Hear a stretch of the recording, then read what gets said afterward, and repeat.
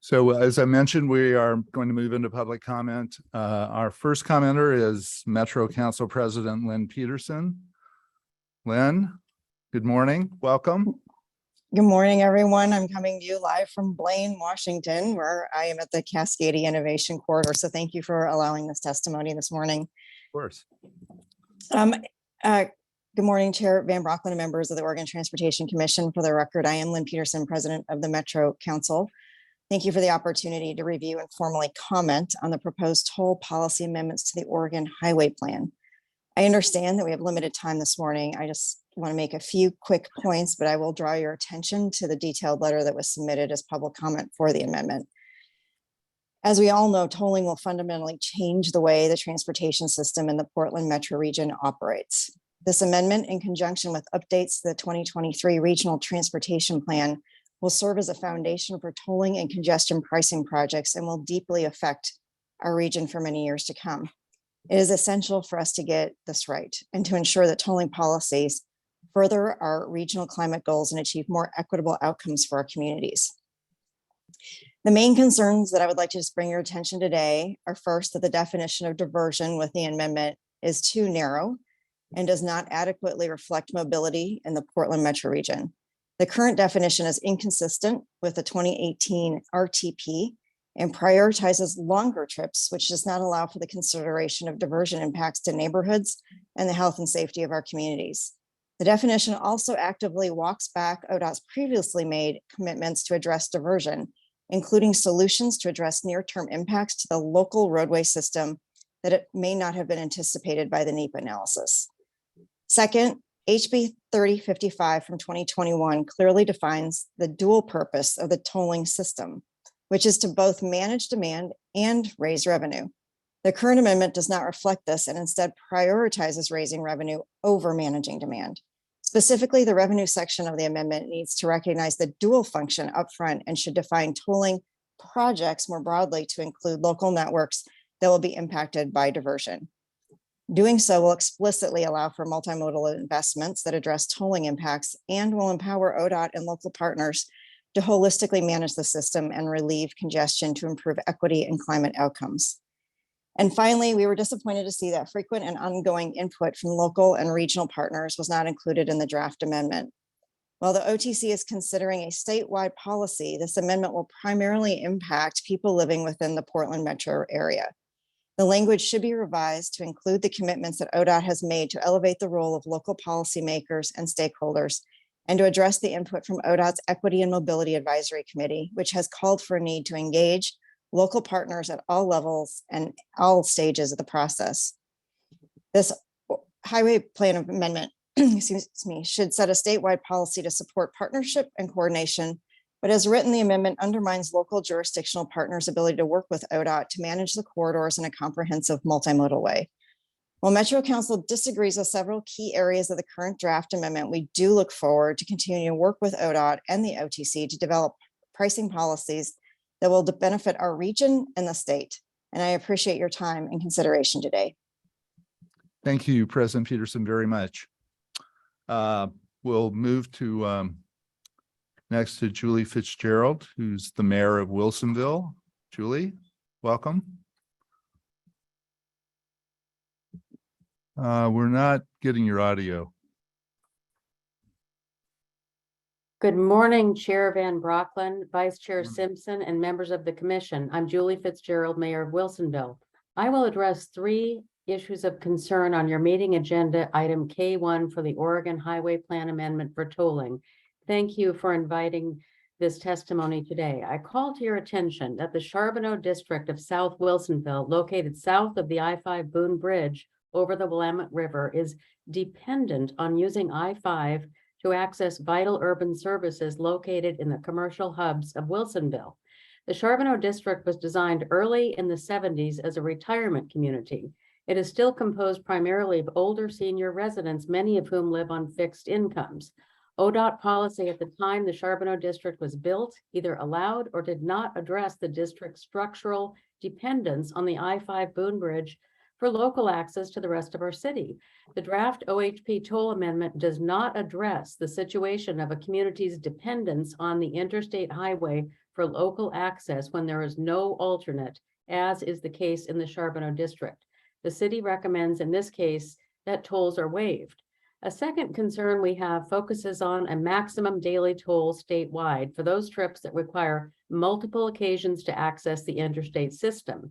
We know that residents and businesses need to jump on and off the interstate during the course of the day for all kinds of reasons, for business and personal essential needs. Piling on toll charges every time they need to connect to nearby services would fail the test of fair, equitable treatment. That is why we recommend the OHP establish a maximum daily toll limit. Third, the city recommends creating standards for ODOT's meaningful public engagement by local elected officials and community leaders in toll programs. The OHP could be amended to provide that ODOT shall develop in conjunction with local governments and community groups strategies for transparent access to information and meaningful public engagement. Thank you very much for your time today. We appreciate it. Thank you very much, Mayor. We will move next to another mayor, Mayor of Gresham, Travis Stovall. Travis, welcome. Thank you. Good morning, Chair Van Brockland, Vice Chair Simpson, and Commissioners. I'm Gresham Mayor Travis Stovall. I'm here today to speak on the draft OHP amendment released by ODOT. Many of us in the greater Portland region have concerns with the way the amendment is written. The OHP amendment will serve as a foundational guidance for tolling and congestion pricing projects across the state. So it's critical that we get it right. A tolling program will change how communities grow, how people get around, and the impact we have on the future of climate. We believe, as you do, that it can have immense benefits for people across the Portland region if it's done correctly. Even though this is a statewide OHP amendment, the policy will primarily impact people living within the Portland metro area, and we are concerned by the lack of language regarding the importance of coordination with local and regional partners. When tolling and congestion pricing is implemented, local systems are impacted. If the interstate is tolled, diversion will impact local streets, and we would like to see the amendment codify collaboration with local and regional partners at all stages of development and implementation to allow joint management of impacts and the benefits. There is also concern that the amendment doesn't provide clear guidance on the allocation of revenues collected through pricing. The dual purpose of the tolling system is to manage demand and raise revenues. This needs to be reflected in the amendment. We are also concerned that the proposed amendment doesn't provide any care for the impact of tolling on local roads. In particular, the attempt to exclude short distance trips from being considered as diversion doesn't align with commitments made by ODOT during the 2018 RTP process. I strongly agree with the need for pricing projects to address diversion impacts, but I want to make sure the local jurisdictions can work with ODOT to advance tolling in our region and across the state in a way that is beneficial and sustainable. I hope the OTC will consider my comments to provide direction to ODOT that this amendment needs further work. Thank you very much. Thank you, Mayor. We'll now move to Clackamas County Commissioner Paul Savas. Welcome, Commissioner. Good morning. Good morning, Chair Van Brockland and Oregon Transportation Commissioners. I'm Clackamas County Commissioner Paul Savas, and I'm here on behalf of the Board of County Commissioners to comment on the proposed amendments to the tolling and congestion pricing policy in the Oregon Highway Plan, Agenda Item K1. I want to thank you and your staff for extending the public comment period to allow jurisdictions the time to analyze your proposal. Clackamas County has been deeply engaged in the I-205 toll project for the past 2 years. As the first community slated to be tolled, we have a unique perspective on how this policy would affect our community and others statewide. Our recommendations on the draft include: 1, adding a minimal state of readiness test as a part of evaluating a congestion pricing program to ensure corridors have parallel routes, transit, ability to mitigate rerouting, and other considerations. 2, updating the definitions of diversion and corridor to be less prescriptive and align with definitions used in other contexts, including the I-205 tolling NEPA process. And 3rd, clarifying that the responsibility for funding mitigation rests with the project owner rather than the impacted jurisdictions. We've learned through discussions on the I-205 toll program that ODOT is proposing to fund only a portion of the mitigations triggered by their project.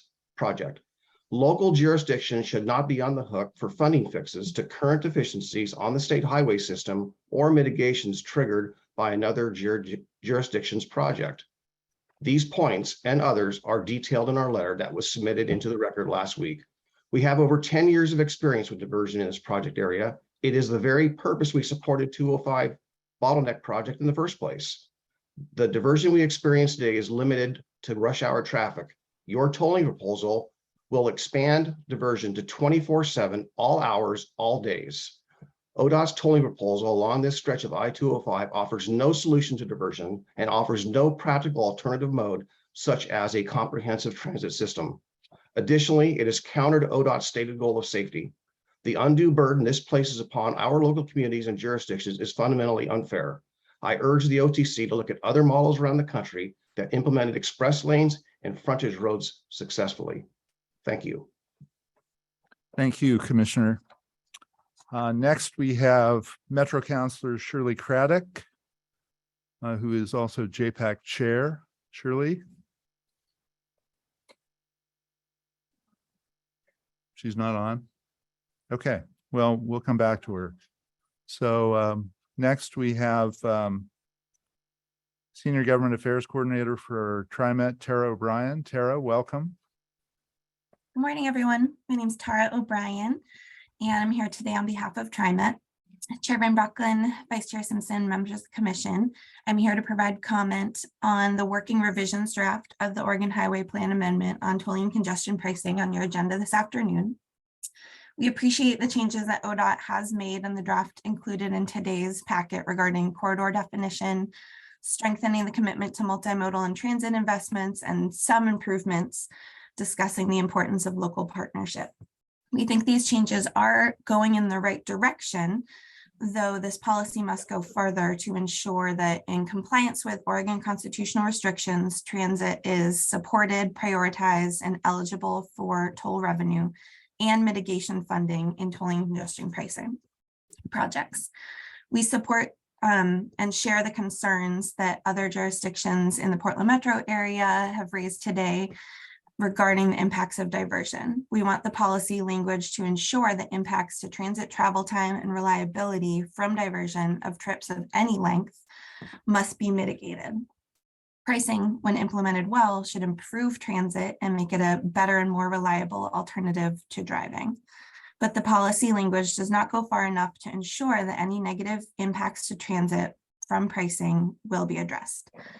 While we appreciate new language in section 6.8 that more clearly identifies transit improvements can be part of a pricing project and can address the impacts of tolling and encourage mode shift, that language needs to be strengthened to ensure that enhancements to transit and improved availability of transit are an eligible mitigation.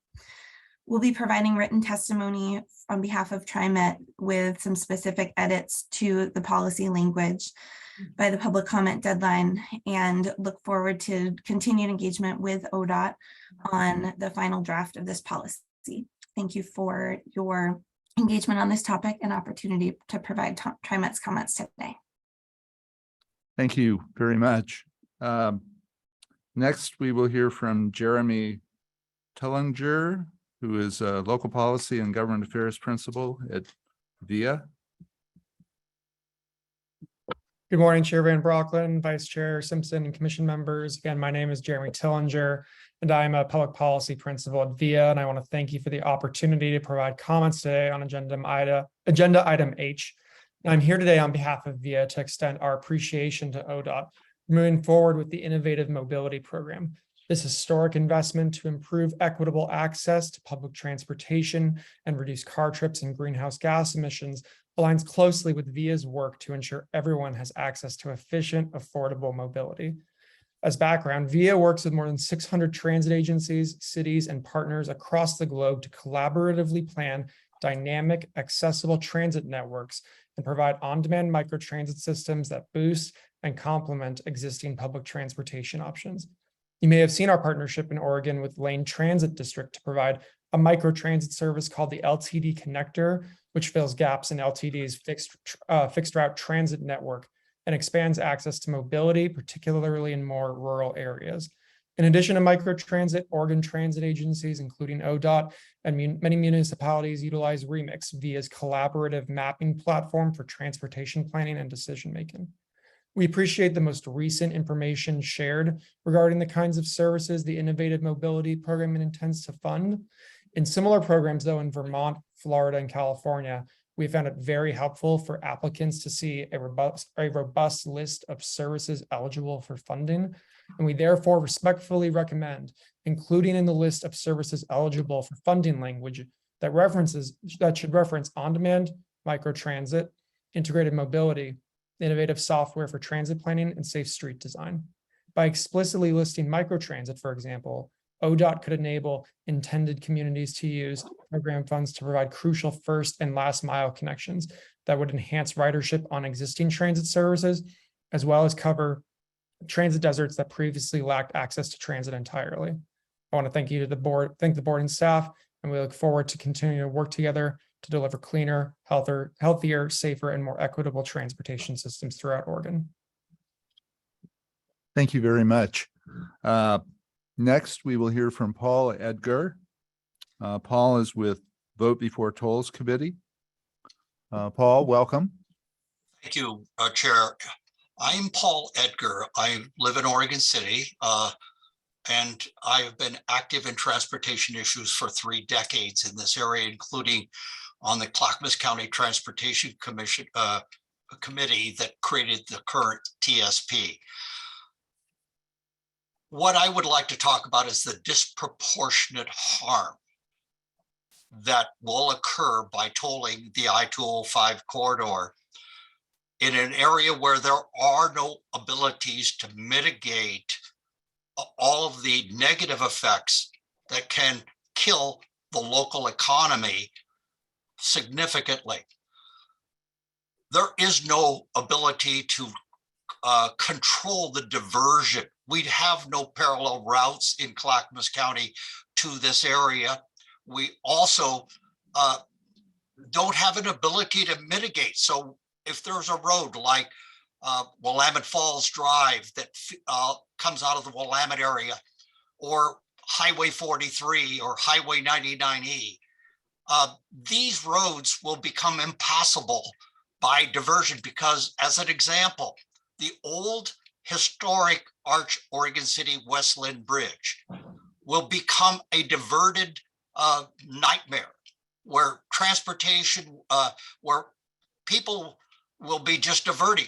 60% of the users in this area are going paycheck to paycheck, and they could be making $150,000 a year. But these are families with children and jobs and 2 parents working, and everybody is running like crazy, and they can't afford a $200 per vehicle cost and added on to what would be a backbreaker. This type of diversion will put people onto unsafe roads, onto side streets, and onto roads and bridges that will stop the economy. We see a 10% potential reduction in economic activity in this affected area, and somebody's got to pay for that. It's going to hurt us desperately in this area, and you need to have that thought out. Thank you. Thank you. Appreciate your comments. So we'll now move on to Molly Washington. Is Molly on? Molly, welcome. Nice to see you. Ahia, thank you. Dagote, Shimali Washington Gonse. Hi, how are you? My name is Molly Washington. I'm the Chief Operating Officer for the National Association of Minority Contractors, And I'm here today to talk about the implementation of Senate Bill 420 and the work of the Rules Advisory Committee and some concerns that our organization has as an organization that supports and advocates for the companies owned by people of color in and tangential to the construction industry. With respect to that, the Rules Making Committee, we have concerns around process and around the whether folks that should have been included in that process were allowed the opportunity to have a voice at that table. Specifically, our organization, the National Association of Minority Contractors, Latino Built, and PBDG were organizations that are out here in the community with a large contingent of minority contractors whose voices were not included in putting together a process to effectuate that Senate bill. In addition, there are some concerns around the final outcome of what the plan might be to implement that Senate Bill 420 and whether that is a plan that is inclusive to recognize and value the way that companies of color really address diversifying the workforce and ensuring that the folks that they have on their project really come from their own communities, looking at the ways that they have addressed that in the past and found success in going out to the tribes, going out to colleges, and really reaching deep into their communities to find people that are looking for opportunities to build themselves up, to create wealth generation. So we're asking that you all, as you're thinking about this, think about the different ways that this could possibly be effectuated and create a process and a plan that's more inclusive of other ways of doing business on that work. Thank you. Thank you very much, Molly. Next, we have Jeff Moreland, who's a board member. Or do we have? No. Jeff is on? Not on. Oh, James Posey. Okay. James, welcome. James is the founder and former president of NAMAC. Welcome. Thank you very much, commissioners. Of course, my name is James Posey, as mentioned.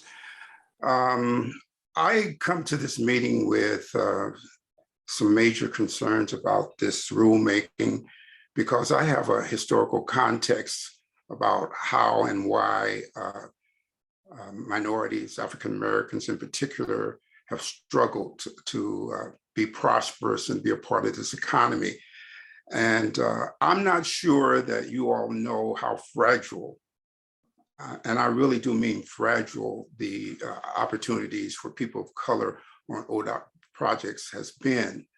Recently, you all have made some strides to improve that with the I-5 corridor project, the Rose Quarter project, and I just hate to see you all go backwards because it's real fragile.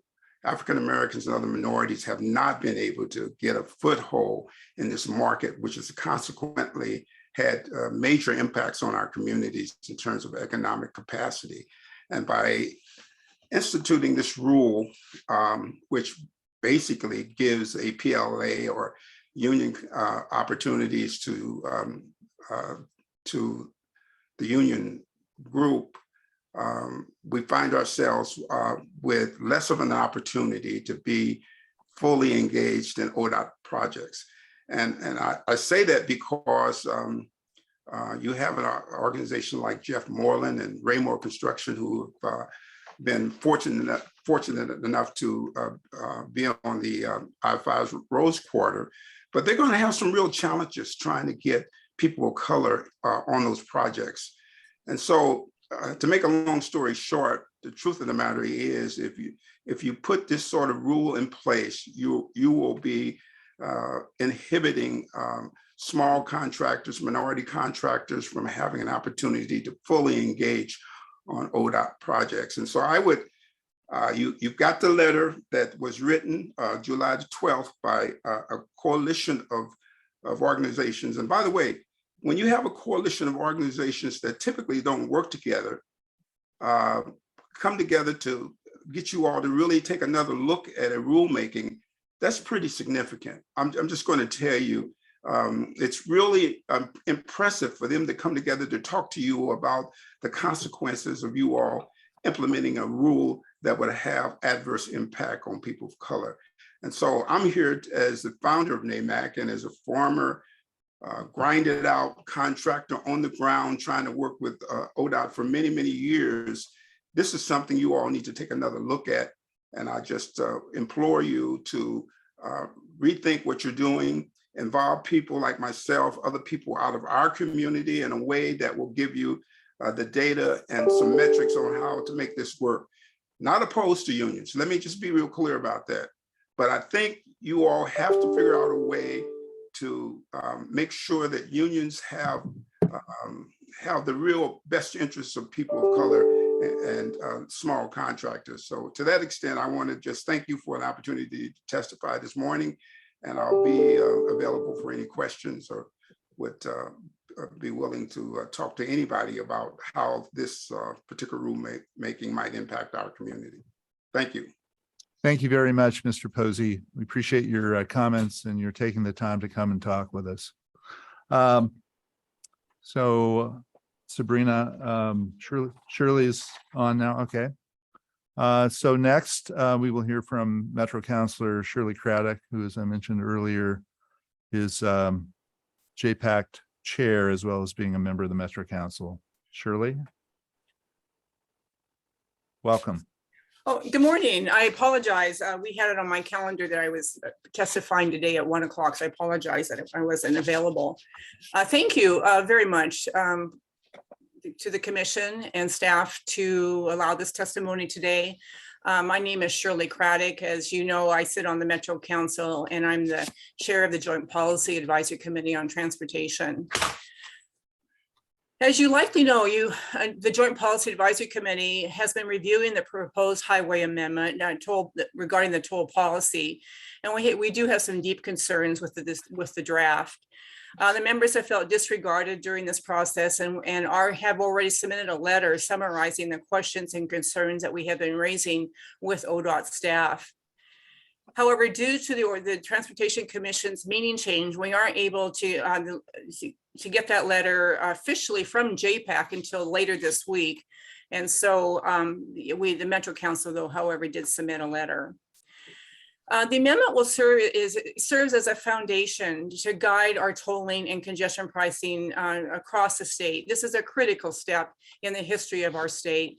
Tolling has obviously will be influencing the funding that will become available, but more so from those of us that live in the Portland metro region. It's really all about driving behavior. A tolling program will change how our communities grow, how our people get around, and the impact we have on the future, particularly the future of our climate. And we've had an unprecedented summer of very hot weather. We believe, as you do, that tolling can have immense benefits for the people of the Portland region if it's done correctly. If it's done incorrectly, it can cause serious harm and jeopardize the future of tolling and the pricing efforts well into the future. Even though this is a statewide amendment, the policy will primarily impact the people living in the Portland metro region, which is close to 50% of the state's population. And we are surprised by the lack of language regarding the importance of coordinating with the local and regional partners. JPAC and the other elected leaders from the region have worked with ODOT for the past 5 years on a variety of tolling and pricing policy issues, each time meeting ODOT at the table to create a policy that best serves the public today and into the future. Despite our continued efforts to collaborate, the draft amendment does not reflect many of those agreements that ODOT and JPAC members have come to in the past. When tolling and congestion pricing is implemented, local systems are impacted. We like to see the amendment codify collaboration with local and regional partners at all stages of development and implementation to allow joint management of these impacts and of the benefits. There is also concern that the amendment doesn't provide clear guidance on the allocation of revenues collected through pricing. The dual purpose of tolling is to manage demand and raise revenue. The current amendment does not reflect this and instead prioritizes revenue over managing demand. If we're going to reduce our greenhouse gas emissions, we have to manage demand, and that is such an important part of this. Lastly, we are concerned that the proposed amendment doesn't provide any care for the impact of tolling on local roads. In particular, an attempt to exclude short distance trips from being considered as diversion does not align with commitments made by ODOT during the 2018 RTP process. Diversion is diversion. If it's a block or if it's 3 miles, it's diversion. JPAC strongly agrees that the need for pricing projects to address diversion impacts, but we want to make sure that local jurisdictions can work with ODOT to advance tolling in our region and across the state in a way that is beneficial and sustainable. Talking with my colleagues, we are concerned that the previous commitments ODOT has made are reflected in the Oregon Highway Plan amendment. So we strongly ask the Transportation Commission to provide direction to ODOT staff that there's more work that needs to happen on this amendment, and that it's important for the OTC to make sure that previous commitments are reflected in this draft. So thank you for your time, and also for allowing me to quickly step in here when I didn't show up on time. So appreciate the opportunity to be able to speak today. Thank you very much. You're welcome. Thank you for making the time, and we appreciate very much that you've joined us to share your views. Thank you. Sabrina, is Jeff joined us? Okay. So that concludes the public testimony witnesses that our commenters that we have, correct? Okay.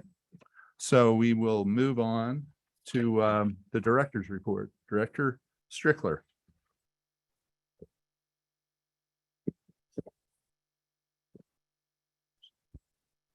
Perfect. Thank you, Mr. Chair, members of the commission. For the record, my name is Chris Strickler, Director of the Oregon Department of Transportation. Apparently I need to get closer to the mic. Is that better? Wonderful. Okay. So again, Chris Strickler, Director of the Oregon Department of Transportation. Mr. Chair, members of the commission, I appreciate the opportunity to come before you with an update on several important tasks and actually some celebratory moments for our team over the last couple of months.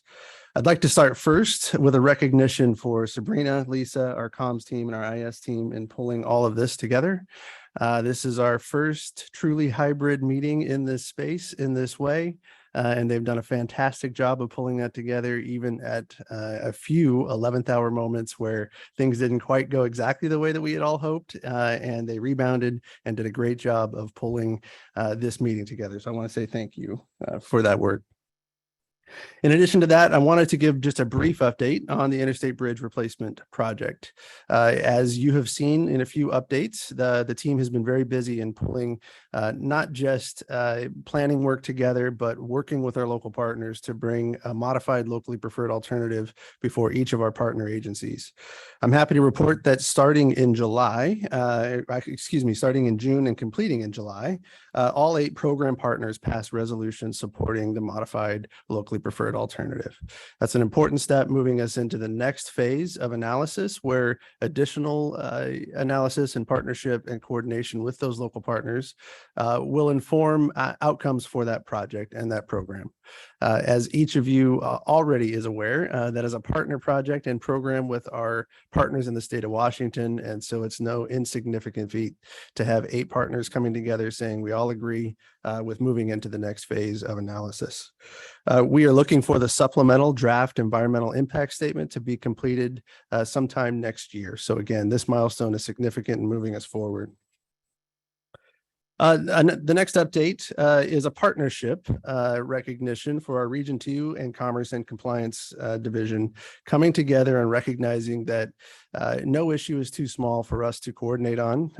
They have cooperated and coordinated on spacing requirements and needs for the resources in Region 2.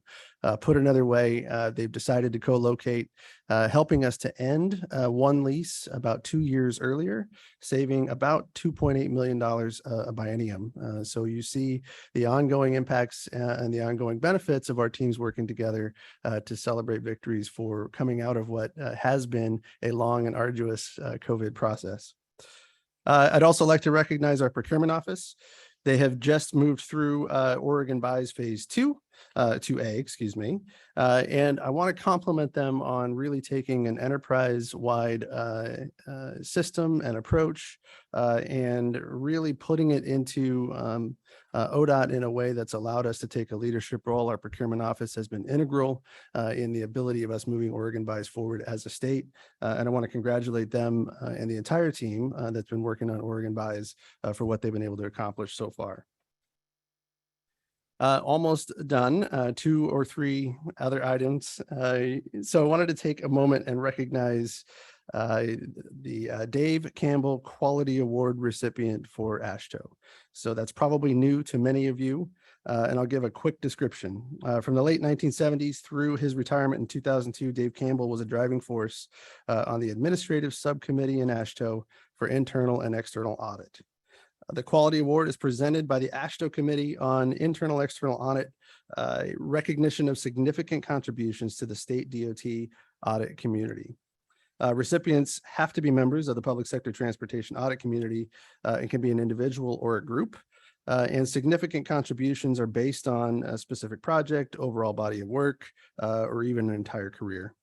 The state DOT audit department that has implemented procedures that best improve efficiencies, effectiveness, and applicable to the community at large. So best practices in our audit community.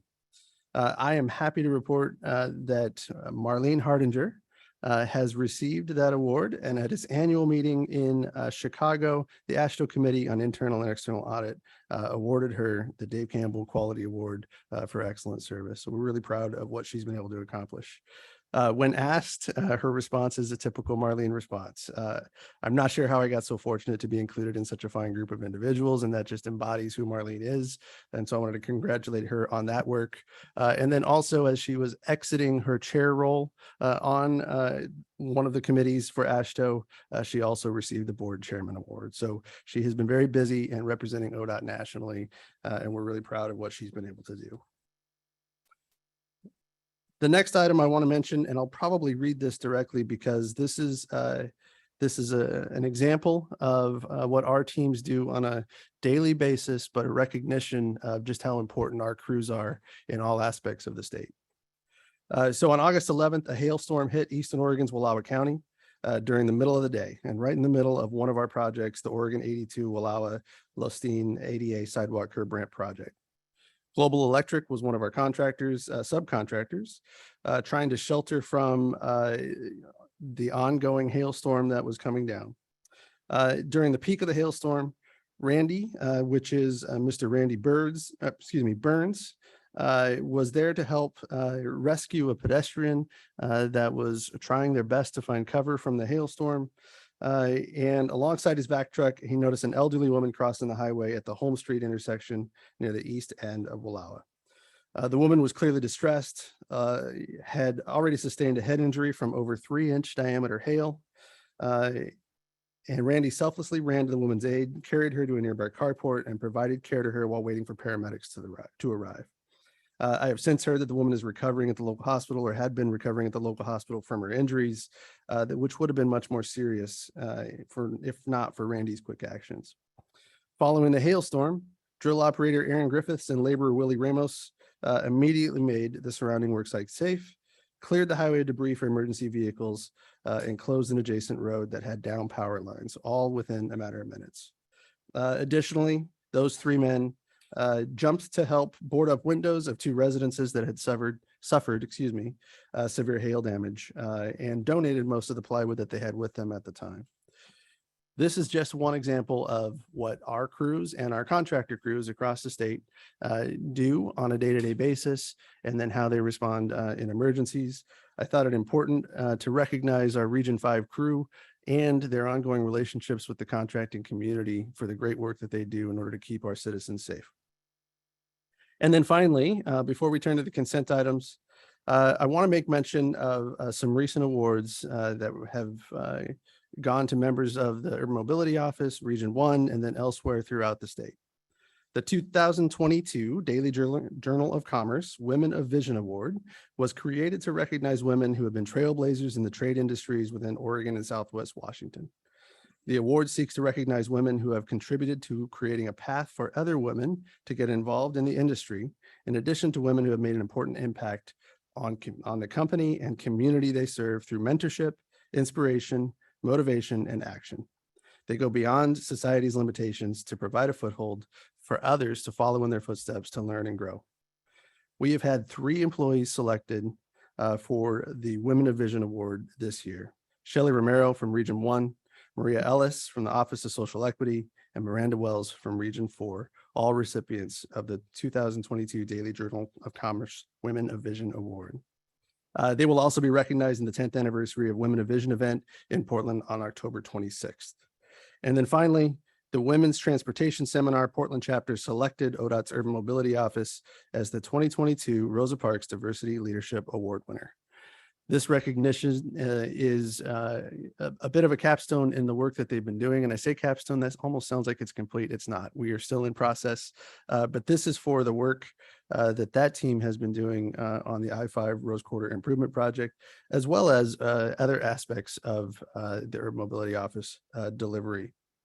The Urban Mobility Office and other award winners will be recognized at the Portland chapter's Fall Awards Gala on September 28th. And my congratulations goes out to all those great women that are leading efforts of our agency above and beyond what they have to, and maybe what we've historically had in our agency or been able to recognize in our agency. So with that, that is my long update, but a lot of important topics. If there's any questions, happy to entertain them. And if not, I can jump into the consent agenda. Questions or comments? I would just say that 2 things. One, appreciate the thorough report and want to join you in congratulating those involved in the remodel here. And I think Marlene may be our most humble person. She brings humility to a whole new level. Basically does a lot of great work all the time and takes no credit for it. So she's an amazing member of the team, I think. Unsung hero. I'm glad someone's singing finally. So yeah, if there aren't other comments or questions for the director, we'll move on to the consent agenda. Okay, Mr. Chair, members of the commission, knowing no conflicts, I would ask for a volunteer to move to approve consent agenda items 1 through 11 in block. Okay, are there any questions about the consent agenda? Okay, is there a motion to approve?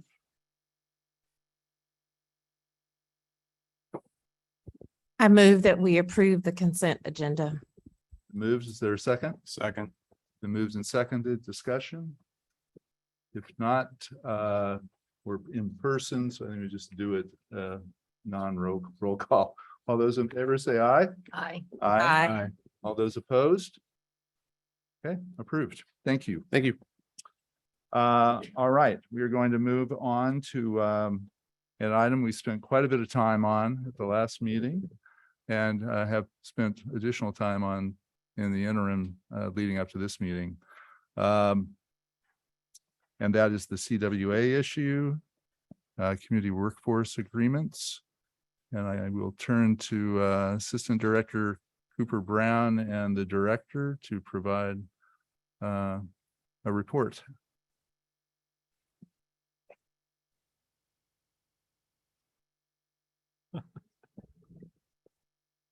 Okay. Great, thank you. Nope, I had it, sorry.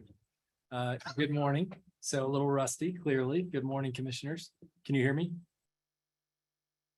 I don't think that one's, oh, now it's on. Go ahead. Okay, great. Now, here we go. Yeah. All right. Good morning, commissioners. Cooper Brown, Assistant Director for Operations for ODOT. Good to see you live and in living color. Thanks again to the team for all the technology pieces. You know what the director failed to mention is you see the screen over here, and that's in the distance here between this screen and this one. And that's primarily because of Travis's tendency to kick things over. And so that's why you have to crane your neck a little bit. So apologies for that. You can blame Travis for that one. I'm here before you today to continue the conversation that we started in July around community workforce agreements. And as you mentioned, Mr. Chair, we did have a robust conversation at the July meeting. Before we get into kind of where we are on things, I wanted to provide a little bit of background and refresh folks' memories on what it is we're talking about here when we talk about community workforce agreements and why we're talking about community workforce agreements.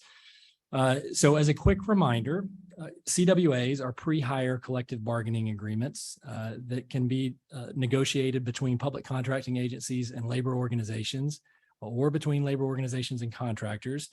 And they typically establish terms and conditions of employment for construction projects that include things like workforce goals, requirements around apprenticeships, as well as economically distressed or local hire goals and targets as well. The reason that we're having this conversation and that we're entertaining and looking at community workforce agreements is because of the workforce challenges before us. And I think we talked a lot about this last time in July. I'll refresh your memory though, because I don't think it needs to be refreshed, but I will say it for the record. We have significant workforce challenges across this state, as you all know.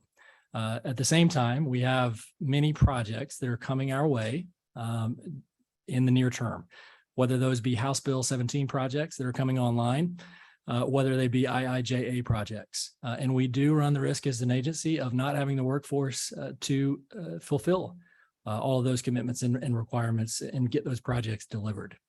So we as an agency feel very strongly that it is our obligation to look at every tool in our toolbox, look at every nook and cranny and figure out ways to address the workforce challenges. We believe that CWAs could be a tool that can help us address some of these challenges. That said, we have not employed these types of agreements across the heavy highway construction industry and across the state on ODOT projects before. And as we talked about back in July, therefore, we do not have data on exactly how these agreements will work. There are some significant outstanding questions that we do have, and we know. They include what will be the impacts of associating these or having these agreements attached to projects. What will be the impacts on the cost of the projects? What will be the impact on the schedule of the projects? What kind of bidders will we get for these projects? Will they be union? Will they be non-union? What will that look like? How will these projects and agreements perform across a variety of ODOT projects and across geographies, across different parts of the state? Will they perform consistently? Will they provide benefit in the urban areas as well as the rural areas? These are questions that we need answers to. As well, we need to ensure that the apprenticeship targets and provisions like local hire and economically distressed worker provisions actually bear the fruit that they're intended to bear, that they actually result in the outcomes that we anticipate them resulting in. And so it was with all of this in mind that we created the course that we described to you all in July of working with external stakeholder groups to come up with a master CWA agreement approach that would be applied to ODOT projects over a certain dollar threshold. And that's what we brought before you in the associated rule conversation at the July meeting. At that meeting, we heard loud and clear from you all that there was significant concern in general, I would say, with the approach that we had laid out. I think in general, we heard, if I were to summarize it, that we were moving too fast and too soon on the programmatic approach. And just as a reminder, because of that, you all directed the director to go back and have conversations with the key external stakeholder groups and come back and report to you all on potential paths forward. So that's what brings us to this conversation today. And I will turn the floor over now to Director Strickler to provide you all an update on the conversations he's had since July, as well as potential paths forward. So Director. Thank you, Mr. Brown. Mr. Chair, members of the commission, my update is relatively brief as it relates to the direction from the last meeting. We come before you today to look for ongoing direction for next steps as we think about just the potential benefit and frankly, the list of unknowns that we still have as it relates to this ongoing work and this topic. I have had some conversations with other stakeholders regarding a community workforce agreement, and some will describe that I haven't been able to touch base with them as adequately as they would like. And that's fair. This has been an ongoing potential issue that I think for years has been a point of conflict within our industry. And frankly, one that's difficult because there are still, as I mentioned before, and as you heard Mr. Brown mention, a lot of unanswered questions. It's new territory for us as an agency, and that really, I think, puts us in a position where we still have questions about what it may look like going forward. I guess cutting to the chase, commissioners, we are looking for direction from you on potential pathways forward, and I'll describe what our potential, or at least what we see so far. Mr. Brown described we had been on the pathway for the better part of a year, maybe a little under that, moving forward with a programmatic approach. Our teams have been working together to really inform what a programmatic pathway could look like. And that's what we presented in the last meeting as an update. Clearly, the range of options before us is something that is programmatic in nature, or on the other side, nothing at all. Continue to move forward with business as usual and status quo. I'd probably submit to you that neither of those options fully informs I think the questions that have been posed. And so as we think about the questions that have been posed, I fall short of a formal recommendation to you, but I say that there is a potential benefit to learning what these may provide through a pathway that might be a pilot project of some kind.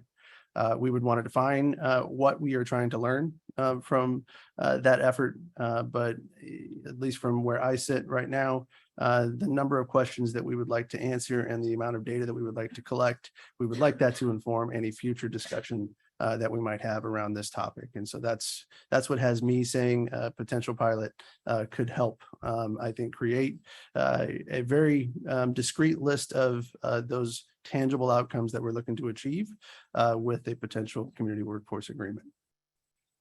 Mr. Chair, members of the commission, I'll pause there and see if there are any questions.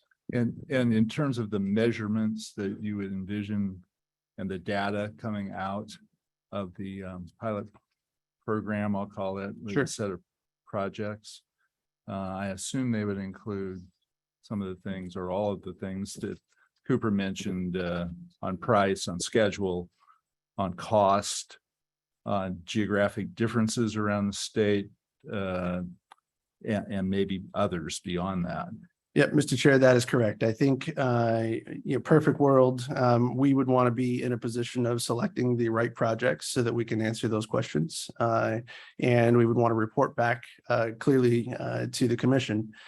Each of you has had the opportunity to hear from multiple sides of this conversation. And I say sides, and I probably shouldn't. I should probably use another term because really what we've got is we've got an environment where we have differences of opinion as it relates to what a forward path could look like. And as we try to navigate those differences, we want to do that in an informed way. So answering questions that you just described, absolutely, I think would be part of that type of analysis and discussion. The topics that Mr. Brown brought forward, we really need to get to a position where we can say with certainty, we are getting the benefits out of some of these workforce programs that we hope to get, or that we hope to get out of this. And just to follow up, and then I encourage others to ask questions. So could you talk a little bit about what number of projects or range, and then what the timeline would be for bringing back findings and what I think we would want to be further recommendations? Sure. Mr. Chair, I would say that we clearly need to look at projects in every region to see what a tool like this could provide. And so the number of projects there, I would think would be, at a minimum 5, because we have 5 regions, but likely there are other projects that might add to that. I think somewhere in the ballpark of 8 projects probably makes some sense from the type of work and the activities. But again, we would want to continue to work on that. The cadence for coming back and reporting to the commission, I think if I was to suggest a pathway, I would say we would want to come back and report on the metrics and the projects that were selected probably sometime after the first of the year, or maybe a few months into the next year. That those would be kind of the list of things that would be part of the discussion. As far as ongoing progress, many of the projects that we would potentially be able to move forward on don't start construction until sometime next year or even the year after. And so I would think this would be a couple-year process in order for us to adequately collect the data, provide the information back to the commission. So I would set more probably a routine update to the commission and provide a status of where we sit with that, with a recognition that once the project list is finally determined, we could then at that point choose kind of an end date of when that pilot effort would be done. Thank you. Other questions or comments? Vice Chair? Just to clarify, Director Strickler, the size of project you're considering, I didn't catch that part. I know we have a quantity of projects, but was there a size that you're looking at targeting for this? Yeah, Mr. Chair, Vice Chair Simpson, I don't know that from our project criteria, we would select a specific size. I think we would probably more select a project that we know will have potential workforce issues, types of work, those kinds of things. But these, probably the best way to describe it would not be the smaller projects. It would not be, projects down in the $5 to $10 million range. It'd be something above that would be probably our initial thinking at this point.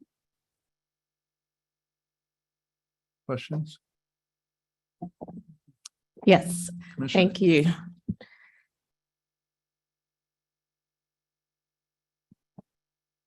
Earlier this week, someone said they had heard I was pro-union, which was news to me in that it was a translation from I was pro-CWA. So that meant I was pro-union, I think is how they got to this conclusion.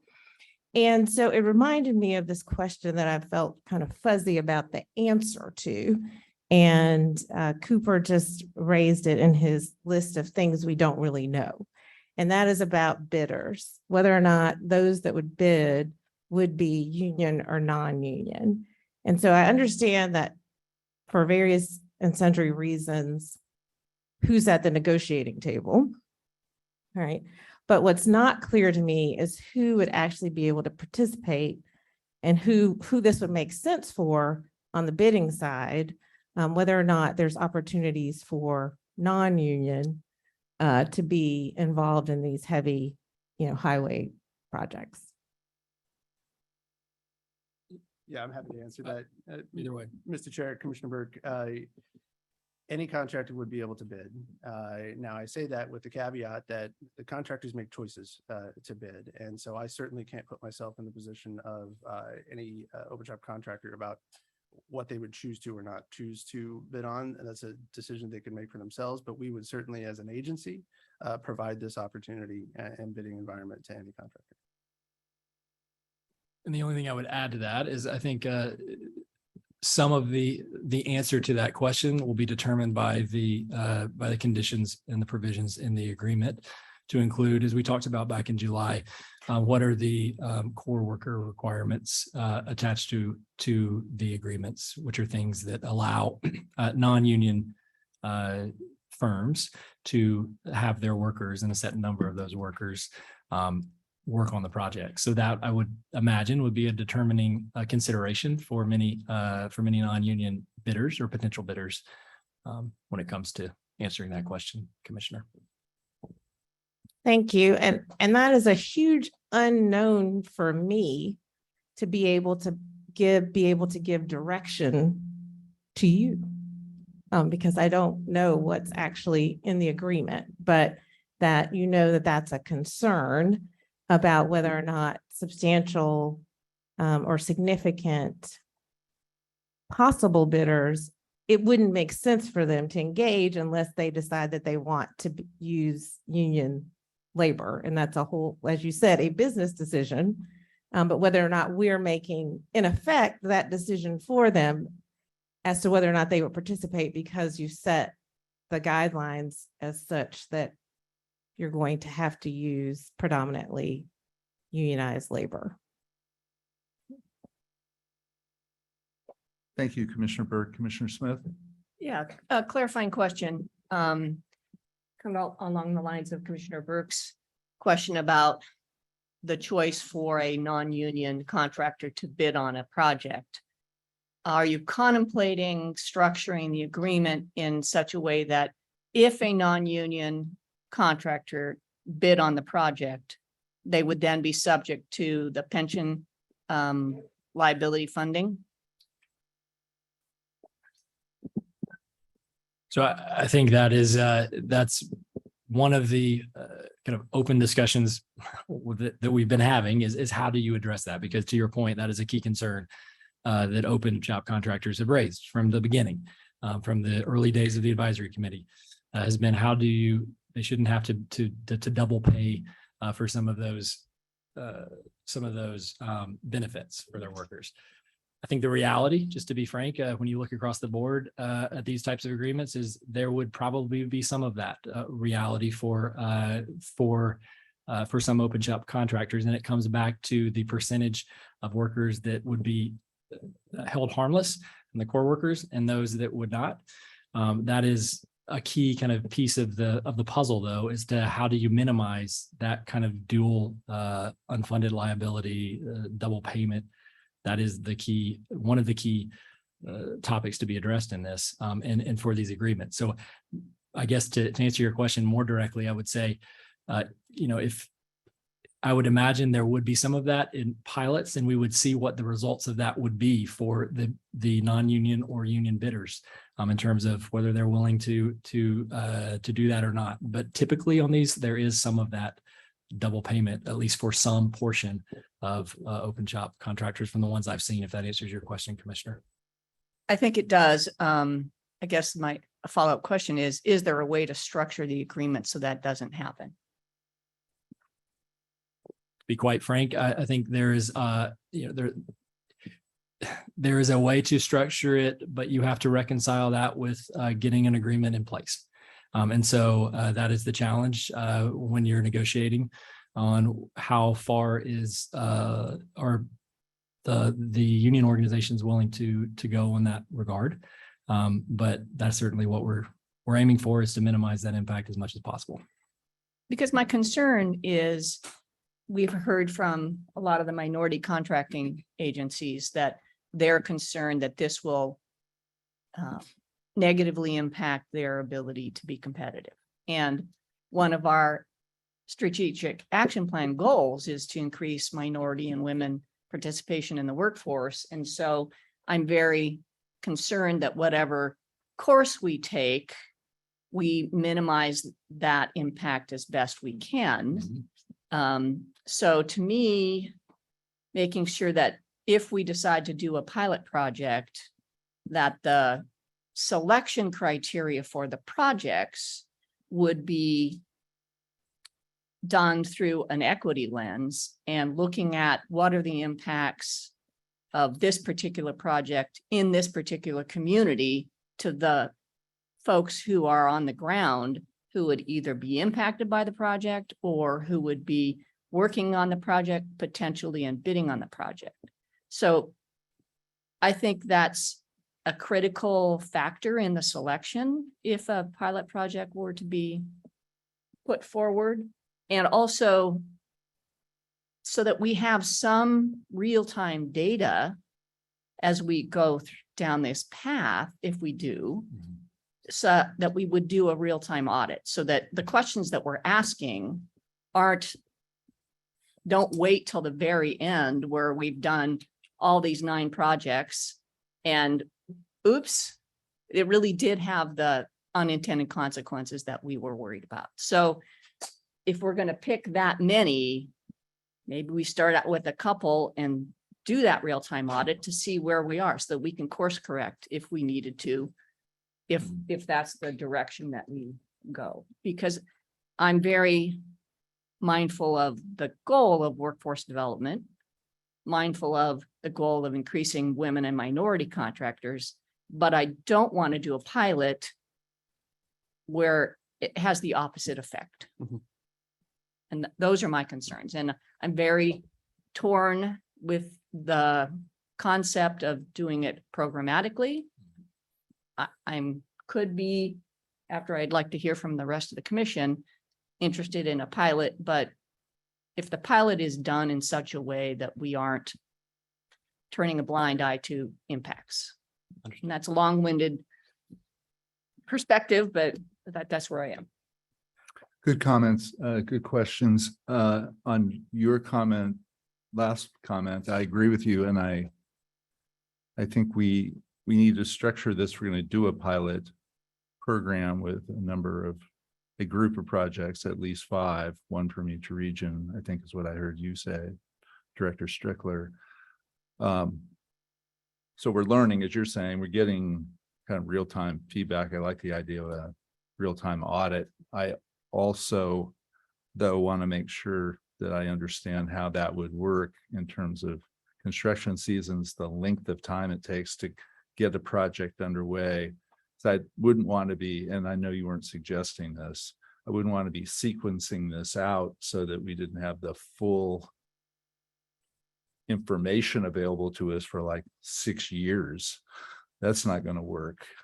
I think we need more data, and we need to be sensitized as to what data we want, and we want to get it as quickly as possible. So we're making big course corrections, as Commissioner Smith mentioning, but we also want to get to an ultimate report and finding and set of recommendations about here's what we think would work best for our state and our agency, if we're going to do it. And I'm not suggesting any presumption about the commission, where the commission lands on this, but I do think getting real-time information is a really good idea without stretching it out.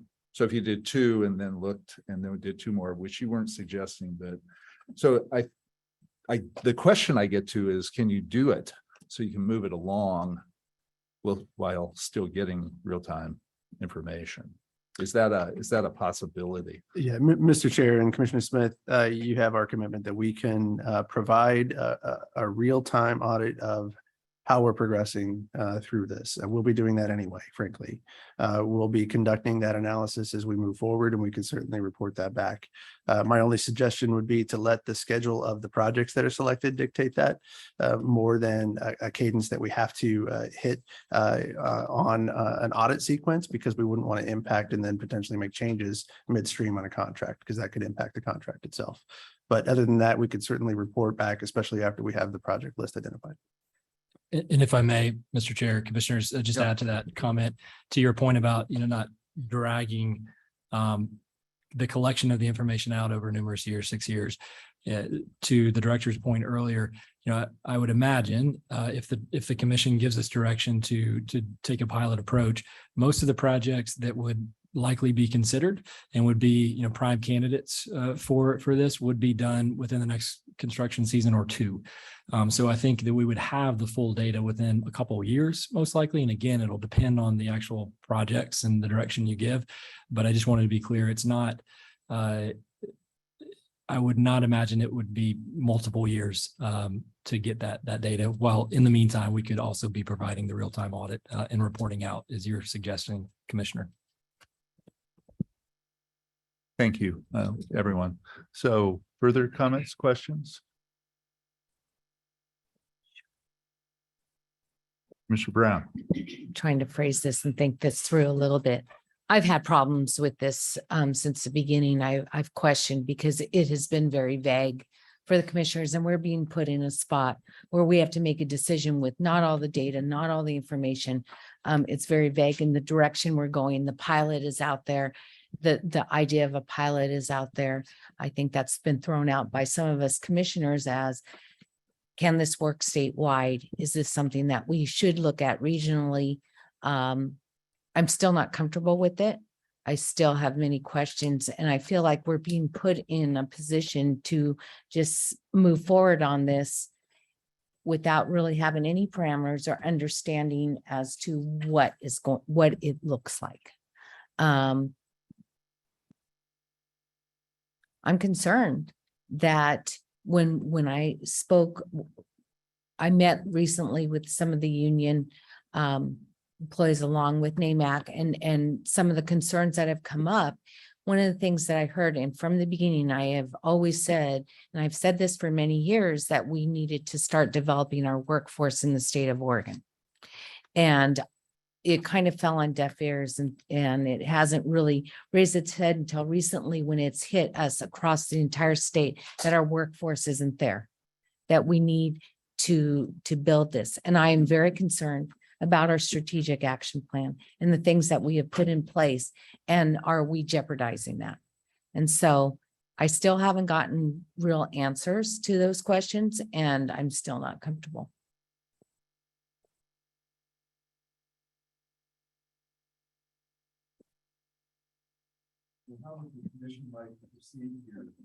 Sure. Thank you. So I was just asking how we'd like to proceed. I think what I heard from the director was that based on the additional work that's been done since the July meeting, that, and correct me if I'm not stating this correctly, that we have a kind of a no action as one option, a programmatic full-blown program as another option, and then as a middle option, a pilot program with 5 to 8 projects, something like that, that would be conducted in the way we've just discussed, including real-time auditing and measuring cost, schedule, et cetera, differences. So I would be willing to propose a pilot project if there was interest in that. And that's, or we could vote on each of these ideas if you prefer to do that. So I'm just trying to get a sense of where this is falling for people. Can I ask a clarifying question? Sure. And this really is more of a, I guess, a process question. To Julie's point, it feels like we're being asked to make a decision on something that is not very well fleshed out at this point. And would it make sense to give direction to the department to develop a pilot project with all these parameters and bring it back to us so that we know more clearly what it is we were voting on? I just raised that as maybe a middle ground sub B. And unless that's not really what, if that's not realistic or feasible or what you had in mind.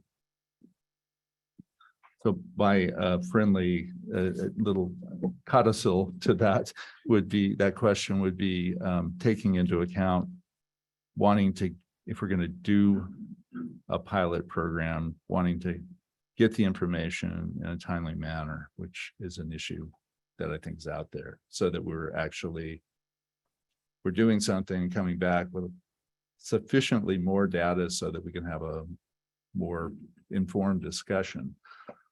So I'd be interested in your answer, but I'd also like you to add the timing element.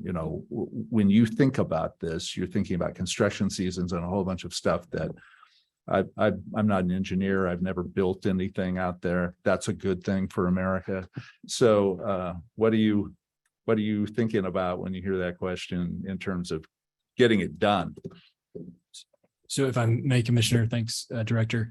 Chair Van Brockland, Commissioner Smith, to that question, I guess, and again, perhaps I'm being overly blunt. To that proposal, I would just say and flag, my concern would be that we would get to that agreement to be able to bring it back to you. That we would be able to, because one of the pieces of the puzzle out there is the direction that you all will give us on this work. And so there is a potential that if you go that route, we go back and try to negotiate exactly what these conditions look like so we can give you crystal clarity on what those pieces are. And there's a potential that we can't get there. And that we come back and have a conversation with you where we're still not able to give you that clarity. And you're still in this position of not having the details that I fully understand and appreciate you want, and I would argue deserve on some of these pieces. So I think that's the challenge, is because we're negotiating this with other partners. Will we be able to get those pieces nailed down, recognizing that there hasn't been a decision made on whether or not you all will agree to that. And I'm not trying to be cryptic or cute, but I see that you're not. Yeah, please. Yeah, my thoughts are directly on my face. I guess it's a clarification. So what I think I was asking for was here are the criteria of how we're going to pick the pilot projects. And here are the metrics of what we're going to measure. Not that you've got it, finalized the agreement. Got it. Oh, okay. Sorry if I understood that, Commissioner. In that case, I would argue that I mean, we can certainly give you criteria right now, and I would reinforce the ones that I mentioned in my opening remarks as the key criteria to the early parts of this conversation that we've known all along we need to answer. And those include, how do these projects perform? How do these agreements perform across regions on different types of ODOT projects? So there has to be different types.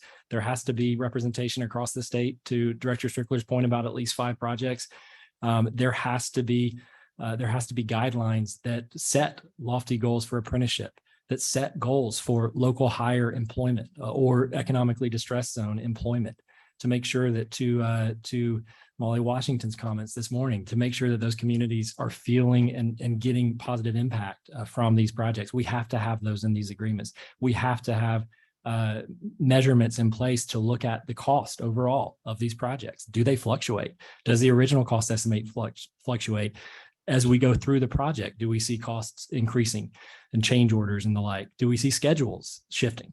We have to answer those questions, as well as what kind of bidders do we get on these projects, to your point, Commissioner Burke. So those are would be my recommendation for conditions that we would be having to answer with any path forward, short of not pursuing anything, if that makes sense, Commissioner. Yes, so you answered the question of what are we going to measure? Okay. The next question is, how are we going to select? And what's the criteria for that? How are we going to select the pilot projects?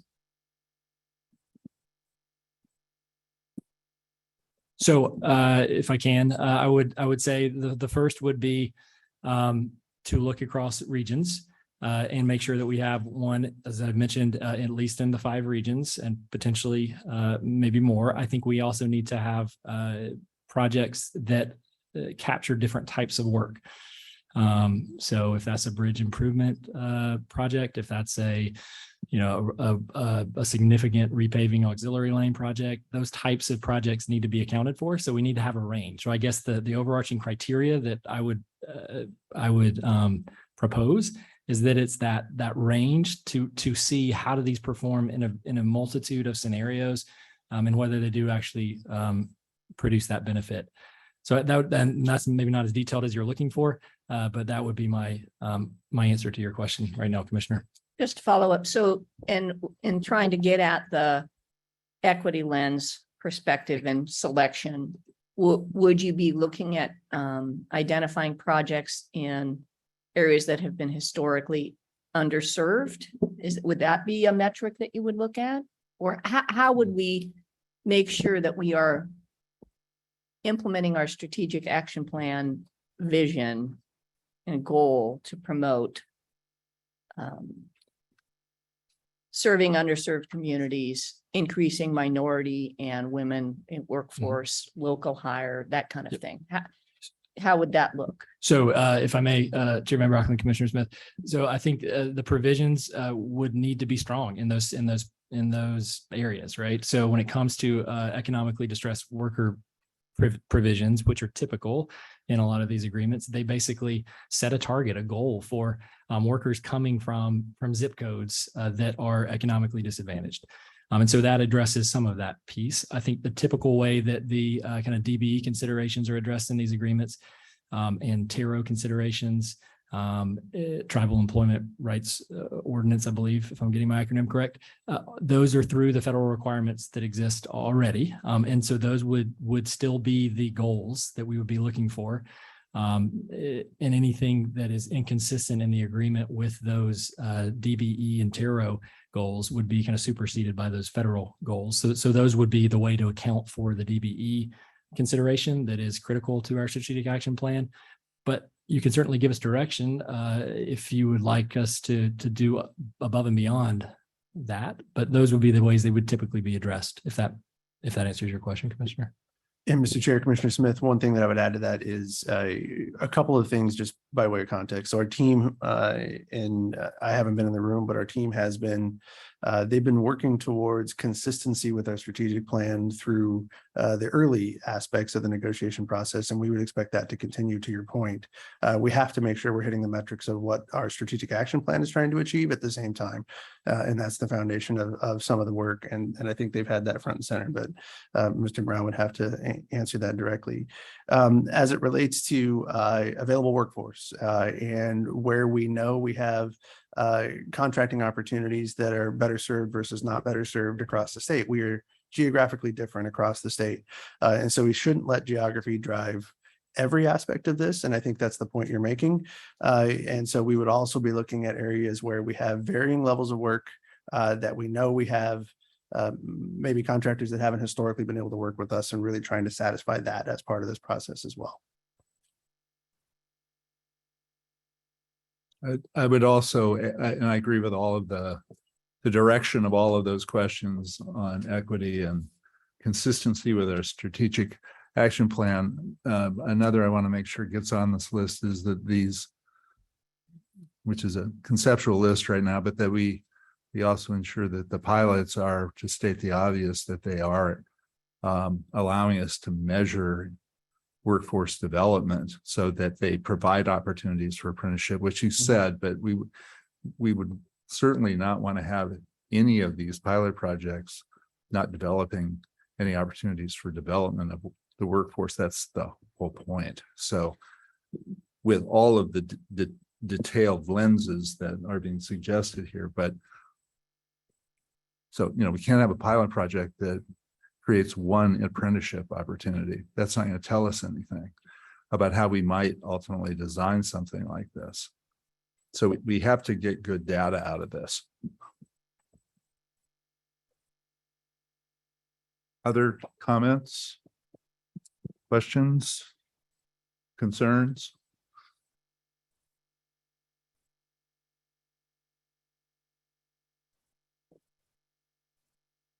I've not heard from Commissioner Vice Chair Simpson on this topic. Do you want to comment? You don't have to. Yeah, since you're forcing me to comment, sir, I'll comment. Just No, it's obviously conclusion, a very, I get it, yeah.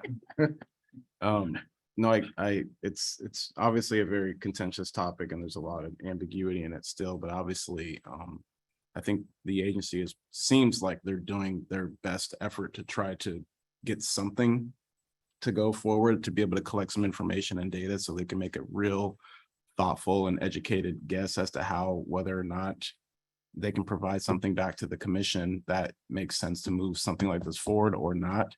I commend them for that effort. I think personally, I stand where I was in the last meeting. But I think the agency is doing its best effort, putting its best effort forward in terms of trying to find a way to bridge a gap of two different perspectives. And it makes sense.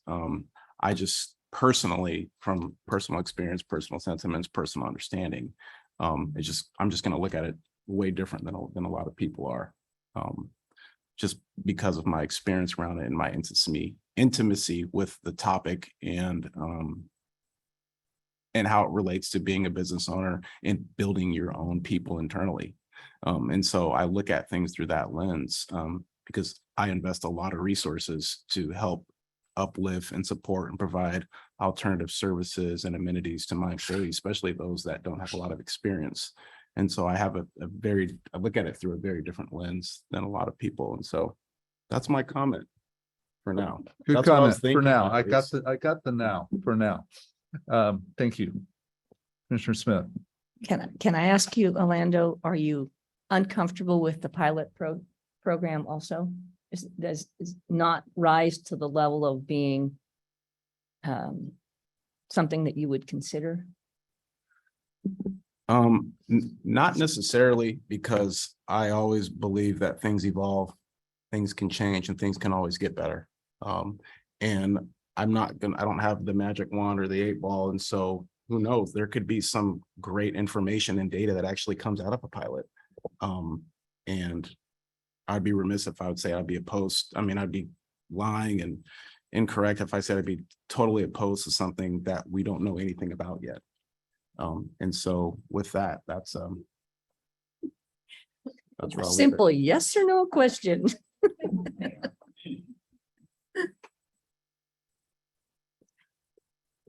Okay.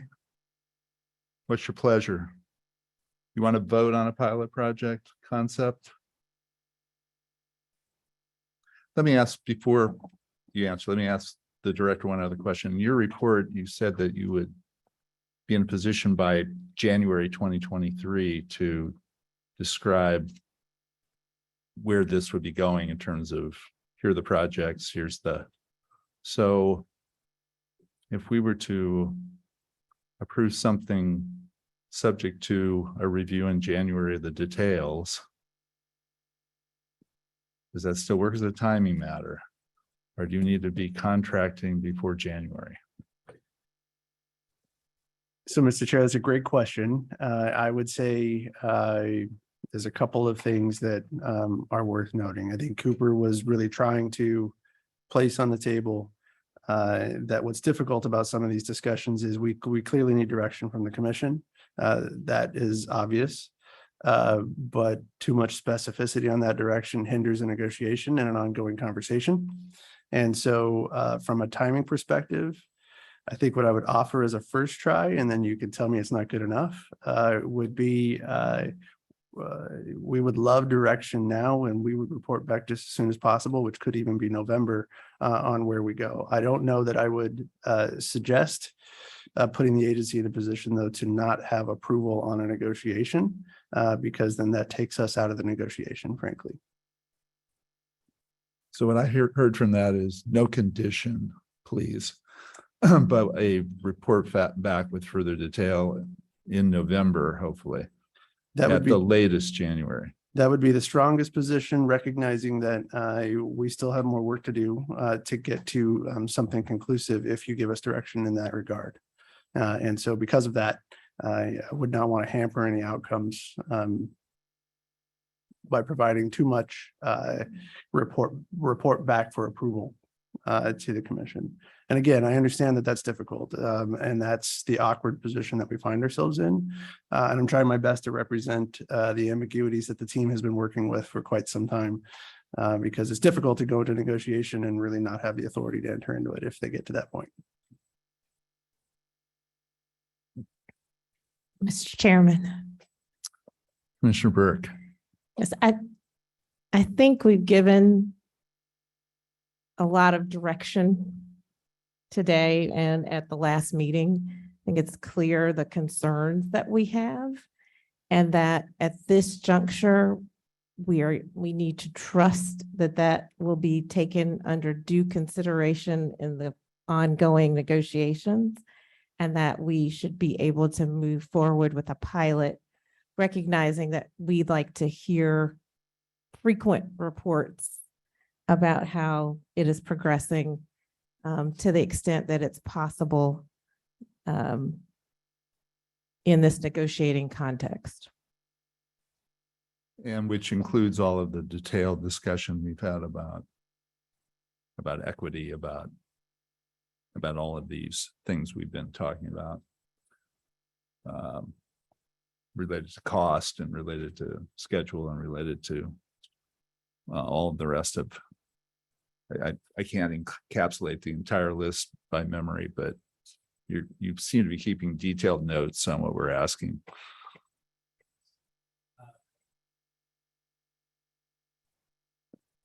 Thanks. Yes, Chairman Brocklin.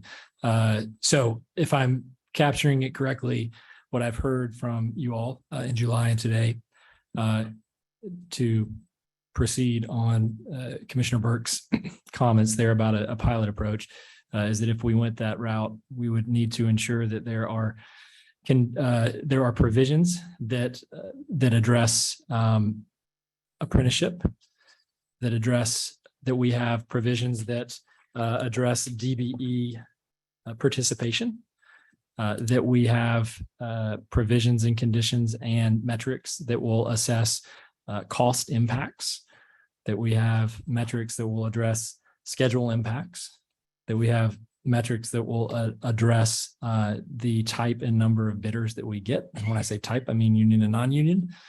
And that we would ensure there is a variety of projects selected across the geographic regions of the state, across project types, and accounting for historically marginalized groups, and taking that into consideration in the project selection process as well.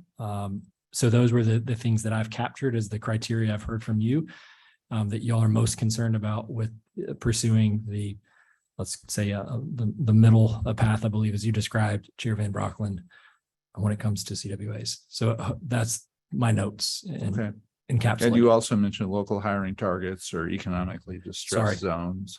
Sorry about that. Yes, that is the other one.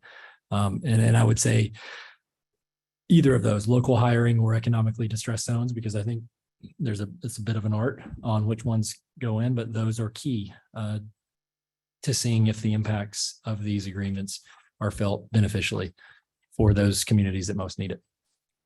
So those would be the conditions, and I'm happy to summarize again, but that's really. Does that sound? Yes, Mr. Brown. Just a question, Mr. Brown. Apprenticeship is only a union term, correct? In other words, apprenticeships are usually done through the union. And my concern is when we narrowly say we only will accept apprenticeships, there's a lot of open shops that have worked on vocational sites with community colleges to actually bring along younger people into their principal. And so my question is, if we narrowly say it can only be an apprenticeship, it closes the door. And that is one of the concerns that I've had. So I don't know in your negotiation with the unions in these contracts, if they're going to be able to allow other vocational programs to be allowed to come on board. And so that's just a question I have. Yeah, Mr. Chair, Commissioner Brown, I hear the question for sure. And what we're really looking for as an agency overall is to grow the workforce, which includes training opportunities regardless of whether you're union or non-union. So I hear that, and I will make sure that that's part of the dialogue. Yes. And to your point, I believe apprenticeship requirements would be applicable to union and non-union in this context. And so it would be that fuller requirement that would provide that opportunity to, again, get at the heart of the issue and not get hung up on whether workers are union or non-union. So we can certainly commit to that. Commissioner Smith. Mr. Chair, thank you. I'm reluctantly getting to the point where I could support a pilot project, but it is a tool in the toolbox, potentially. We don't know if it's a good tool or not. I think to Commissioner Simpson's point, we don't know what we don't know, and maybe it will work. I have some concerns and skepticism, but again, it's a tool that maybe will work. But I also think we need to be looking at what else we can do as an agency to help grow the workforce through other types of training programs, collaborations with high schools, community colleges, the private sector, because I think we can't rely on the market anymore because it doesn't seem to be working. So I would like to, Mr. Chair, propose that we bring back as an agenda item in the future what other efforts we can take as an agency to build the workforce. Yeah, Yeah, either both that we can take and that we are taking already.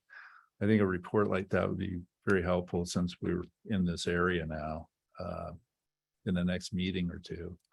Yeah, Mr. Chair, Commissioner Smith, I appreciate that. And I'd be remiss if I didn't bring forward the fact that there is significant work on that across the industry, whether it's open shop or union contractors.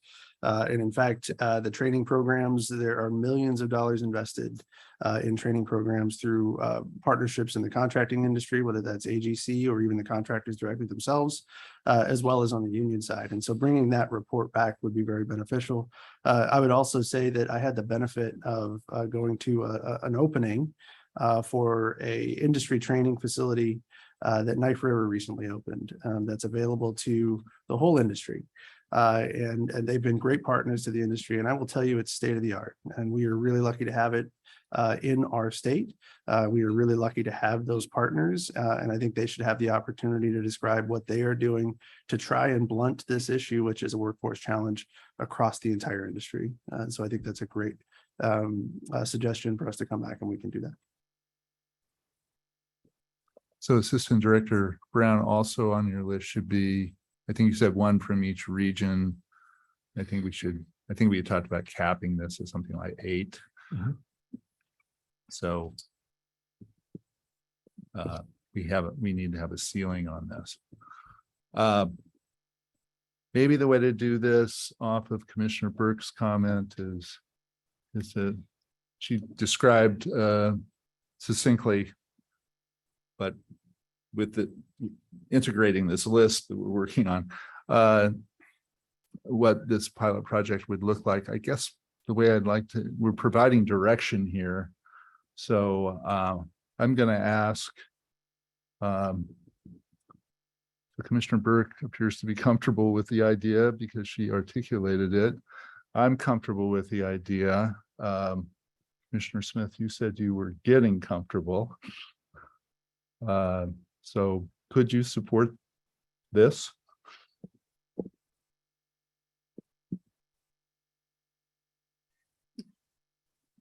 I'd like to know if our other commissioners are comfortable. One thing I think is really important for public deliberations in these conversations is, hope I'm not getting out of microphone frequency space, but I think one thing we try to do in today's society is we try to get everybody to go down one path. It's no different than this conversation, right? And sometimes it's okay for people to go a different path, because what that does is it enables us to figure things out on our own. And maybe at some point we come back together. But I think we should allow this process to play itself out the way it allows itself to naturally play itself out. And we see the way that goes. If it's not a 5-0, it's a 4-1, it's a 3-2, whatever it may be, then that's just what it is. And I think we have to respect that process. And that's the only way we're going to be able to move forward. We're not going to agree on every single thing, and that is totally okay. And that is totally natural. But if we can't move forward and just make decisions, we're going to be eating up a lot of clock, and we're not going to be able to move on with our business because we have business to conduct as an agency. And I think, ultimately, in summary, it's okay for us to agree to disagree. So what I took from that is respectful disagreement on this right now, but doesn't mean in the future. I know you won't be on the commission in the future, but as a leader in the state, could come around on aspects of this or new ideas. Commissioner Brown, what's your sentiment? I'm still not there. And even with the pilot idea, I don't agree. So now I'm back to you, Commissioner Smith. Well, there's no motion on the table, so I'm going to wait until there's a motion and then I'll vote. Okay. So would you like to put your idea into a motion? Thank you, Mr. Chair. I move that we direct the department to proceed with a pilot program, given the parameters that we have discussed this morning and taking into due account all of the concerns that we have expressed with regard to the community workforce agreements. And that they report back to us on a regular basis as to how the pilot is proceeding. With real-time data, as we've said. I second the motion. Is there further discussion?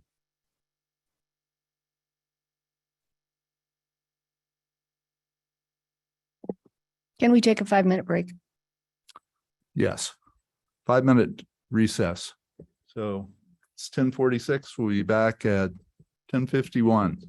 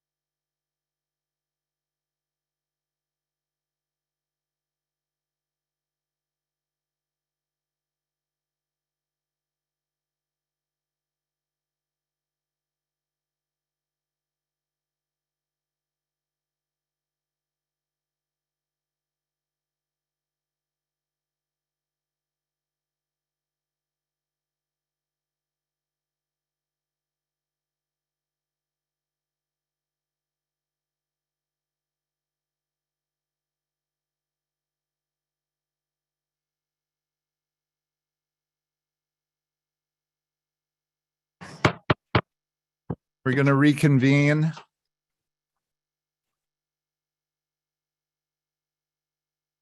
So we have Commissioner Burke's motion on the table.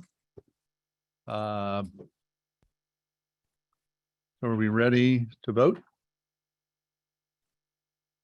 Okay, hearing nothing to the contrary, I think I'll just call the roll on this one. Commissioner Burke, Aye. Commissioner Brown, Nay. Chair votes aye. Vice Chair Simpson, Nay. Commissioner Smith. Nay. Motion does not pass. Okay. Let's move on to our next item. Get my agenda here. So our next item is a report from our new Assistant Director for Social Equity, Erica McAlpine. Hi, Erica. Welcome. This is how we used to do this before we did it the way you saw in the last meeting. Well, thank you. Chair Van Brocklin and Vice Chair Simpson and Commissioners, I'm Erica McAlpin, the Assistant Director for Social Equity. And I'm here to provide an update for you on where the Office of Social Equity is today. And share my vision for the Office of Social Equity with you. You know, even though the previous conversation was tense, I was glad to hear words like equity lens and inclusion being used by you all. So that's great to hear. We can move to the next slide, please. So our social equity lens has not changed. These are the same questions that we should be asking ourselves with everything that we do here at ODOT. And we are still working to make sure that that is a process that is followed in everything that we do. We're working to embed the social equity lens into everything that we do here at ODOT. And I'll give you an update on what we have accomplished so far. So we are doing all of these things. And what I want to highlight is at the bottom, it says the goals by 2030. The goals that we have in the strategic action plan are quite aggressive. And my poor team has been working themselves to the bone to try to meet those dates. And I've been talking with Cooper and just working on maybe trying to get some extensions so that the team can breathe just a little bit. Because right now they are very overworked, they're a little burnt out, and I want to be able to give them some space because this work is a marathon, not a sprint. We're going to get there, but we need time to be able to implement these strategies in the right way, making sure we're implementing the right strategies along the way. Next slide, please. So what we have accomplished is Shane Whittington, a social equity program manager, has created our engagement toolkit, which is how a process for engaging with our community members, and members of the organization should be contacting him on how to use that toolkit and implement it. We have created the Equitable Engagement Compensation Program, which allows us to pay those folks that give their time to ODOT and compensate them for their time, which is equitable. We have now an interview toolkit, which helps us to ask the right questions during interviews, making sure that we are being as inclusive as possible with the types of questions that we ask and the framework that we use. Susie Ashenfelter on my team has developed the policy review framework, and she's about to roll that out where we take a look at every policy and process at ODOT and ask those equity lens questions and embed equity into it. Maria Ellis on my team has worked with a consultant to determine the barriers that our BIPOC and women-owned businesses are having when contracting with ODOT. And we have some proposed solutions on how to lessen those barriers. So what's still ahead? We're working now to roll out employee resource groups, which are basically affinity groups where people with like identities or things in common can come together and just talk about their experiences at ODOT. It's meant to be lighthearted and support, for our employees, not a place where they come and just complain and have HR involved. It's a place for them to get to know each other and really build that belonging that so many of us are seeking here at ODOT. We're working to develop better training for our BIPOC and women-owned firms so that they can be more competitive in contracting with ODOT. We are also developing a customer satisfaction survey for those firms so that we can know how they feel about that training and about the process itself so we can continually improve. And then we are going to focus on implementing those BIPOC contract solutions that I just talked about that we have. And then we're going to also focus on internal foundational training. So when I talk about foundational training for the agency, what I mean is when I got here and I was doing my tour around ODOT, meeting with a lot of people, I heard, I don't know what the Office of Social Equity does. I don't even know what social equity is. And to me, that is a huge problem. So the only way to solve that problem is to teach people, get out and go around and visit the regions as well as our agency partners and provide that foundational training. I have already started that process. I was down in Southern Oregon a couple of weeks ago, and then we're going to implement internally with HR starting next week. We're going to increase the knowledge of our social equity partners and diversity action teams. I want to use those groups as boots on the ground to really communicate what the Office of Social Equity is doing. And they'll know when projects roll out, they will be the people in the departments that can explain a process or a tool that the Office of Social Equity has rolled out so that we have a lot of people in the agency that know, and that stress doesn't just fall on the 4 or 5 people that are on my team. And we'll be providing a yearly curriculum for continued training in the regions and divisions, because as I said, this is a marathon, not a sprint. Equity is never done. It will never be finished or complete. So this foundational training that we are doing, we will continue to build on in the years to come.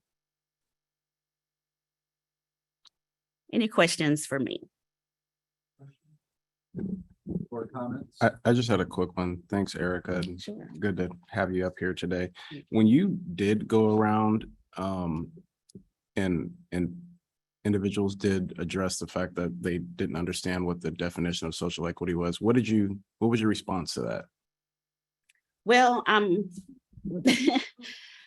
I defined what equity is, and I'm not really surprised. The Office of Social Equity has been around now for about 2 years, fairly new for ODOT. And ODOT is a very large, very old institution. It has its ways of doing things. And so introducing something new like social equity really takes time. And people also want to know, how does this apply to my work? And if it doesn't apply to my work, then I really can't grasp why it's important. And so we have to do that. We have to take the time to explain, equity is in how you plow snow, the routes that you determine. Equity is involved in every aspect of the work done at ODOT. And so explaining that to employees and individuals at every level of the organization is how people will understand what social equity means. Mm-hmm.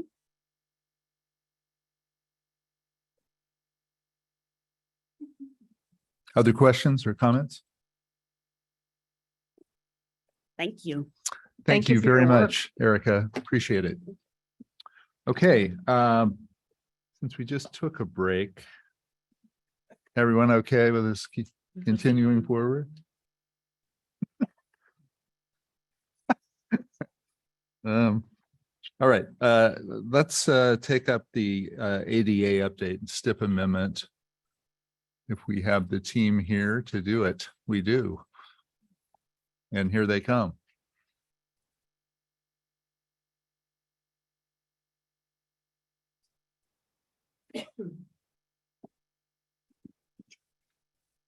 Welcome. Good morning. Figure out how we all squeeze in here now. Nice and close. One like this, one like this, one like. As long as Travis doesn't kick anything over. Okay, appreciate the time, commissioners. So for the record, Macklin, Delivery and Operations Division Administrator. I'll let the other two gentlemen introduce themselves as well. Tony Snyder, ADA Program Manager. And Travis Brower, Assistant Director for Revenue Finance Compliance. So long overdue. Appreciate your patience juggling your agenda in July, but we're bringing back to you an update on our ADA program and our efforts to update curb ramps as well as other features along our system. So today, kind of a three-part presentation to update you all on. First is just kind of context setting of where we're at in our efforts to upgrade our systems over the next 10 years as part of our 15-year program. Next, we'll talk a little bit about some of the challenges, certainly workforce challenges being heavy on your minds today, and the previous conversation certainly weighs into some of the challenges we're experiencing. And then the big lift today is to bring you a funding program or program funding strategy for how we can deliver the needed improvements over the next 10 years. So that's the goal of today's presentation. So I'll talk briefly, turn over to Tony for a bit of context, and then transition to Travis towards the end. So just to ground folks again in this conversation, we've been at this for 5 years now, updating our ADA curb ramps across our system. We're striving to achieve almost 8,000 upgrades to our system by the end of this year. That's a challenging goal, one we're still being challenged by. So we'll know the outcome of that early next year on our efforts through the last 5 years to meet that goal. But we've got a big lift up in front of us by 2027. Of hitting almost 20,000 curb ramp upgrades across our system. So a pretty significant lift given the challenges to date, as well as what we see in front of us, impacting really all communities in Oregon as we're making those needed improvements. And then the last 5 years, the rate of production slows down a bit, and we'll be well positioned to hit that mark by the year 2032. So in STIP terms, we're crossing 3 or 4 STIP cycles in this conversation. Next slide, please. So a little bit of history. We launched in 2017, spent a lot of time trying to get organized and get our head wrapped around what does it take to build compliant curb ramps. Did a lot of work with states and cities across the nation that were also experiencing this increased production. Also really going to school on what it means to build a compliant curb ramp. Had an accessibility consultant that has been partnering with us throughout this effort. That slowed us down in terms of we didn't hit, high production numbers in the first few years. By design, those were shifted to the kind of the later part of this first 5-year cycle. Because we needed some time to get going and make sure we're doing it right. So I'll turn it to Tony to talk just a little bit about what that has meant to our program in the first 5 years, and then transition to some of the challenges that that's created, as well as pandemic and other things. Right. Our ramp targets in 22 is close to 8,000. One of the things we don't talk about is we have an inventory list of ramps, but there's other ramps that we build. If there's one ramp on a corner and we replace it, we're actually building 2 instead of 1. So we only get credit for the one we're replacing instead of both. So we'll probably build well over 8,000 ramps, but not get credit for all of them as we put stuff together. The funding shortfall that's been identified for 27, the cost it's just been too extreme for us. We didn't know until the bids started coming in this last year, the extent of the size of our budget problems we would end up with. So. Next slide.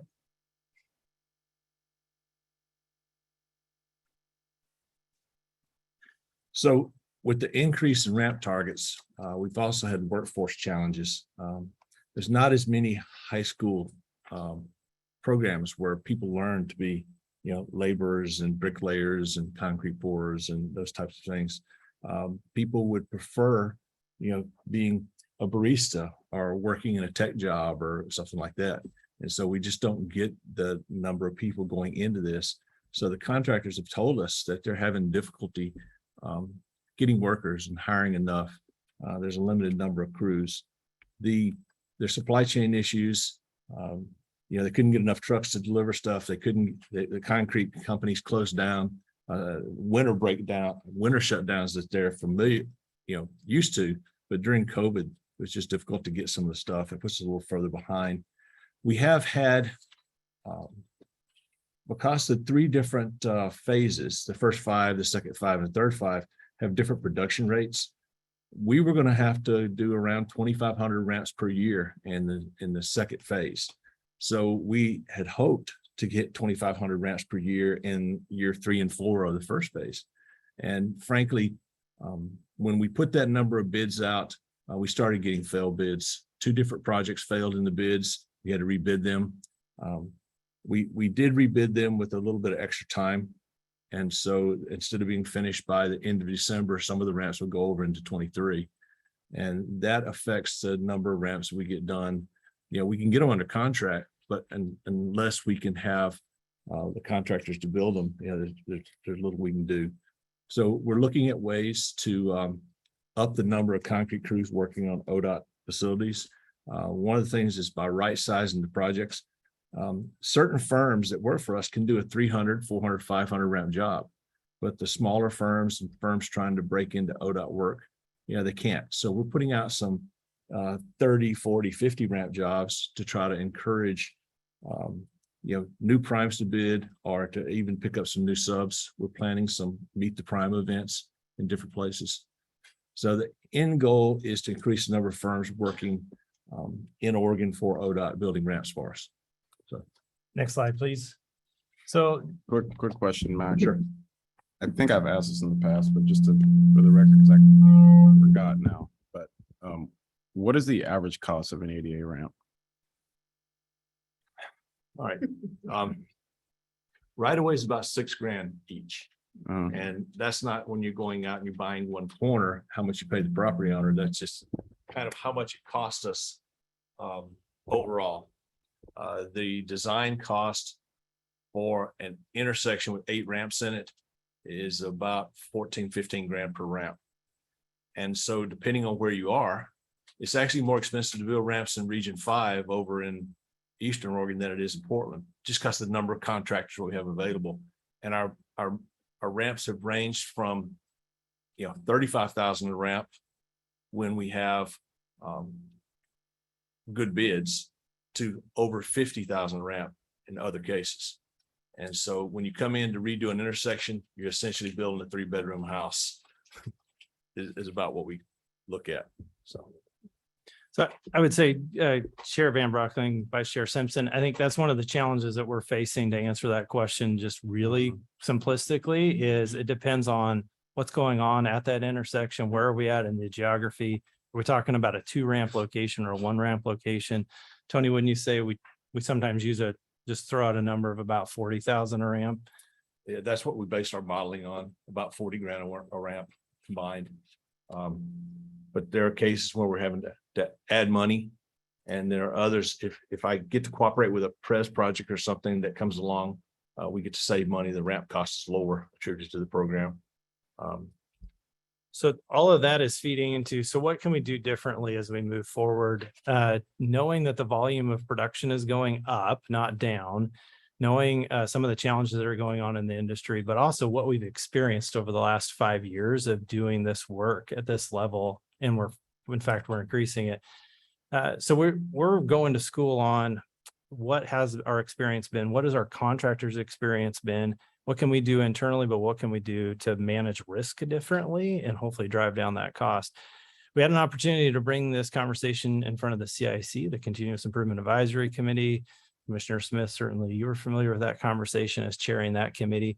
I think a really good conversation with that group around the things that we as an agency need to be considering as we look to the next 10 years. Focus largely on the next part of this conversation around dedicated funding stream for it. And this commission certainly can appreciate every time we're looking at new funds that are coming available to us, we're always having an ADA need conversation. And it hasn't been laid out, in my mind, holistically. We've been trying to fill the gap as we've seen it more short term, and this is laying out a long-term strategy to fund that need of building out those curb ramps. The other thing they identified is we need to look at what our consultant partners can do. What can we do to leverage the private sector in managing that risk, both in our alternative delivery models. And frankly, we're looking at several models of that because I don't think anyone nationally has quite cracked the nut on this, if you will. And lastly, what can we do to maximize not only our internal resources, but also maximize our consultant partners and bringing on some outsourced resources to help manage the program. So a little bit of wildfire, a little bit owner's rep like on Rose Quarter, and a little bit like OTIA 3, the bridge model where we fully outsourced it, trying to find that right balance for the next 10 years worth of work. Next slide, please. So all of that CIC conversation, as well as some deep work we're doing in the agency to really go to school in the last 5 years, be thinking forward in terms of what do we need to be doing for the next 10. We don't have the luxury of waiting to put a full plan together and stop all production. So we've got 26 projects we're putting in front of you today to increase funding on that helps us get through 24, excuse me, because we got to keep moving, as well as putting some transformational changes in place by early next year in terms of how we're going to manage the program and organizational changes that we're going to have to make to support the demand that this program is going to require. Next slide, please. So with that, we've put quite a bit of thought into what do we know about cost estimates today. We've funded a significant amount of money already, and the commission's certainly familiar with that every time we talk about STIP funding allocations or IIJA dollars, or our recent decision around how to use redistribution funds. You can see we've got a pretty big exposure for the next the next 10 years of the program. So it's not lost on me that we're talking to you about $1 billion over the next 10 years. It's a significant investment. We are certainly hopeful that that cost will come down as we find efficiencies, as we get those workforce challenges settled out, as well as we build the capacity of that workforce to do this work all across the state. Just drove through Lakeview the other day. Lakeview and Bly, curb ramp projects going on. It wasn't lost on me that we're in all parts of the state already. So a significant investment. There's some risks certainly in any number we're putting out there. This number will change. We know it will, but at least gives us something to shoot for. So with that, I'll turn to Travis to talk about some heavy work we've been doing in the agency to consider how to fund that. Great. Thank you, Mac. I have to admit, I'm a little disappointed at how far you moved the TV away. I think I can probably still find a way to knock it over, but it's going to be a little more challenging. So as Mac noted, we decided as we worked through this, that it's really the time to come up with a long-term proactive funding strategy going out through the end of the program. Instead of doing little dribs and drabs of funding as we've done to date, we now have a much better sense of what the cost of the program is and can plan for that over the life of the next 10 years. So that is what we're bringing forward to you today. We need $1 billion, as Mac noted on the previous slide. Of that, $700 million is needed over the course of the next 5 years. And you have already approved us using up to $100 million of the FHWA annual redistribution over that time period in order to fund the ADA program that you did back in July. So the challenge, of course, is we need $600 million through 2027. You have already allocated all of our reasonably expected funding in the STIP over that period. And so we would have a significant challenge being able to make that money available. In order to do that, you can imagine we'd have to make some decent cuts to the STIP. So instead, what we have looked at is turning to a financing strategy that will use bonding of our federal funds, which we have not yet leveraged through financing. So we can pay for the significant cost over a longer period of time over the useful life of the ramps. That's much like nobody buys a home with all cash unless you already had a home. You're going to spread the cost over multiple years through a mortgage. We're basically going to be taking out a little bit of a mortgage to pay for these curb ramps. Next slide, please. So what we are looking at is the use of what is called the Garvey bond program, Government Advanced Revenue Vehicles. And that was another one of the most atrocious federal acronyms that anybody's ever come up with. It's actually named after Jane Garvey, the previous Deputy Secretary of Transportation. So that's your trivia fact of the day. They're a federal program where we can use debt service or pay our debt service with our federal funds. Typically, these are shorter maturity bonds than the 20 to 30 year bonds that we sell. These are more in the realm of 12 to 18 years. So what we would expect to do is issue bonds up to $600 million with assumed interest rates of about 3.5 to 5%, 5.5%. That's about what we've modeled. And that would allow us to start debt service payments begin in 2025. We'd sell multiple tranches of bonds over time. And by the time we got to full sales, we'd be about $65 million in funding at the annual peak. We believe that that is a much easier way to fund this program than if we were to have to take that all out of the STIP. And that would continue the debt service until about 2040, depending on the maturity dates of the bonds. Over the course of that period of time, we'd be paying those back. So we have a funding plan for your consideration today. I should note that we're asking for your feedback and, thumbs up general approval. We do not need a specific approval of the overall funding plan because it will be implemented in stages. So we'll be back in front of you for multiple actions that will implement this funding plan over time. So I noted already that you've already approved $100 million of FHWA redistribution funds. So that's already in place as the first layer of the funding plan. Today, and I bolded this because we are requesting your action today, we request approval of a $260 million STIP amendment that will add the projects and funding to the 21 through 24 STIP that we are currently in. Then when we come back in January to put the 24-27 STIP to you, that will go out for public comment and then your review and approval in the summer of next year, that number would be adjusted to include the ADA projects and the Garvey bond proceeds that would be included in the 24-27 STIP.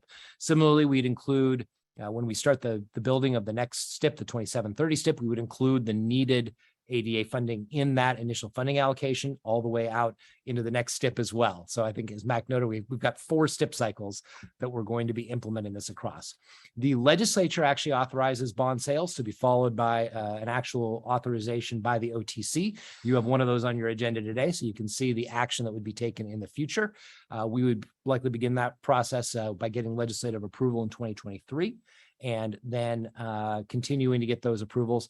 We imagine that we would probably sell bonds in 2 to 3 tranches based on the timing of cash flow needs for ADA and actually for the overall cash flow needs of the agency, given the other major projects that are moving forward. So as you can see, we will be back at you on a regular basis with multiple aspects of this plan. So today, what we're really looking for is a general thumbs up on this funding plan, particularly the use of the Garvey bonds, as well as the approval of the STIP amendment that would allow us to move forward and meet our commitments under our settlement agreement.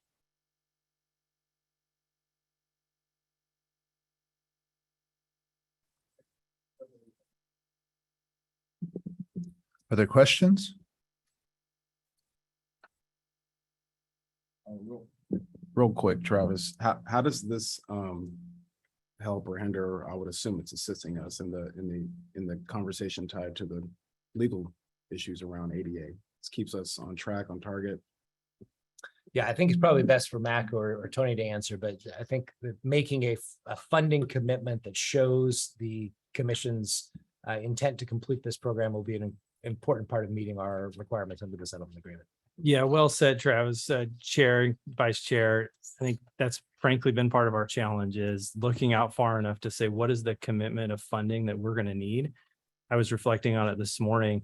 If we would have anticipated that number 3 to 4 years ago, we wouldn't have had the luxury or benefit of going through a pandemic and understanding the impacts of the workforce. And it's hard to say a luxury or benefit of a pandemic, but the reality is we would have been far off the mark several years ago. So I think it really demands us as an agency to put the due diligence to what do we think it's going to cost. It's a big number. Hence my point of we're going to be doing a lot of things to try to drive that number down, but there's a lot of factors beyond our control. But I think frankly, it's what's on us as we committed as an agency to that settlement agreement to deliver that body of work in the first 5 years, the 10 and the 15-year mark. Are there separate procurement? I mean, obviously we just had a conversation about workforce prior to this, and then obviously you're discussing the shortfall and the issues related to workforce, but are there some ways you can look at the synergies or opportunities related to workforce and procurement for the ADA opportunities across the state? Yeah, Chair, Vice Chair, I think that is a great nexus to how our strategic action plan aligns with this infusion of funding and a commitment of funding to the ADA curb ramp. So what are we doing to infuse our DB goal at a much higher percentage than it is today? We know that's coming starting later this fall. So that'll be applied to these projects. To Tony's remarks around how are we setting the stage for the size of contracts to be competitive or to be a contract size that contractors of all different sizes will want to come after and bid aggressively on. So I think all of those things are in play, as well as what are we doing around apprenticeship? So certainly that's a key component in this conversation. So all of that stuff kind of, I think, layers nicely into, as we're doing a significant body of work specific to ADA, how are we leveraging our workforce goals within those contracts, both size and type? Gotcha. Thanks. Before we, this is a little bit off the proposal in front of us, but just remind me here, is this program that you've been discussing just the state's program? Is there a parallel program at the local government level? No. Was there so the settlement agreement is, we're a party to it, but the local governments are not in Oregon. They don't have an obligation to do what we're doing. Mr. Chair, the settlement agreement is just ODOT. Portland has their own agreement, as does Seattle and the state of California. There's probably 35 different agreements across the nation that we've heard of. And a lot of states are struggling with it. Frankly, 5 years ago, concrete ramps were a simple thing that you could just go out and build a ramp. It was like just there's sidewalks in different shapes, but we've discovered they're each unique, kind of an individual construction. If you don't get it right, it's not right. And we've had quite the learning curve building them and being successful in the first attempt. We've gone from 50% success to over 90% success over the last 5 years. So we've learned, contractors have improved. So I think, Chair, the other thing I'd add is with the requirements of the ADA law, if you will, all jurisdictions are responsible to upgrade their system. And that's part of what we would call our transition plan. So outside of a settlement agreement, we would have been in a pathway, probably a much longer pathway to upgrade our system. So all local governments are required by law to have that, but the settlement agreement is specific to us. Well, good clarification. I was thinking more of a settlement agreement that has a timeline rather than an ongoing compliance issue with ADA or other law. Right. Well, one of the things, Mr. Chair, I'd like to point out is you can't have 26,000 ramps. It's not quite right unless you built 26,000 ramps. You know, since the ADA came through and through the last 50 years, ODOT and the other communities have built a lot of ADA ramps. There's a lot of access, but just like we use different ways to get to Oregon 100 years ago than we do now, you know, there's different ways of building the ramps, different tolerances. You know, the electronic levels that we measure with, we found that if they're off by just a little bit, they're still off, and we're working our way through that. Yeah. So the reason I asked the question about local government, other jurisdictions, and the answer was just the city of Portland, is this is back more on topic. So has there been any discussion, or would there be any value in any discussion with the city about this financing method being some kind of a partnership with Portland? Yeah, Chair. Since we're using federal bonds here as a long-term funding strategy, I'm just wondering whether there's a partnership we ought to be considering if we're going to pull the trigger on the Garvey bonds. It may be, well, please respond. Yes, so Chair, I'll take the first part of that question, and I'll turn to Travis. So we're already partnering with the cities that are already doing a lot of work in this area. One, from just a logistics standpoint, of does it make more sense for them to build the curb ramp or facilitate the contract, because they're doing stuff around the corner on their own street. So there's one thing we're already doing and coordinating. And I think local jurisdictions are watching us with pretty open eyes in terms of what we're going through and then what they can do proactively. So hopefully they're not put in the same situation that we found ourselves in. But Travis, I think to the Garvey bond point, I'm not sure if Garvey bonds are eligible to local jurisdictions or if that's something that we would be entertaining, I guess. Yeah, it's a good question. And I do not know how the city of Portland or any other local government is financing their ADA curb ramps. Many of them, I know, like in the city of Salem years ago, used CDBG HUD funds, community development block grants to do that work. And they may have a mix of local or other sources. In the Portland metro region, that the federal funds that in some cases have been used to bond to pay for light rail or other expenditures flow through the metro regional government. And I do not believe that they have allocated any of their federal funds for ADA, but it's something we can look at and make a determination if there was some sort of partnership with the city of Portland or any of the other local governments that also are under a settlement agreement to determine if there's perhaps some synergies there. I know we generously share the state gas tax proceeds with counties and cities, maybe more generously than any other state. And part of that is the way Oregon tax structure is, the absence of a consumption tax, et cetera.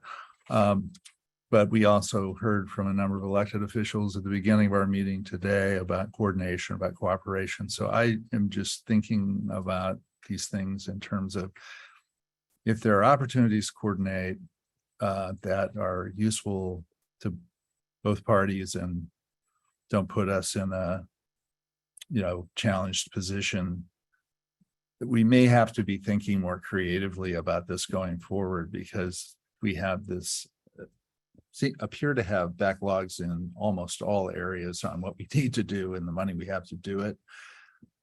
I think the local governments are feeling that same kind of pressure. And so anytime there's an opportunity to coordinate and cooperate in a way that works for both jurisdictions or multiple jurisdictions, I think we ought to be looking at it. I support the proposal, by the way. Other comments? Questions? Is there a motion?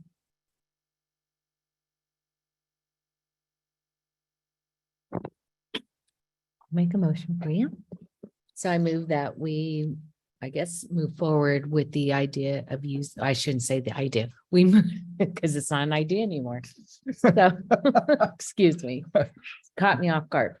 So I move that we forward We with. didn't use the word cockeyed or something like that. The cockeyed. Now idea. you're messing with me to All the right, point I'm where I just can't even trying- remember my I'm motion telling here. you, I'm complimenting you in a backhanded way. Thank you, Marcia. She's going to help me here. So I move forward that we give staff direction to use bonding, to use the, excuse me, what was the acronym? Garvey. Garvey, thank you. The Garvey bonds for the ADA project. Thank you, Commissioner Brown. Is there a second? Second. Commissioner Smith seconds. Discussion? Discussion? Hearing none. All those in favor, say aye. Aye. Aye. Aye. All opposed? Motion passes. I also move approval to amend the 2021-2024 statewide transportation improvement program to add and modify projects by advancing funding from the 24-27 STIP. Is there a second? I'll second that. Thank you, Sharon. Commissioner Brown seconds. Is there discussion? If not, all in favor, say aye. Aye. Aye. All opposed? Motion passes. Anything else we can do for you today? This would be very helpful. Thank you all. Thank you. Appreciate it. Thank you. Good luck. Okay, so we're going to move on now to our next topic. Whoops, on page, which is a strategic action plan progress report. Assistant Director Brown and Mr. McGill. You with us? No? Yeah, I believe he's will be joining us. Okay, very good. Floor is yours.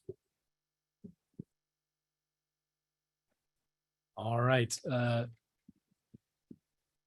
Shall I wait till the vice chair returns or? He just went for a little bio break. I think we just keep moving forward. Okay. He's a quick study. All right. Well, good morning still, Commission. Cooper Brown, Assistant Director for Operations for ODOT.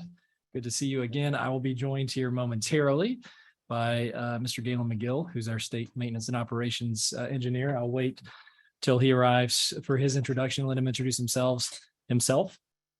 Oh, speak of the devil. Maybe I'll pause right now. Welcome, Mr. McGill. And for the record, I think I told him that it would be more time, so it is entirely on me for him being late. No problem. Mr. McGill, as I said, is joining me as our State Maintenance and Operations Engineer. I also want to take the opportunity to congratulate Mr. McGill. I think most of you know Galen, but if you don't, he's been a longtime leader in our agency, but has recently stepped into this new role as the State Maintenance and Operations Engineer. Prior to that, was in charge of our system operations in ITS, and still will be managing and closely associated with all of that work, but now steps into a role that was filled for a long time by Lucy Moore, managing one of the biggest components of our agency, the maintenance and operations team, and one of the most important and directly impactful to Oregonians. So just want to congratulate Galen on his recent promotion before we get going. And sorry for introducing you. You can do it yourself, but I figured I'd just go ahead. Welcome. So please, next slide. We're here today, and I recognize we're also playing a little bit of catch up in terms of agenda. So I'll be brief in my remarks, but we're here today. We were going to come before you in July to give you the every bi-monthly, quarterly update on how we're doing on the strategic action plan. We didn't get to it in July, so we're here today. You've seen the materials in your packet. You saw them in July. You've seen them for this meeting, so I'm not going to belabor the specifics. Next slide, please. Suffice to say, here's the overarching kind of top line message. We're on schedule to deliver 61% of the implementing actions that are in the strategic action plan. So 17 of those 28. And we've completed 38% of the milestones that are in the SAP. And recall that the SAP is through 2023. When we have implementing actions and milestones that have been adjusted, in a large part, those have been moved out. And we've done that because, as you may recall, or those of you that were on the commission when we first started the strategic action plan conversations, we intentionally set very aggressive stretch targets and goals and milestones with the plan to ensure that we're leaning in fully to this body of work. And so that's a little bit of the reason why some of these have slipped, and why we continue to lean as aggressively as possible, but also realistically into completing all these tasks before us. Next slide, please. So I'm going to skip the report highlights, as well as some of the changes that have happened as I just described, in order to make up for some time.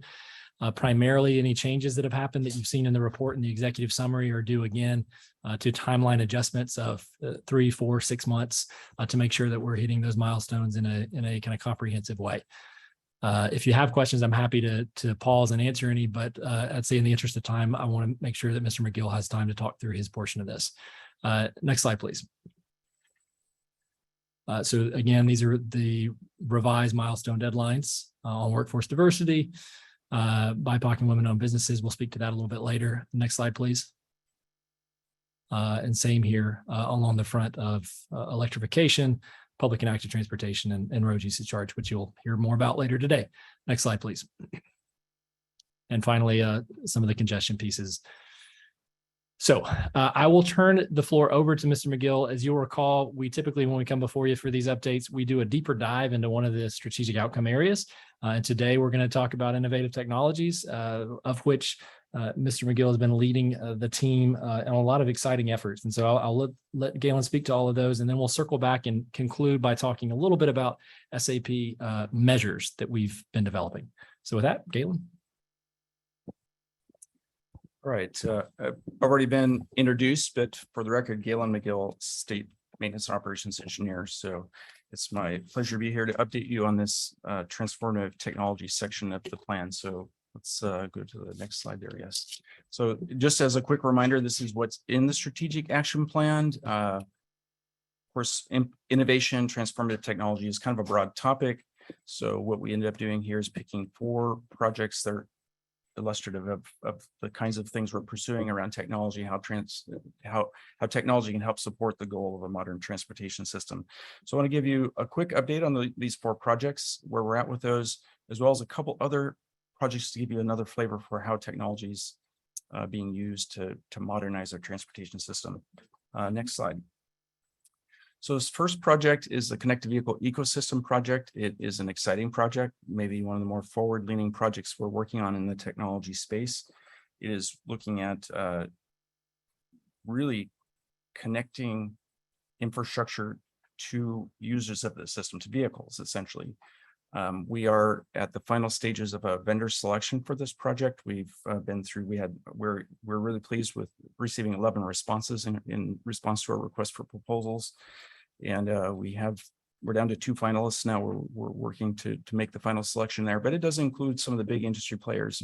Ford is one of the OEMs that's on both of the proposal teams. So this really is groundbreaking in terms of working with industry on how vehicles will interact with the transportation system going forward. 2 goals of the project, really leveraging both the cellular network connectivity to the vehicle, as well as future applications for direct radio in the 5.9 gigahertz spectrum connection to vehicles as well. But we're looking at 2 application spaces, one for safety and mobility. Applications will help make the system more efficient and safer, as well as supporting at scale a road usage charging system. So next slide. This next project is with our Commerce and Compliance Division. It does have applications across the agency, though. It will be looking at implementing a new over-dimension permitting system for industry. It'll improve staff efficiency in terms of processing over-dimensional permits. It'll improve customer service for industry and getting those permits, and improve our data about size and weight movements in the state. So the status of this project at this point, we've completed system requirements. We're planning to publish the request for proposals for a vendor for this new system sometime this fall.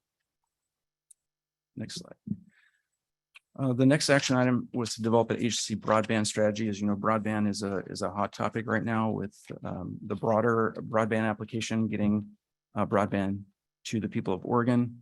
It was a big feature of the IIJA legislation, although most of it outside of the transportation funding. But this plan was recognizing the importance of broadband to a future modern transportation system, having that communication backbone along our system. So we've completed, this is one of the actions that's completed. We've actually got the plan completed. It was published in June. We're moving into implementation phases, looking at 2 things. One, pursuing partnerships for getting this out here, trying to leverage some of the IIJA funding, as well as private investment, but as well as implementing 2 other things that have happened recently too, which is the implementation of House Bill 2411 and the Federal Mobile Now Act, which both require ODOT to look at ways of accommodating the broadband industry in open trench opportunities on ODOT projects. Next slide. This final action had to do with updating our traffic signal controllers to what's called an Advanced Transportation Controller. Advanced Transportation Controller, if you think about it in terms of your personal computers, our existing legacy controllers, a 90s era processor, and ETC has about 100 times the processing capability of those older machines. Why is this important? It gives us the capability to do several things. One, more advanced control technologies, things like adaptive signal control that actually respond to traffic conditions.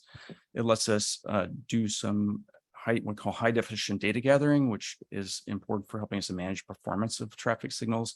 And then finally, it prepares us for the future for that connected vehicle kind of application space we talked about earlier. It gives us the capability to do those sorts of things. The strategic action plan goal is 75% of ODOT owned and maintained signals by 2023. I'm pleased to report that since the time this slide was made, we had another project finish. We're now sitting at 76%. So we've exceeded our target already at this point for this goal. All right, next slide. So just a couple other projects that I'll mention. They weren't our high profile, big picture projects, but just some other ways we're using technology in this transportation operations space. And this was a project that will go live next spring after winter operations finishes.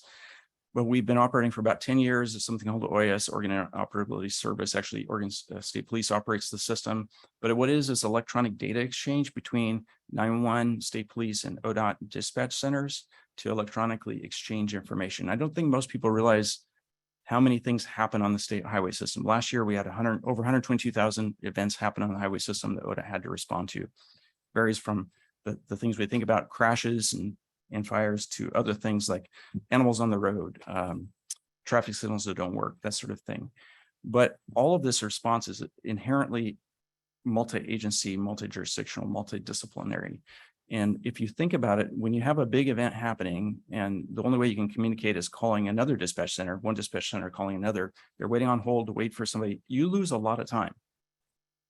This is one way, really a simple project where technology can do this automatically, electronically, share incident information, synchronize incidents between agencies, so each agency knows exactly what's going on there. A study of this when we first implemented this 10 years ago with Deschutes County 911 was that it reduced our incident clearance times by 25 minutes or 38%, just having this technology in place. It reduced phone calls between the 911 center and ODOT by 60%.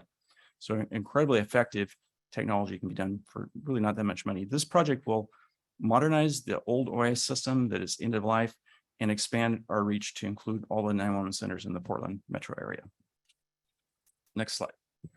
One other example I'll just mention, we just briefly touch on this, but we received a federal grant in 2018. It funded 9 projects, $12 million grant, $31 million investment, all focused on technology for transportation. The list is there. I'm not going to talk about those just for time, but I want to talk about one on the next slide, which is one project that's been completed at this point. The rest of those are mostly in construction phase, but it's investigating of unmanned aerial systems with state police to use for crash reconstruction. Part of the project there, we worked with state police to implement that. And of course, crash reconstruction happens. The data gathering for that happens on the large, most severe incidents that create really extensive delay on the system.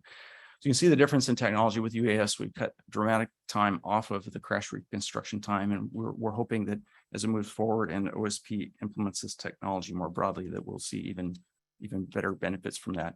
It's one of those things where not only do we save time, they actually are able to gather more data in less time with a technology that's less costly than current technology. So it kind of hits all the marks for being a really successful technology application. All right, one final example. And I threw this one in just to illustrate how the data world is evolving in terms of transportation. The private sector probe data, I think this is kind of what the future we'll see with the connected vehicle ecosystem stuff, but we're able to gather data today. And so we've gone from the past with trip check, where we have a construction project where we say under 20 minutes delay, to now we can actually measure using probe data actual delay. So if you look on trip check today, we're piloting it this construction season. Next year, we'll have it statewide, where we can tell you the actual estimated delay in the construction work zone. So it's a tool not just for travel information, but it's also a tool for our construction offices to manage construction work zones by knowing exactly how much delay is involved. All right, one final slide. I'll just leave with you that there are some challenges ahead. So I think while technology offers us a lot of opportunity and a lot of benefits, and it's something we certainly want to continue to lean into, we do have some challenges. As we've embraced some of these innovation technologies, you can see right here, this is a growth in our intelligent transportation system devices. So it's grown 47% in the last 5 years, essentially. It's exceeding our capability to fund, maintain, and staff maintenance of this stuff. So we have actually implemented a no new features policy in the operations program for the 24-27 STIP because of this problem where while these projects are beneficial, we are constrained on the maintenance side to fund the continued maintenance and operations of these things. And it's not the only place where we're seeing feature increases. I'll share with you a few other things. We're adding about 110 new water quality features a year We've added 1,400, over 1,400 since 2009. We've added 6,000 road signs since 2015. We've added another 143 miles of cable barrier. We've added 400 pedestrian beacons in the last 4 years. So you combine that with inflation, declining asset conditions, and other factors is putting a tremendous amount of strain on our maintenance and operating budgets. And I'm sure this is a topic we'll be talking about further as we look at transportation funding and our maintenance and operations programs. With that, I'll turn it back to Cooper. Thanks, Galen. So commissioners, next slide, please. Thanks for that great deep dive on a lot of the efforts there that are afoot, as you can tell, and making a lot of progress. That said, to Galen's last slide, some serious reconciliation between the goals here of being more innovative when it comes to technology and being able to maintain that innovation. So it's just the reality given our budgeting circumstances. So I wanted to briefly talk about where we are on performance measures for strategic action plan. This is the first time that we've reported to you on our measures. And of course, measures are very important to gauge how we're doing on the 10 strategic outcomes that are captured in the plan. This slide right here just shows you what I like to call the constellation of performance measures that we have as an agency. You can see we have the SAP measures there in orange. We also have key performance measures. These are legislatively mandated measures that are attached to our agency request budget process. You have approved the ones for this year in your consent calendar today, and they will go with the ARB into the legislature. There is a process for updating those KPMs. It's quite lengthy, but there is a process. We also have federal performance measures that are associated to certain programs and certain dollars and money that we receive from the federal government. And then we have a ton, frankly, of program performance measures. So these would be the types of measures that we were talking about earlier in the community workforce conversation, to assess how we're doing in specific programs. Are we meeting our targets, et cetera? So that's kind of the constellation here. Next slide, please. We are still, just as a reminder, trying to consolidate these measures as much as we can, because it's confusing. That last slide was confusing. It's confusing to a lot of folks. And I guess what we have been operating under in terms of assumptions is the strategic action plan measures are the North Star of our agency. The strategic action plan is really that roadmap for what we're to be doing as an agency. That said, we have to ensure that we're meeting KPMs and federal measures as well. But over the different timeline processes for updating each of these sets of measures, we are, and this is what this slide shows, endeavoring to reconcile and synchronize as many of those measures as possible. We'll have another opportunity when we talk about the update to the strategic action plan. We already took advantage of the last window for updating KPMs to try to reconcile, and we'll continue to look at that as an opportunity there. So just wanted to remind folks that is the kind of overarching vision here, is that we try to reconcile, again, to the degree possible. We're never going to have perfect alignment between all of the measures that we have as an agency, but we should endeavor to get as close as possible. Next slide, please. So these are the 10 strategic outcome, and we didn't make it any smaller, but we certainly didn't make it any larger. So apologies for that, especially if you have to look at that one. These are the 10 strategic outcomes that are currently in the SAP. I'll walk you through these in a minute. So this is just a quick capture. Next slide, please. Now, as you'll recall, how we typically have reported to the commission in the past on KPMs, because that's typically what we reported on, we've done it in this kind of quad format where we have the measures that are on target, the measures that are off target, those that are steady or improving, and those that are worsening. I would propose that we continue to report to you in a similar model for the strategic action plan measures, and that's why you see the slide in the way that you see it today.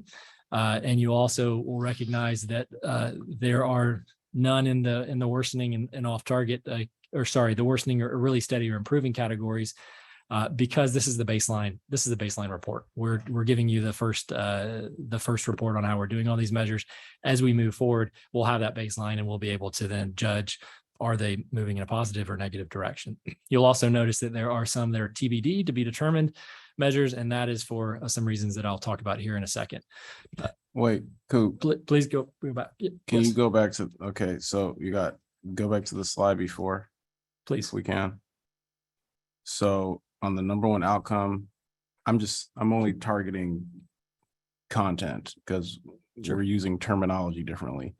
It says increase the hiring and retention of minorities, women. On the next slide, it says marginalized in women.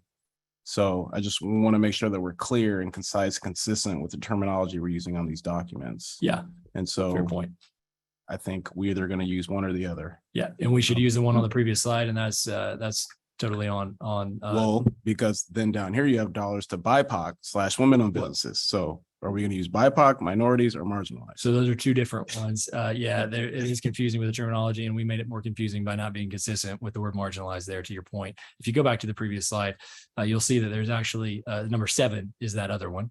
And I believe we did capture that consistently across the 2 slides. But to your point, it looks like we didn't on the number 1 there. So to your question or to your comment, the correct way is there on that slide that you're seeing before you, because that's what's in our document. Again, apologies that we use the wrong terminology on the next slide. Thanks. But I am going to walk through these very quickly and happy to answer questions. Next slide, please. So on the all modes funding portion or measure, we're in a pretty good place. We've got the $1.2 billion that came in through IIJA, which was unexpected. We weren't anticipating that when the strategic action plan came online. So that's certainly been a boon to the agency. And you all gave us direction on that back in January. And then we also had significant federal redistribution dollars coming in. So again, when it comes to the funding for modes, we're looking okay in that regard. Hence why it's on target. I'll let the conversation later today talk more about the road usage charge portion. But that work is moving along as well. The transformative technologies, as Galen just spoke about, we've made headway on a number of those. And so we put that in the category of being on target. EV charging, you'll recall that I believe there's actually 2 measures here for electrifying the transportation system. In terms of the charging infrastructure, the specific goal was by the end of 2025, expand the EV charging infrastructure by 10%. I believe that since that was set, we've already reached 63% increase based in part on some of that EV funding that has come online. So that's a significant good news story there. Funding to equitable walking, biking, transit access to multimodal options.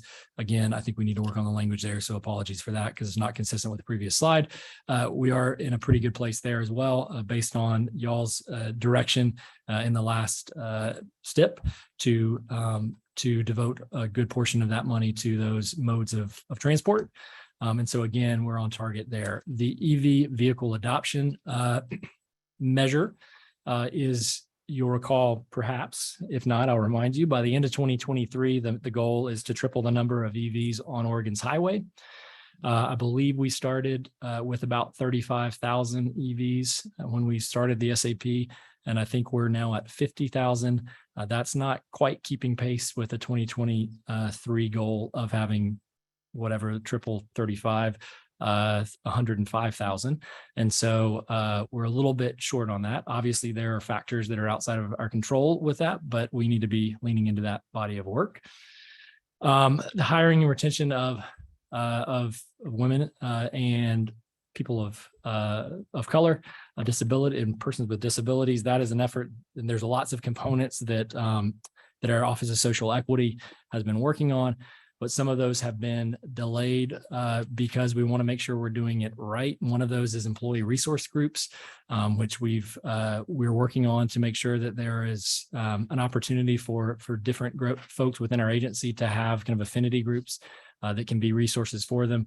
That work we again set a pretty aggressive target for, and we've bumped that back by a few months just to make sure that we're doing it right and rolling it out right. And so that's why that one is there. We have a social equity toolkit, and the goal for that was to apply this toolkit to all ODOT projects, 100% of ODOT projects. And we have since then done pilots, and we've received some good feedback on the toolkit. We created the toolkit first and foremost, but we're not on pace to have it hit all of the 100% projects, because we want to make sure that we're incorporating the feedback from what we found, and make sure that we're doing it in a thoughtful way. And then finally, the dollars to BIPOC and women businesses, as we talked about in the previous CWA conversation, there is, and as Director Strickler mentioned, a lot of work happening in the space. The reason this is off target primarily is because we need to collect some data on some of these groups and how they're taking advantage or not of ODOT opportunities. And some of how we collect that data is informed by enterprise decisions, to include the Oregon Buys project, which Director Strickler spoke about in his director's comments earlier. And we have been implementing the Oregon Buys program, which we weren't anticipating when we first set out with the SAP. And that will be the vehicle, if you will, for us to make sure that we have the data to then inform how we're doing in terms of benefiting BIPOC and women businesses. So we're doing a lot of work there, and we'll certainly come back and report on that. But that's why that piece is a little bit lagging in terms of the original timeline that we'd set. Now, for the TBD measures, they're over in that TBD box because we can't really tell where they are at this moment. The Portland congestion, that's primarily due to the fact that we're working the definition of congestion with our regional partners, and that's very important. And there's been some slower progress than anticipated, getting a consensus definition on what that looks like too. And it's important because we need to ensure that there's consistency across all of our state and regional and local plans. And so that's taking us longer than we thought.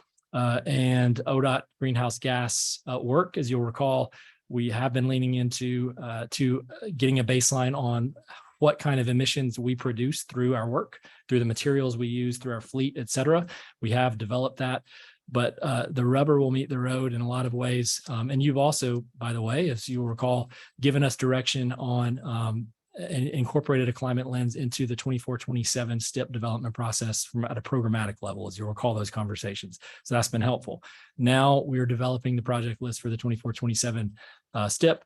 And I think that will be an indicator of how we're doing in this space, which will give us a better gauge of where that particular measure fits on this quad chart.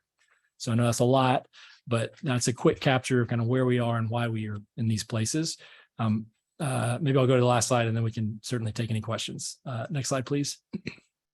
So kind of stepping back for the overall strategic action plan updates that we have committed to provide to you all. We'll have our next one in January. And then we'll do our next, we'll do an annual measure update. And again, at the next one, we'll be able to say how these measures are progressing in terms of improving or worsening. And in the meantime, we'll of course we'll bring to you any conversations about any adjustments that need to be made or that we would propose, recognizing that ultimately we would be looking for your approval for any of that. So with that, let me pause and then please, any questions you have for myself on any of this larger kind of body of work or Galen for any of his presentation. So I just have one quick comment.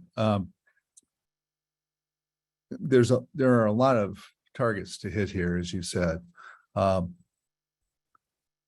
KPM is used heavily as a tool for budgeting at the legislative level. And that the KPMs therefore are a way for us to inform that budget process. But that has been a kind of a system in place before the strategic action plan. And I'm wondering whether we could provide some advice or some proposals to the legislature about how to better align what they're looking at budgetarily in the KPMs to what we're trying to accomplish in the SAP. Because if they're making funding decisions that are not focused on the SAP goals, then the SAP has less value financially. So let's take equity, right? If we want more funding for equity or workforce development or a number of things we've talked about just today, we need a way to express our priorities in legislative terms so that when they go to the statute, which is where they'll go, that is informed by the SAP. So this communication needs to be going both ways. They're communicating down, here's what we need to budget. We're communicating back, here's what you need to look at to budget. Because this is what we're trying to do. And we're spending all this time and energy at this level in order to inform. And the KPMs, I'm not discounting the value of the KPMs. I'm just saying, I think they are incomplete. And there may be a way to meld SAP goals and KPM goals so that we don't have a huge list that they just throw up their hand and say, we can't budget to 75 items that were all are prioritized as critical. But if we're going to push the SAP agenda, which, as you know, I've been a big advocate of and very involved in formulating from the start of the idea of having it, we need to integrate it into how we're working with the legislature and the governor. That's my comment. So if I may, Chair Van Brockland, great comment, great observation. I wholeheartedly agree. And I probably didn't speak enough to the work that we're doing along those lines to really try to reconcile, try to meld, to use your term, those two types of measures. You may recall from your time sitting on the Continuous Improvement Advisory Committee, but we do have, per legislation for House Bill 17, a requirement through the CIAC, the Continuous Improvement Advisory Committee, of which Commissioner Smith chairs, the requirement to review key performance measures. And that is a body that we have used in the past, and I think will be a critical body for us to use in the future to do exactly this work that you're talking about and ensure that there is a consistency across the strategic action plan measures and the KPMs that we're putting forward.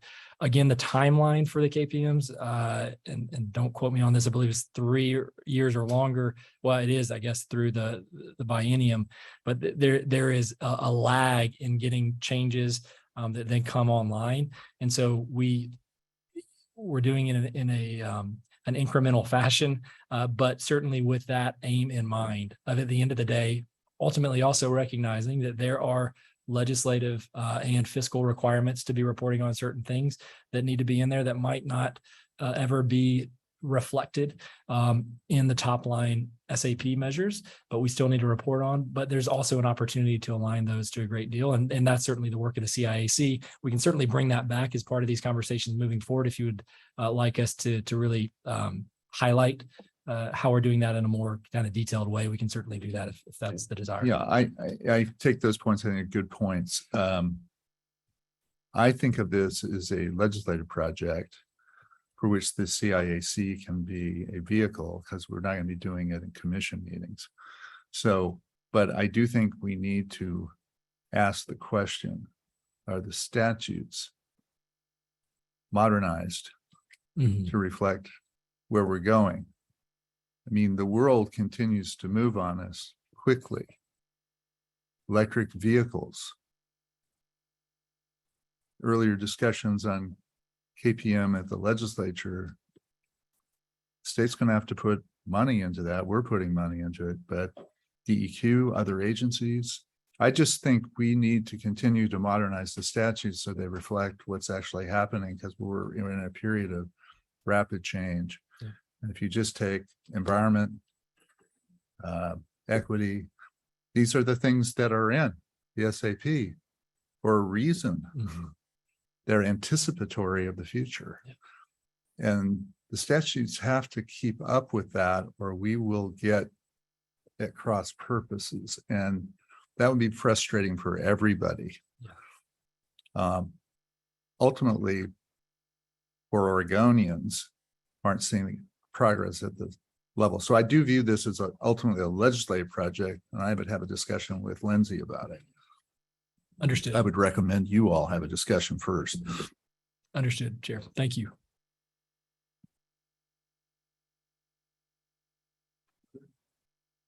Other questions, comments? Mr. Yes. Burke.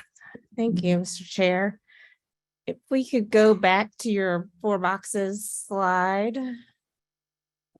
So I note that all of the equity related goals are on the off-target side of this diagram.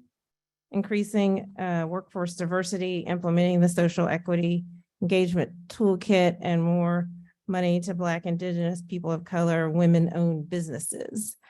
And then I'm matching this up with Assistant Director McAlpin's earlier comments about needing to relieve some pressure here with respect to the burnout of the team. And I guess this is a question for whoever wants to field it.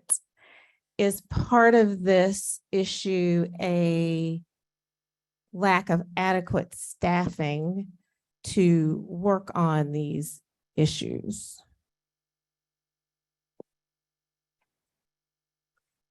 Mr. Chair, Commissioner Burke, that's certainly one of, I think, the competing factors. And it is an adequate lack of staffing. We've actually started conversations around that. And frankly, we've had some slight shift in focus and attention as to how we move forward. Good, better, and different. We've waited until we had our new assistant director on to help inform what a future staffing plan would look like. But we are behind in that, and we are continuing to push that forward and need to continue to push that forward and provide adequate staffing for that. In addition, I would say we've set pretty lofty targets, and lofty is probably not the right word, more aggressive than we've historically set. And so we're doing our best to try and keep up with them, but it's not lost on me. I drew the same conclusion. I had a quick follow-up to that, and just to be clear for the record, because I would assume if someone doesn't know the intricacies of all this, they wouldn't know whether or not if you're talking about hiring retention of the staff internally at the agency or as it relates to the workforce. So can you please clarify that just for the record? Sure. So primarily the hiring and retention is internal to ODOT. And so there's a number of things that we have implemented, and I'm sure that Assistant Director McAlpin can speak to that. I certainly don't want to speak for Erica. We can also bring back a more detailed, summary of some of those pieces, but we have included, yeah, please join us. One of the things that we've done along these lines that's not reflected in this slide, let me step back for a second. I would say we want to be really intentional about how we're putting forward, how we're doing on these measures. And so if we're not fully there on all the components, then it needs to be recognized that we're not fully on target. And so that was really the spirit of this, but we've made significant strides, whether it be the development of a recruitment toolkit that we just rolled out recently, and Assistant Director McAlpin can speak to that helps us ensure that the way that we conduct our interviews is equitable.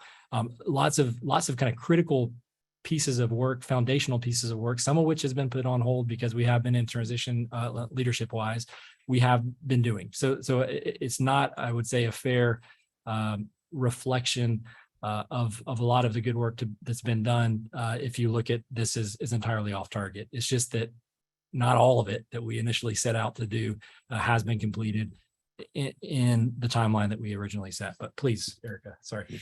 I want to be clear that things are complete. The problem is, like, the engagement toolkit is complete. The EECP, the equitable compensation program is complete. It's just scaling those things up to where they are used agency-wide takes time. Everybody in the agency needs to know that these tools are available and use them for us to be able to make the statement that it is fully rolled out and that statement be true. So that's why we extended the date, not because the work hasn't been done. One last thing, and thanks for that, Erica, would be, as my wife works heavily in HR and deals with this in larger institutions, privately owned specifically, but there's been a lot of things that have been unraveled as it relates to that space too, just the HR space in itself as it pertains to retention.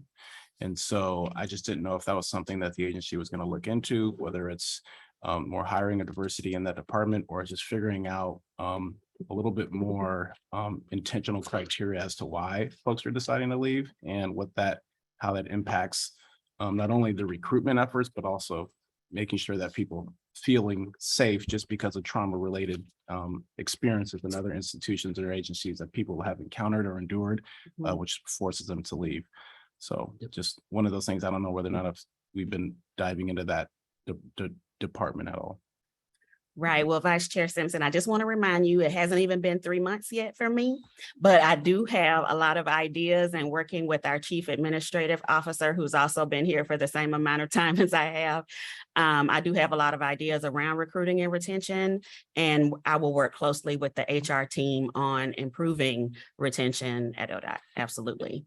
And if I may just add, one of the pieces that I think we have put in place since the founding of the strategic action plan along these lines, we've done a survey of belonging within the agency, and that really sets a little bit of a baseline to what you're speaking to, Vice Chair Simpson, of how do folks actually feel, and how do different groups feel within our agency in terms of belonging, which I think is a really significant indicator of whether folks want to move on or whether they want to stick with the agency long term. So that's one piece of that puzzle that we have done since starting this work, but there's obviously more to do. Commissioner Smith. Yeah, thank you. I'm very interested in the hiring toolkit. Could you give just a couple of examples of what's included in that is changing how the agency is hiring people? Sure.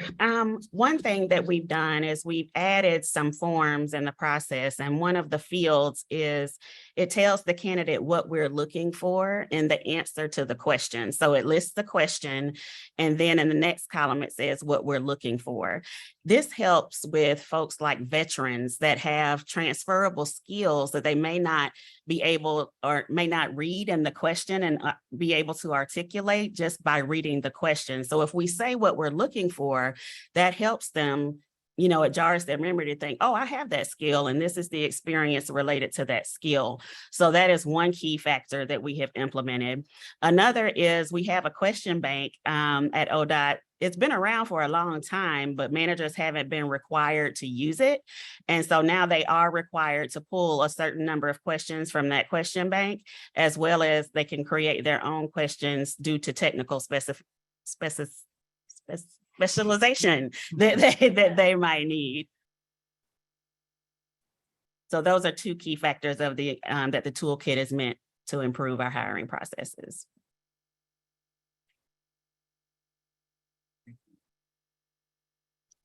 Sure, of course. Yeah, thanks. Before you leave, just one more thing off Commissioner Burke's question, which is, I understand your response in terms of completed but not yet fully rolled out. Yes. So what do we need to be doing in terms of resources? Not in terms of effort of existing, but in terms of additional resources in a large agency going through a lot of change. How do we effectively, I'll use your word, roll it out Right. as quickly as possible? There are a number of different factors. Of course, it's easy to look at Director Strickler and say, I need more people, because I do. That's true. However, we need to communicate better at ODOT. It is a large agency, but when we roll things out, we don't do a good job right now. And we rely on tools like Inside ODOT or, small training sessions to let people know that things are happening.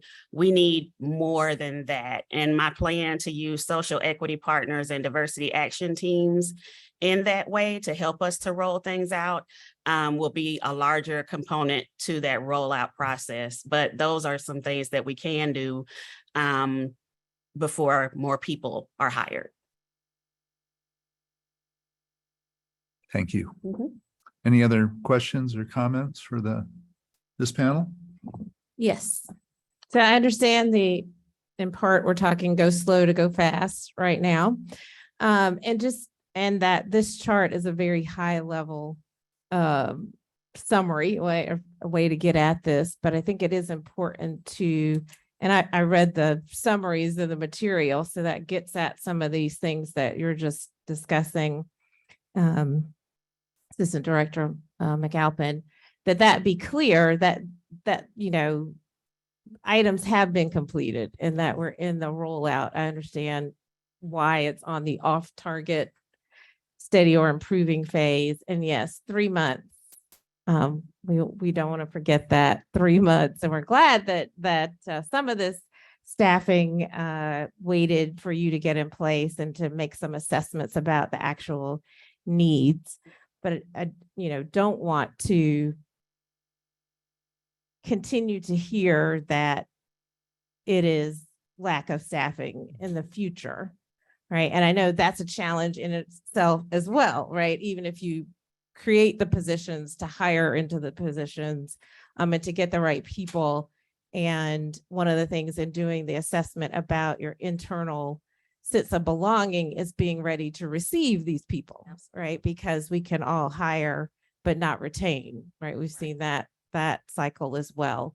So I just wanted to highlight those 3 items in this discussion, and recognize that, yes, I know that things have actually happened. Very important foundational pieces of the puzzle have occurred, and just thank you for that, and encourage us to keep our eye on those 3 balls. I think it's important for me to acknowledge that my team has been here in the interim of assistant director shifts, and they have been doing this hard work themselves. So I really want to acknowledge that and give them kudos for their hard work and effort. Thank you. Okay, I think we'll move forward to our last pre-lunch item. And I've got to step away for a minute, so I'm going to ask the vice chair to chair this segment, since his fingerprints are largely on this. I'll be back in a minute.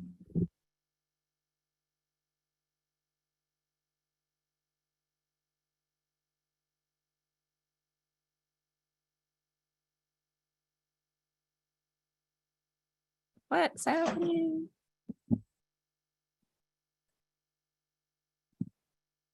Am I ready now? Okay. Vice Chair, Commissioners, I know I'm standing between you and lunch, and it's been a long morning, so I will do my best to move along in a reasonable clip. I'm Karen Criswell, Public Transportation Division Administrator, and I'm here to give you a brief update on the progress we've made on the Innovative Mobility Program, which you, especially Vice Chair, directed us to get stood up. So next, please.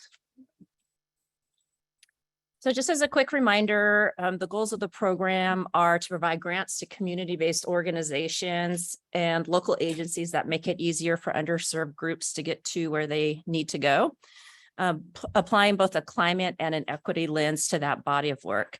We also have additional goals around building capacities of community-based organizations to deliver projects and administer state and federally funded grants, as well as building our own capacity to be an equitable partner by identifying and reducing our own barriers to access. Next, please.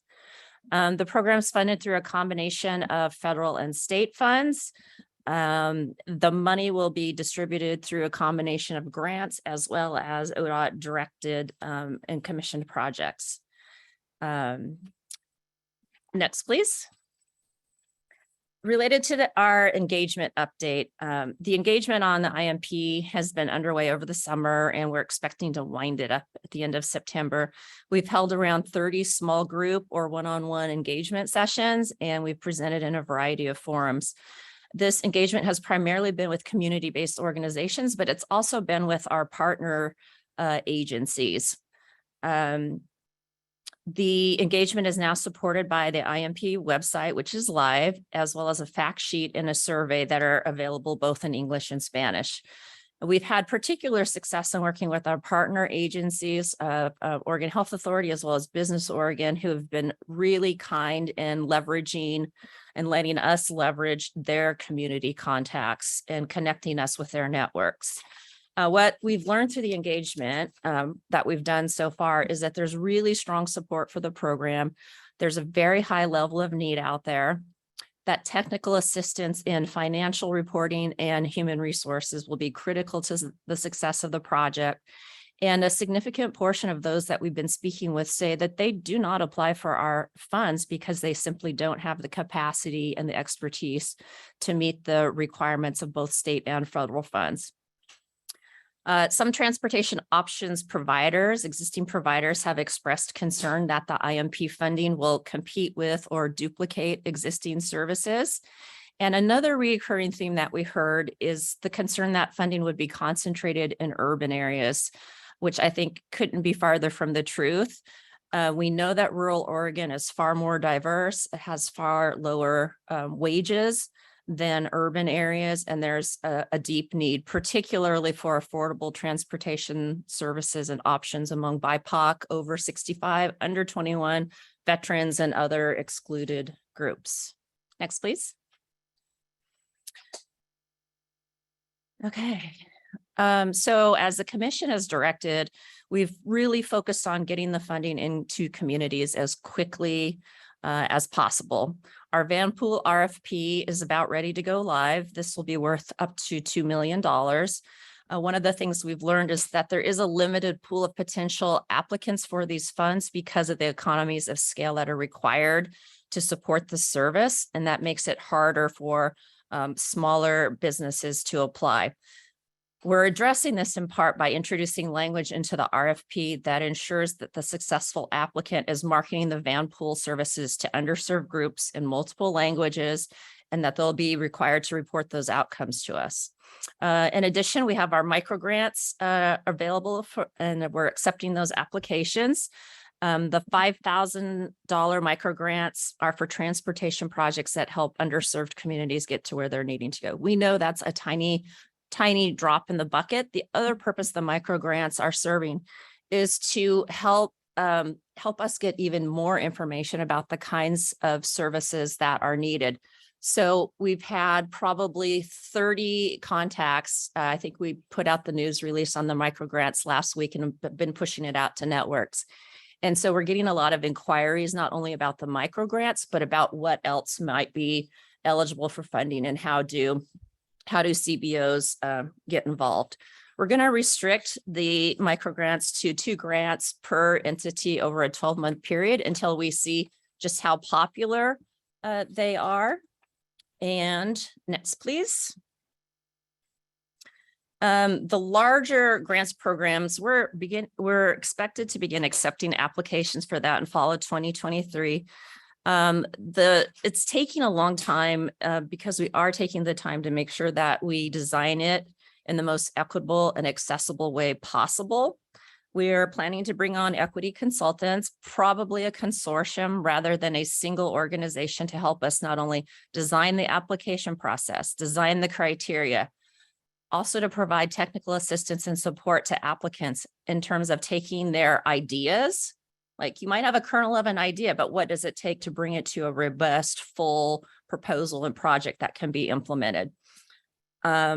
We've also just put out, I think a couple of days ago, a request for information from equity consultants and other potential consultants for things that we know that we need for the IMP program. So what is your expertise? What is your experience? What is your interest in availability to help support us in some of this work? And that's focused on program design, our solicitations, again, making the applications and that process as easy as possible, evaluating those applications and actual service delivery and outcome evaluation. So the RFI will be out for 6 weeks, and about halfway through we'll have a stakeholder interview. And I know that a couple of you have requested to see the RFI when it's coming out, so I should be sending that to you later today. We're also continuing to pursue opportunities for partnerships with other state agencies. Our procurement staff are working with their counterparts at OHA, because OHA already has great success in the contracts that they have with CBOs. So we're looking to see if we can get an interagency agreement in place that gives us access and gives them, more importantly, access to us in a shorter period of time. That could reduce our procurement timeline by about a year. So that's pretty exciting. And then we're also looking at working with Business Oregon to see if their existing technical assistance program can be expanded to provide the kind of peer-to-peer financial and HR assistance that we know we're going to need for the CBOs that we would like to participate in the program. We're also going to be meeting with our colleagues at DLCD to see if there's opportunities for partnership related to the Rural Transportation Equity Program that they're standing up, and that's a new program for them. And then we're also working with the Nonprofit Association of Oregon to again see about whether there's opportunities to leverage their technical support services and training to community-based organizations. Next, please. So I wanted to close by sharing the resources with the commission and anyone who might be taking this in at home. I think the three most important things that we've heard through this process so far is there's a deep need for this type of work across Oregon. People are very excited about this program. Capacity is a major issue. Administering state and federal funds is a significant burden. And if we're going to succeed, we have to invest heavily in the capacity building. And we also have found that there's very little crossover in expertise between the organizations that deliver transportation services and the organizations that have knowledge of historically excluded groups. We will have an important role, I think, to play in terms of the kinds of partnerships that are facilitated through this process, the connections that are made, and trying to make sure that they are sustainable now and beyond the term of this work. And with that, that is my update. Like, Thanks. sorry, I don't have your box lunches yet. Yeah. So. That was the first question I was going to ask. Where's the food? But not food. Well, the one quick question, of course, good stuff, good updates. Glad to hear that there's support across the state for this, because obviously there's a lot of significant transit needs in the rural communities, just people getting from point A to point B because things are so spread out. So excited to hear that. But you had mentioned something in one of the slides about competing with other services. Are those services that are provided by other public agencies, and what are those? So that's going to some of the existing transportation options programs that we fund, but also other agencies have their own transportation options programs. So in some areas, it's things like promoting transit, distributing free passes. There's just a wide range of things that those programs are currently doing. I don't see this as a duplication of effort. Part of the engagement that we're doing is digging into and learning more about what the existing transportation options providers are doing, and then seeing what they are seeing as needs and how can these services and these programs complement and frankly deepen some of the work that they're doing, particularly with underserved communities. So I'm glad you touched on that, because I think for transit agencies in general, we've been asked to pick up the slack for years, and we've been trying to fill those gaps of transportation need within the communities. And I think this is a great partnership. And I think that the buzz throughout the transit agencies is they're excited. They're excited that we're able to expand what we're doing. And I think that if we can keep it in with the lens that we're not competing against each other, but actually building on what we've already done, it will go a lot further in being able to hit those communities. I think veterans, for us, we've ran our veterans program at RVTD for years, and we felt like we're all alone. And now the partnership we're building with the veterans through the federal government is even stronger now. So I think that this is really an opportunity. It's something that you saw when you were like proposing this, that there was this huge need. And I think as long as everyone can keep those barriers down of we're not competing against each other, but actually expanding this, it will be very, very successful. But I can tell you the buzz around the transportation options group is they're pretty excited.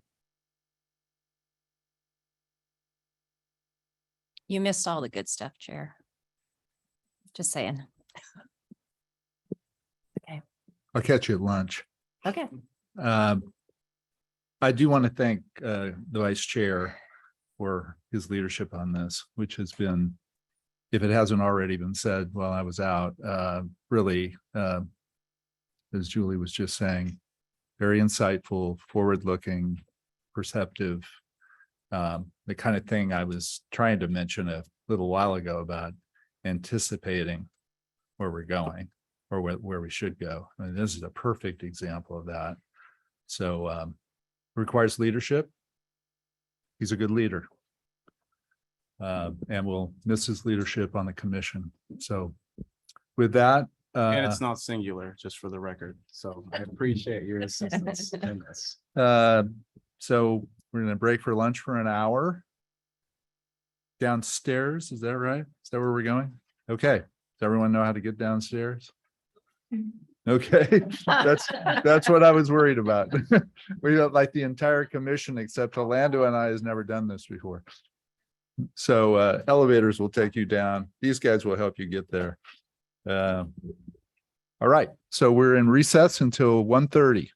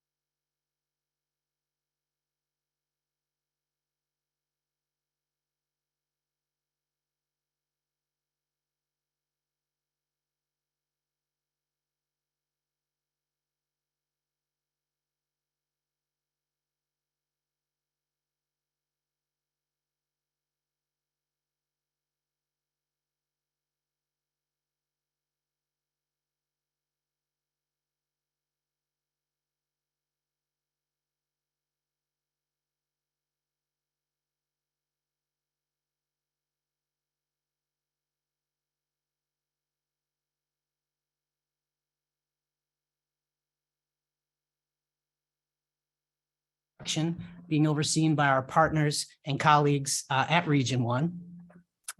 So pardon our dust. We know that construction has impacts on everybody in the region. We appreciate the public's indulgence in dealing with some of those issues right now while we make those operational improvements, which should be very impactful. Just in the last legislative session, long session, we had a kind of another endorsement of the urban mobility strategy through the legislation, House Bill 3055. Now, what this did is it really let us get started on the I-205 improvements project, gave us some financial flexibility. Della's going to be getting into more about that and how it relates into the timing of the two toll programs. But what HB 3055 also did is gave us the regional mobility pricing project.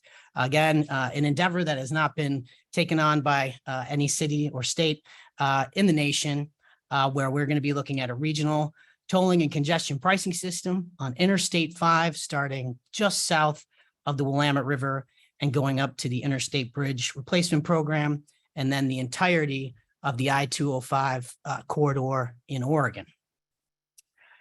Also, we have on this map, as you've seen, different iterations over the last couple of years. We like to have our projects that we are supporting and partnering in. By no means is this exhaustive. There's lots of other pieces to the puzzle that are happening here around the region. But just to name a few that are here, obviously, we're very supportive of what's happening on 82nd Avenue and the jurisdictional transfer that recently happened.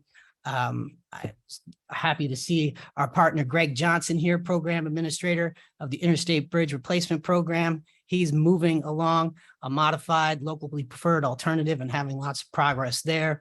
We're here obviously to support his efforts. Our two bus on shoulder pilots that we like to highlight. One of them just south of the I-205 there on I-5 that's being implemented by Smart Transit. And then also heading up north on I-205 on the Glenn Jackson Bridge, that bus on shoulder pilots being overseen by C-Tran. A good use of our infrastructure to support transit. And then, as I mentioned at your last meeting, commissioners, the West Side Multimodal Study. One big piece to our puzzle too is what we're going to do on the West Side, addressing those congestion and mobility issues in the Sunset Corridor. Now, I know I've showed this to you before. Thank you for going back in time a little bit and doing a little bit of a refresher. Thought it would be good to set the context and the stage for how we're dealing with these issues on the urban mobility strategy in the Portland metropolitan region. With that, I want to turn it over to Deputy Director Della Mosher to talk a little bit more about projects and the timing of some of our endeavors here. So, Della. All right, thanks, Brendan. Mr. Chair, Vice Chair, and Commissioners, great to be with you this afternoon to talk more about the progress on the urban mobility strategy. So if we could go to the next slide, please. So we'll kick this off with the largest project in the urban mobility strategy that's under construction out of our multimodal suite of improvements that Brendan's just described. And that's the construction of the I-205 Phase 1A project. And you can see from the picture here in the top center, we recently had a well-attended groundbreaking. If you look closely, and there's a tall guy there in the back that resembles our chair, as well as many local elected officials and industry leaders that were able to attend, including our statewide legislative leadership. Senator Byron and Representative McLean were able to join us for this event on this day that was in late July. You also see there some pictures that are near and dear to my heart, which are pictures of construction. So the team began in earnest in July and working towards constructing some temporary bridge structures, driving pile as promised in the in-water work window, as well as completing construction of our first drilled shaft foundation that will support the seismically resilient Abernathy Bridge. A lot of these pictures are really just the appetizer of an anticipation of the star of the show that we are looking forward to arriving, which is Oscar the Oscillator. Oscar made landfall on the West Coast just last week and is being shipped out to the project site where we will begin the very sophisticated, if not IKEA-like process of assembling that piece of equipment. Once that piece of equipment is assembled, it will help us to install the 12-foot wide circular concrete shaft foundations that will extend more than 200 feet below the existing surface and will be the most powerful oscillator in use in the United States. Also note that as the project continues to deliver on this commission's urban mobility strategy, the team really has been making good on the promise to do business differently. A couple programs that have been implemented on this project include the federal pilot project for priority zip code hiring, which is in place and allows us to select unemployed or underemployed folks from economically distressed neighborhoods that are near the project area. We also have more than $60 million on this project going to BIPOC-owned or women-owned businesses. And in the top left, you can see the gentleman there, Maurice Raming, who is president and owner of O'Neill Electric. And he was able to join us on our groundbreaking event and share his experience. And if you haven't had a chance to hear Mr. Raming's remarks, I encourage you to do so. They are posted online. So next slide, please. So Chair and Commissioners, you all know the Phase 1A portion of the project, which is currently under construction, is just one portion of a 7-mile suite of improvements for the I-205 corridor. That includes 9 bridges that will be replaced or upgraded in order to create a seismically resilient interstate corridor along this section. The project will also include a 3rd lane that will add to the rest of I-205 that is already 3 lanes, upgrading and updating this section of I-205 that has 2 lanes in each direction. The remaining improvements on the I-205 corridor will be able to be constructed as we are able to bring tolling on I-205 online. We are looking to use congestion pricing to both raise revenue and manage congestion in this section of the corridor to be able to construct the improvements. Next slide, please. So speaking of tolling, we have a lot of milestones going forward at this point in our toll program. The first one at the top here, you can see on the right, there's a triangle for the I-205 toll project, which aims to be able to collect tolls on the I-205 corridor at the end of 2024, as well as the regional mobility pricing project or regional tolling program along the I-5 and 205 corridors, looking to be able to collect tolls towards the end of 2025. These 2 programs are in different phases. As you can see, I-205 currently in the environmental review phase and the regional mobility pricing project on the precipice of the environmental review process. So we will see the I-205 toll project able to deliver a draft environmental assessment document or EA and looking to produce that document pending approval by our federal partners in November. And for the regional mobility pricing project, we're taking the year plus of planning work to begin the formal NEPA process and using a transition step called a scoping phase that we intend to start later this month, which will provide 30 days for the public to be able to comment on what we've heard over more than the past year through the planning process as we begin the formal NEPA phase and work to develop a draft environmental document as closely as we can to when we're delivering the draft environmental document for Interstate 205. Also, bring your attention to the section of this chart that shares the equity and mobility strategies. So the Oregon Toll Program, the Urban Mobility Strategy, and certainly the Urban Mobility Office have worked to follow the direction of this commission's guidance in our strategic action plan by incorporating equity in all that we do. And we have had the opportunity to work with our Equity and Mobility Advisory Committee for the last couple of years, and we'll have the opportunity to continue to work with them as we stand up these toll programs. One of the concrete outcomes you'll hear about later today is the low income toll report, which was the work was guided heavily by our Equity and Mobility Advisory Committee. And Mr. Pryor will be talking about later in our agenda today. So I don't want to steal his thunder, but did want to make that direct connection between the outcome of that report and how we are approaching our toll program. Also share that public input and engagement has been occurring over the last few years and will also continue over the next few years as we look to set up a toll program that works for Oregonians.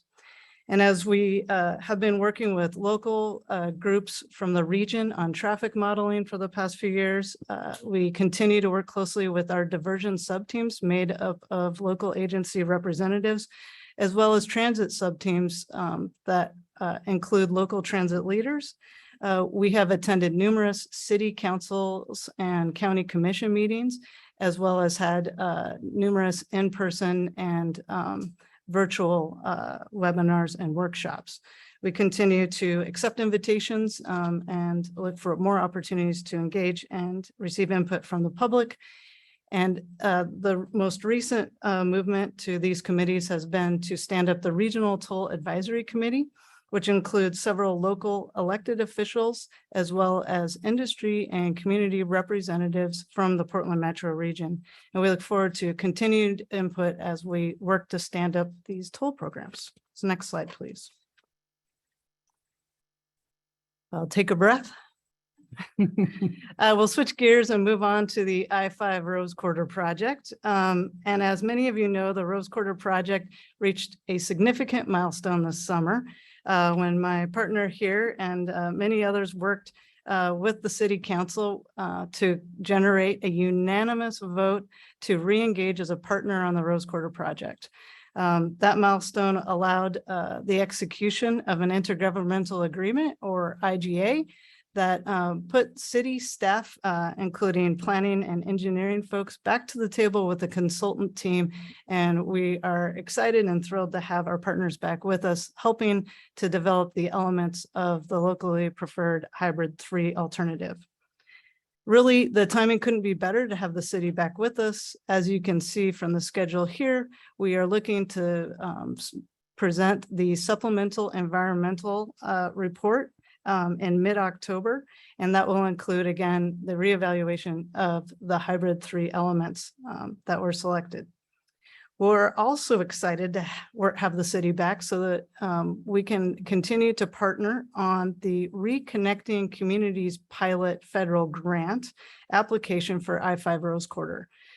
This application will help us to advance the construction of the highway covers. And I think it's worth reading one of the statements about what this grant is for, which is really to provide funds dedicated to reconnecting communities that were previously cut off from economic opportunities by transportation infrastructure.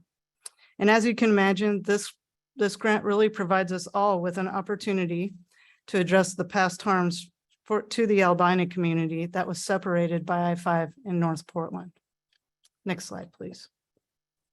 So in summary, here you can see 3 different documents that we will be publishing. These documents are related to required federal processes and are just one example of the ways that we are engaging with the public and receiving input on our programs as we deliver them. And encourage folks to not only comment on these documents, but also look for some of the other ways and many of the other ways that we are working with the community to stand up these programs in a way that works for Oregonians. The first one in chronological order will be the scoping phase that will bridge the planning work for the Regional Mobility Pricing Project into beginning the formal NEPA, or National Environmental Policy Act, stage of the process. And that will come out here in late September and will be extended for 30 days. And again, will just be the beginning of one such opportunity to provide engagement as we move into the NEPA phase. That is a continuous process of opportunity for public engagement and feedback. The I-5 Rose Quarter project will be providing the supplemental environmental assessment related to hybrid 3 in mid-October with a 30-day formal public comment period. And then the I-205 toll project will be providing the draft environmental assessment in November with a 45-day period of public comment. And so with that, I'll turn it to Brendan to close us out. Thanks, Stella. Mr. Chair, obviously open to questions. We can go to the last slide here, but before we do, I want to recognize Mr. Vice Chair. and all that he has done for the Urban Mobility Office. And I could list off a lot of things.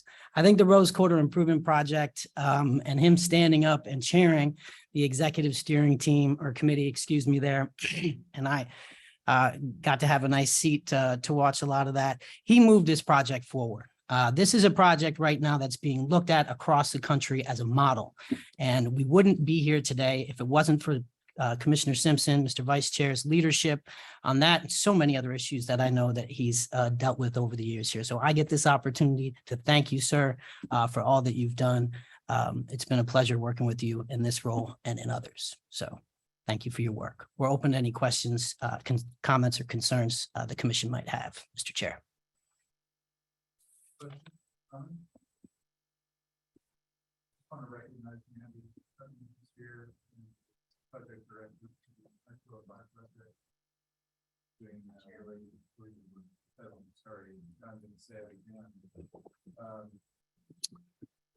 As I was saying, I want to recognize Mandy Putney, who is project manager for the I-205 project and has been doing continuous great work on this project and helping to lead it. And so congratulations. Anything else? And I agree with your comment, Brendan. Orlando took the hardest assignment I think I've asked anyone on the commission to take and handle it beautifully. I do have one question. Yeah, question. Are you guys getting any sleep? Trying. Okay. On occasion. Great. Thank you. Thank you very much. So we'll move to item J. Travis Brower.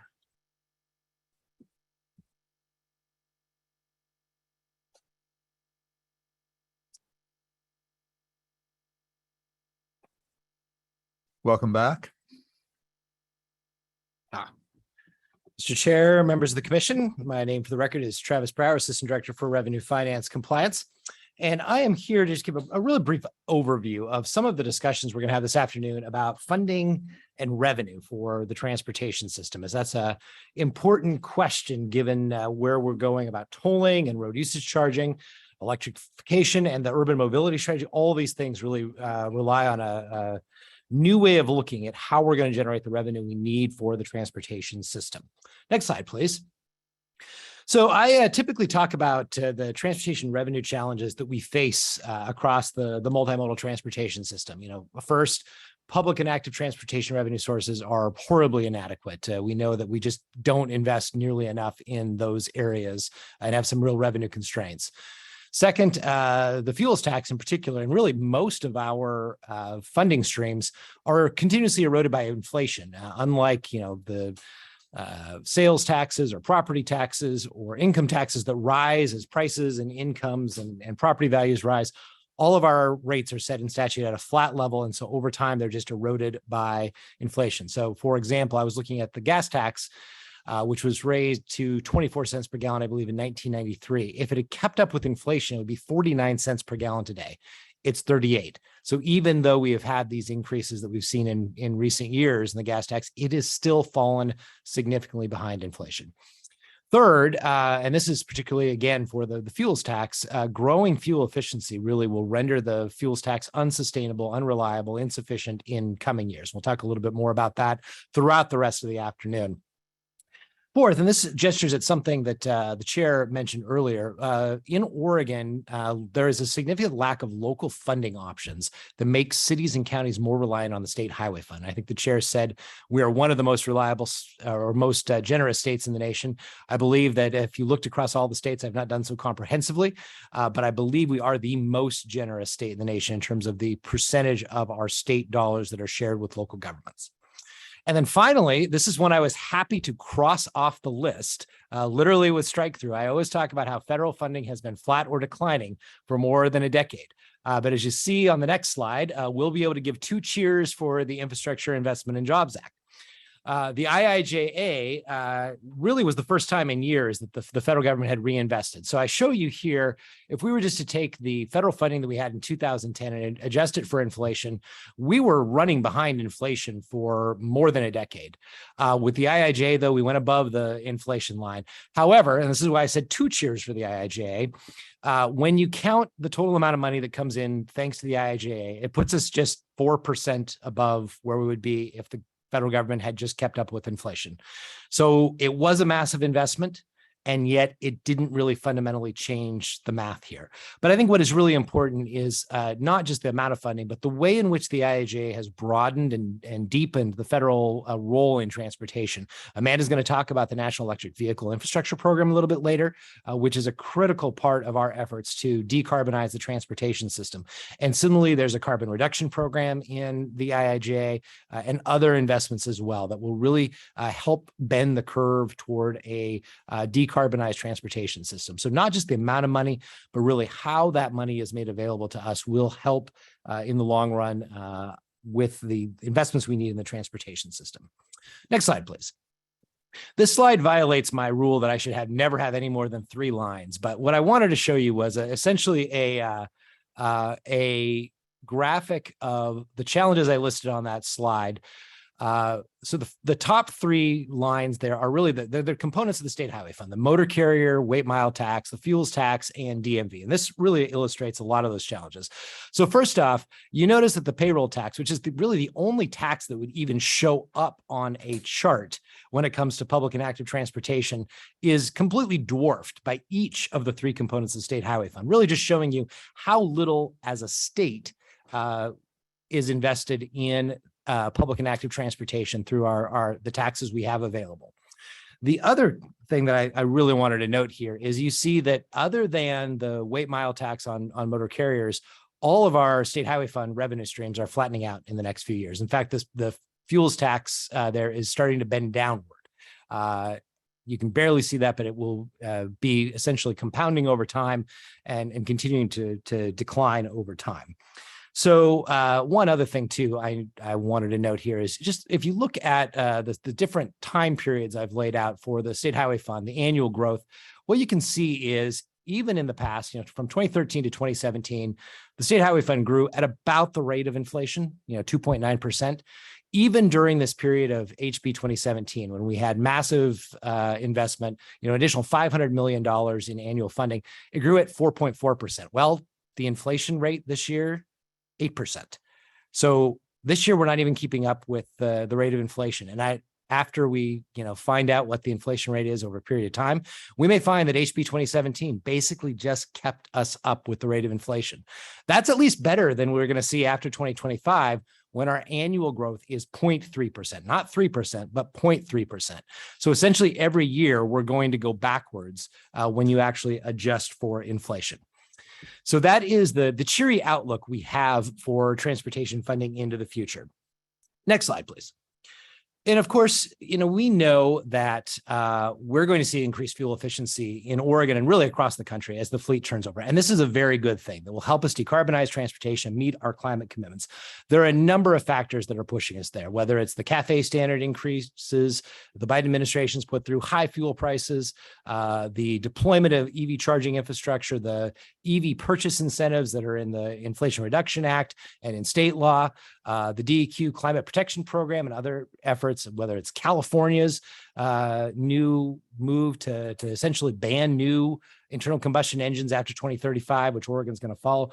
Everything is pushing us toward moving away from fossil fuel as the motive power source for the transportation system. In fact, when I looked at the registration numbers recently, about 10% of new vehicles coming onto the road are electric. So we are really starting to see market share pick up. But what that means is we're going to be essentially eviscerating our largest source of funding, the fuels tax, in coming years. So we need to look for additional or new revenue sources. So next slide, please. As we start thinking about this, we are going through the policy development process for the Oregon Transportation Plan. Can you go to the next slide, please? Thank you. And starting to think about what policies and discussion should we have about revenue? So we are really looking at, a wide variety of efforts as we talk about the OTP, as we look at what revenue sources we're going to need in the future. We know we're going to need revenue sources like tolling and congestion pricing to pay for major projects across the system, and maybe to help even pay for more of the preservation and maintenance of the system as well. We're going to need to look at road usage charging as a replacement for the gas tax, essentially, as fuel efficient vehicles come on the road. It's important to note that, a RUC, while it's going to be really important, it will help provide reliable funding, but in and of itself will not provide sufficient funding because it will basically cap funding levels from the fuels tax where they're at today. We also need to be looking, if we're going to shift passenger vehicles to a per mile fee, we already have heavy trucks on a per mile fee. Perhaps we should look at putting medium duty vehicles on a mileage tax. And that's something that the Road User Fee Task Force has been talking about as well. We know that we should also continue to look for at things like carbon taxes or pollution-based taxes that provide incentive for fuel-efficient vehicles. And we need to provide local and regional options as well to ensure that local governments are able to raise what they need for the transportation system. We also know that beyond those road taxes, there are a whole constellation of multimodal funding sources that are relatively small today, and that we need to either look at increasing or providing new revenue sources in order to make sure that we can make those investments in the system. So that is just a sample of some of the sources that are under discussion that we should be thinking about as we move forward. Next slide, please. The point really is that right now for the road funding, we have a three-legged stool of funding, and we need to broaden and diversify that portfolio so that we're not relying on just three sources, but really looking at a broader portfolio, particularly as that fuels tax becomes weaker and weaker. A three-legged stool where one of the legs falls out from under you is going to land you flat on your back. Whereas a broader and more diverse fuel portfolio of revenue sources is going to provide better opportunities for sufficient, reliable funding into the future. Next slide, please. So one thing I want to leave you with as something we've been talking about for years within ODOT, this is actually essentially the policy that the commission has set in the statewide transportation strategy, something we call true cost pricing. That may not be the best name for it, but that's what we call it, at least for now. I say this is in many ways could be the sort of the holy grail of road user fees. What we're looking at here is a comprehensive set of charges to those using the transportation system that make sure that people pay for their use and impact on the system and on society. So things like just the basic wear and tear on the system, things like the carbon that is spewed into the atmosphere and other forms of pollution, and charges for use of the system, congested parts of the system at highly congested parts of the day. So there are opportunities to build a system of user fees that both provide sufficient and reliable funding and also encourage efficient use of the system in a way that makes sure that we're, as economists would say, internalizing the externalities and encouraging people or making them essentially pay their fair share for use of the roads in a way that incentivizes efficient use. So this is something that we are looking at as potential language for inclusion in the Oregon Transportation Plan as a way to look at the system into the future. So with that, I will stop. Happy to answer any questions or simply allow the conversation to continue as we move forward into the larger discussion. Questions? Vice Chair? I just thought I would just ask this question to Travis, $1 Million Man, Travis Brower.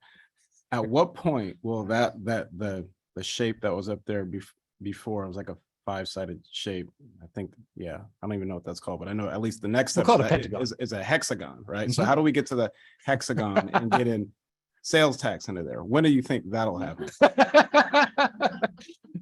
Vice Chair Simpson, you have asked me many difficult and excellent questions over the course of 8 years in which you have been on the commission. That is another one of those excellent and difficult questions, and I will punt because that is a decision that will be made by the good people of the state of Oregon and not by me.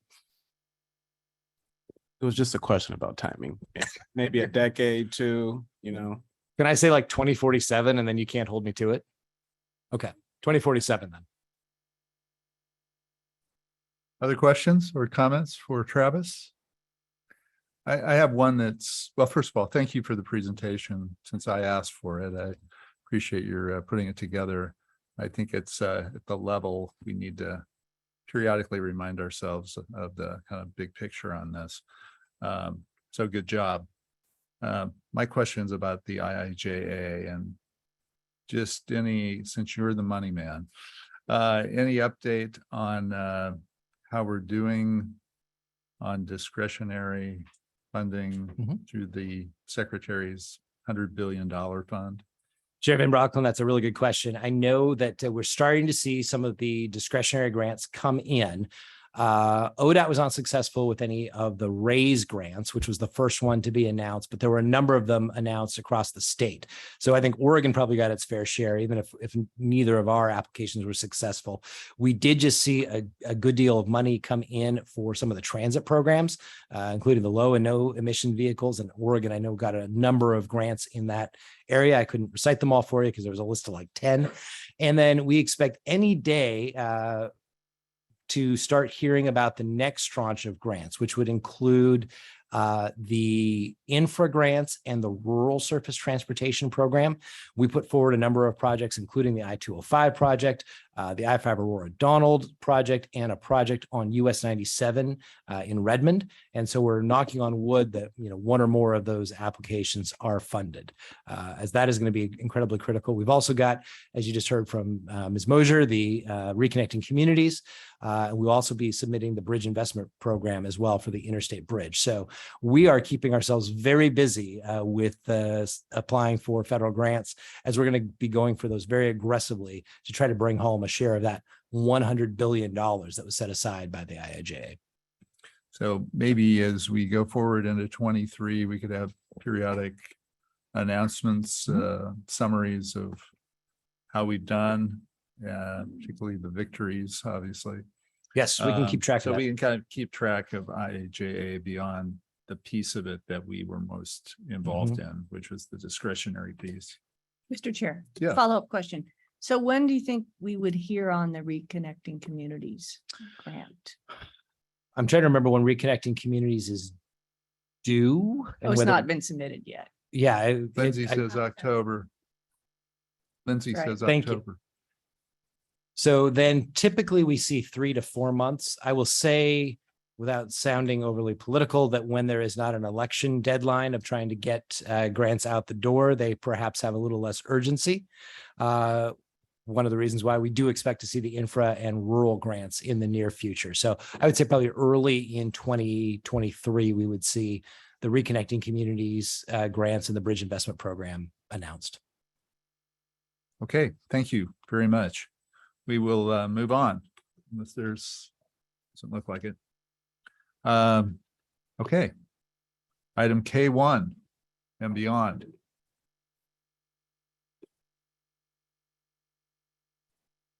Good afternoon, Chair, members of the Commission. My name is Amanda Peets. I'm the Administrator for the Policy Data and Analysis Division here with ODOT. And I'm going to be one of 3 people up here to talk about tolling today, and probably the more substantive of the topics that you'll hear today on tolling, which is around the Oregon Highway Plan tolling policy amendments. You heard a lot about these this morning through public comment periods, so I'll talk a little bit about that. So why am I here today? We'll be back in November asking for adoption of the draft policies.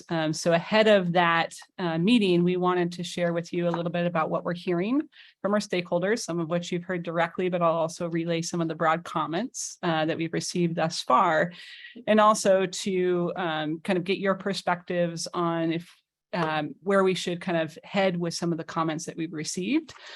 We have a proposed working draft of the policy document, which is pretty unusual to have in your packet, but it is a way we're trying to be very transparent on where we think we might head with some of the revisions, and to get some of your perspectives on if that's hitting the mark, if we need to be more restrictive, less restrictive, some of those kinds of comments. Next slide. So the Oregon Highway Plan, you're well familiar with. It's a document adopted by the Transportation Commission last in 1999. That seems like an eternity ago. We will be updating that soon.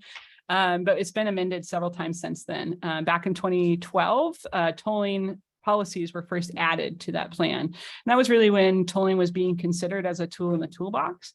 Now that we're about a decade later, the legislature has asked that tolling be implemented. And so now that we're in that space, we need some better structure for the policies that help to provide kind of the, why are we doing this? What does it look like? How do we implement it? And that's what these policies are really designed to do. They're also an important framework for what Travis will get up and talk about in terms of the rate setting rules advisory committee to provide that policy structure to help inform that group so they can focus on the work that they have in front of them. Next slide. Thanks. So the amendments themselves, we have everything couched under an umbrella of pricing, and that is very purposeful and probably goes really well with the presentation that Travis just gave, which is there are many things under the umbrella of pricing. Tolling and congestion pricing are just a couple of those tools within our toolbox. As we look at things like trying to address congestion, we might look at parking pricing, which would be in another portion of the plan. We might look at the OreGO program for addressing some of the revenue and other needs. So it really does need to tie to those things. So that's why it's under that umbrella.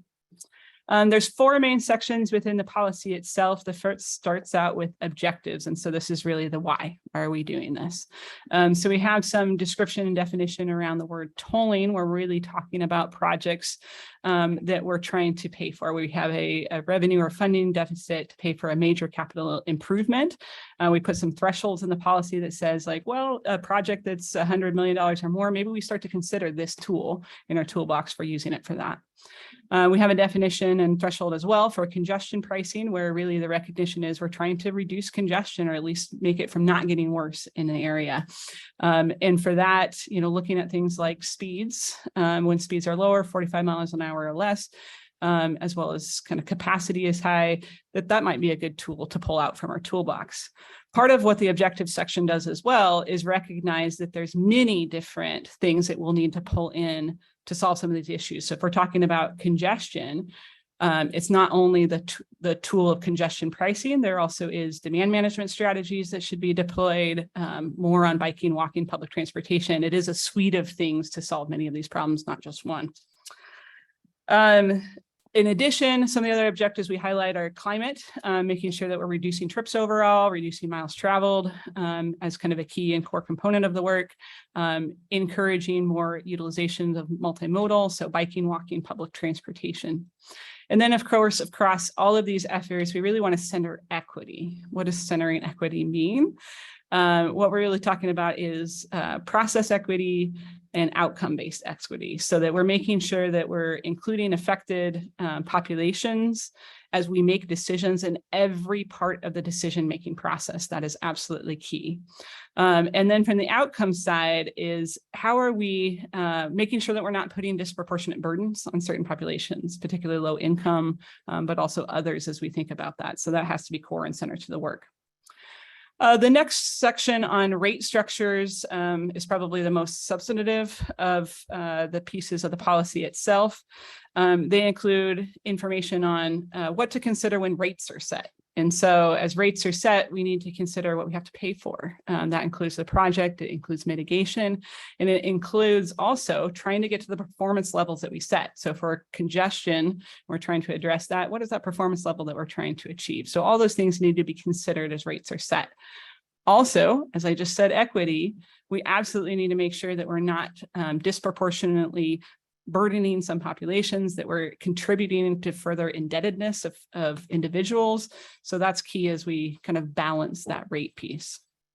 We also include a definition of a corridor. I'll speak to that a little bit later. You've heard a lot of comments on that particular piece. And then we have some information on discounts and exemptions, such as for low-income populations, and trying to incorporate some of what Garrett will talk about from the low-income toll report. The third section is then, okay, so now that we've collected revenue, what is that used on?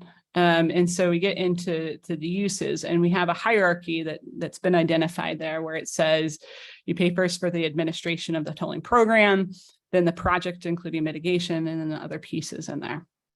And then also have some further discussion and definitions around mitigation, which you also heard a fair amount about this morning, and I'll speak to a little bit later.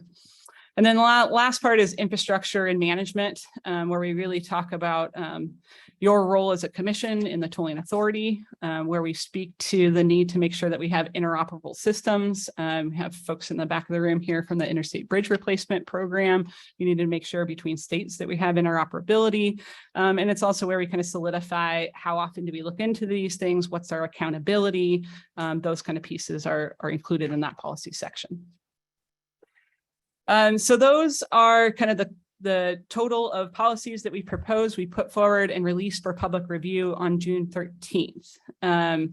We knew at the time that we released these that they weren't perfect. That's why we wanted to have a fairly extensive public review period. That was initially set to end in August, and we heard a number of comments asking for more time, which we gave. We gave an additional 45 days. So we already had a pretty long period. We gave an additional 45. So that is set to end a couple days from now on September 15th. So we're still collecting public comments. We're still going to take those into consideration as we do things. So today's discussion is going to focus on what we've heard so far, get your feedback, as I mentioned earlier. And then we have that working draft version that I'll go through with you as well to kind of talk about some of the things that we've tried to adjust based on what we heard, because we really are trying to listen. It's like extending that period. We are hearing what people are saying out there. Next slide. So during this fairly long period of public outreach, we held a webinar when the policy was first released. We also held a public hearing, which was prior to that August kind of original deadline of things. And we had plenty of public comments that were received there.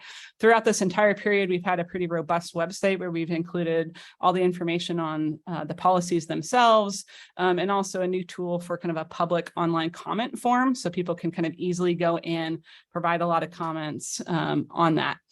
I did hear some public comment this morning around if we're meeting with partners and engaging in some of those discussions. I'll just say that actually since this slide, we've probably doubled the number of meetings. We're upwards of around 50 meetings that we've had with partners across the state, including some tribes, metropolitan areas.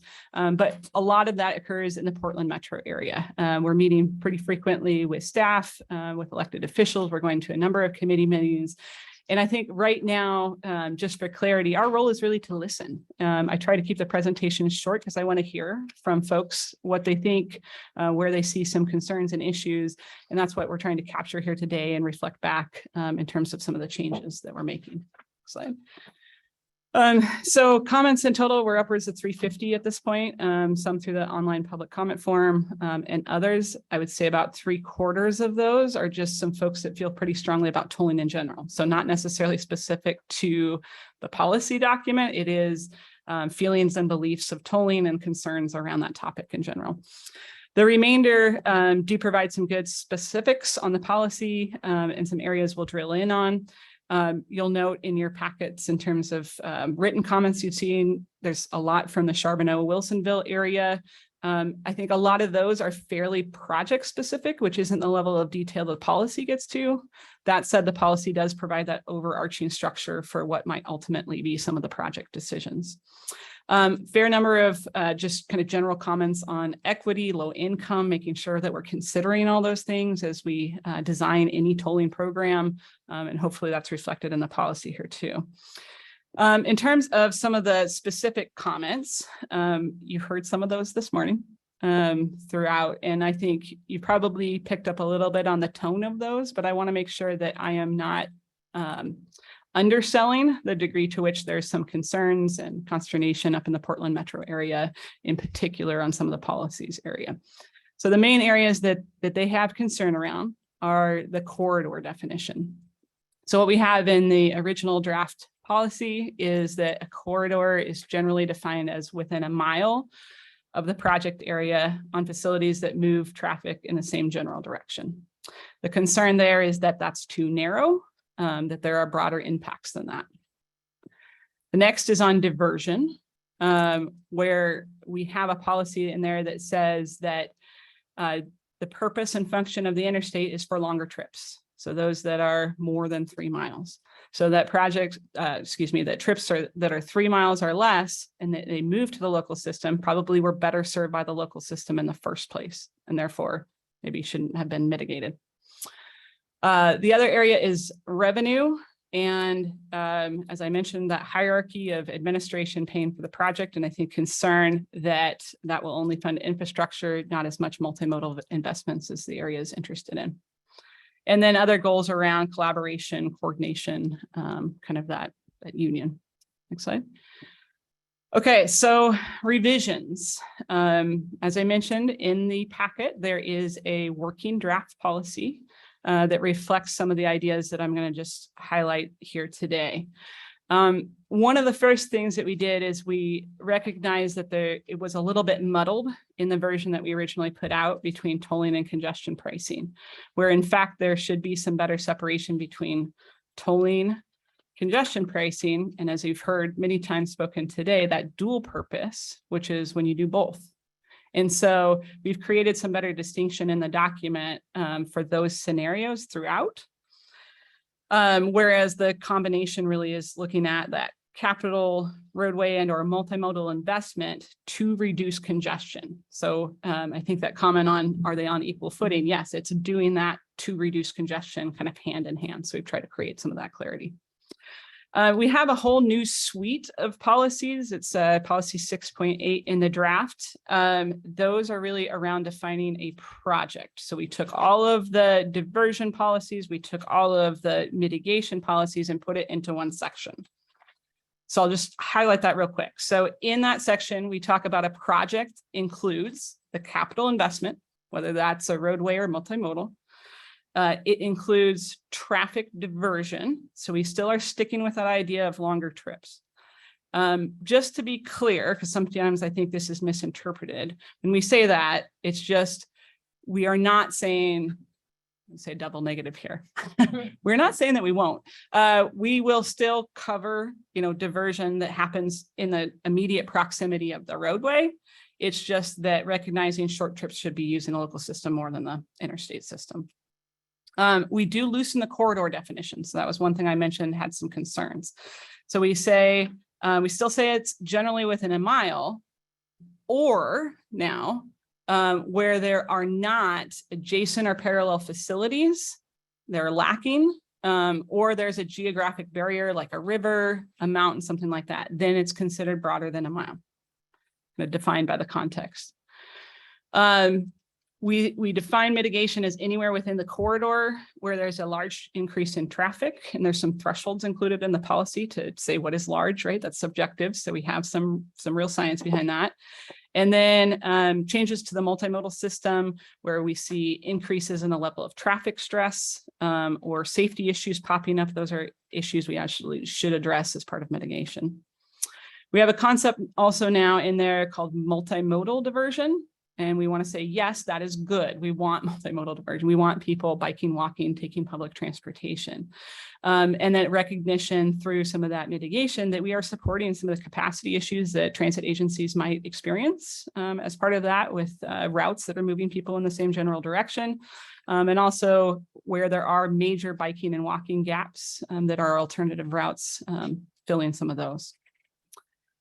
The other section we've made some edits to, as I mentioned, we better differentiated between tolling, congestion pricing, and the combination thereof is around the revenue allocation. So as I said before, it implied that there was administration followed by project and then other things.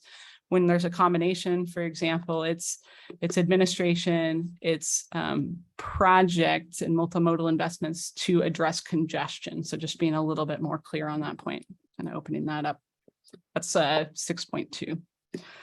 And then lastly, the big thing that we added was more around collaboration with the regions and locals. So this is something you heard this morning from our partners and stakeholders is interest in solidifying what does collaboration look like. So we added some more information on collaboration, coordination, and what portions of the decision-making process that occurs to, and basically everything, right? From the setting of the toll program all the way through management of that program.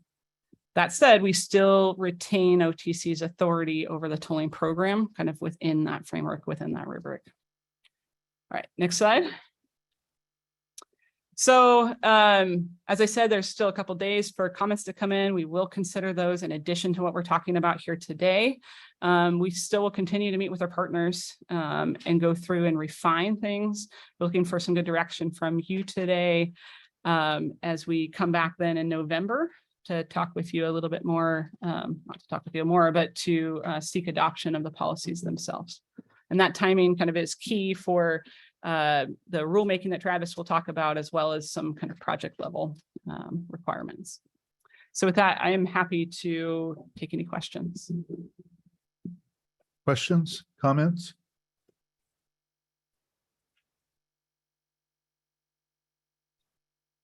Commissioner Burke. Thank you, Mr. Chairman. Amanda, thank you for clarifying on one point about the engagement with our partners, because I think I heard that in some of the comments this morning and in the written comments that there's been many meetings, but and even acknowledgement that these proposed revisions are better from some partners' perspectives, but just don't go as far as they would like them to go. Right, but that there's been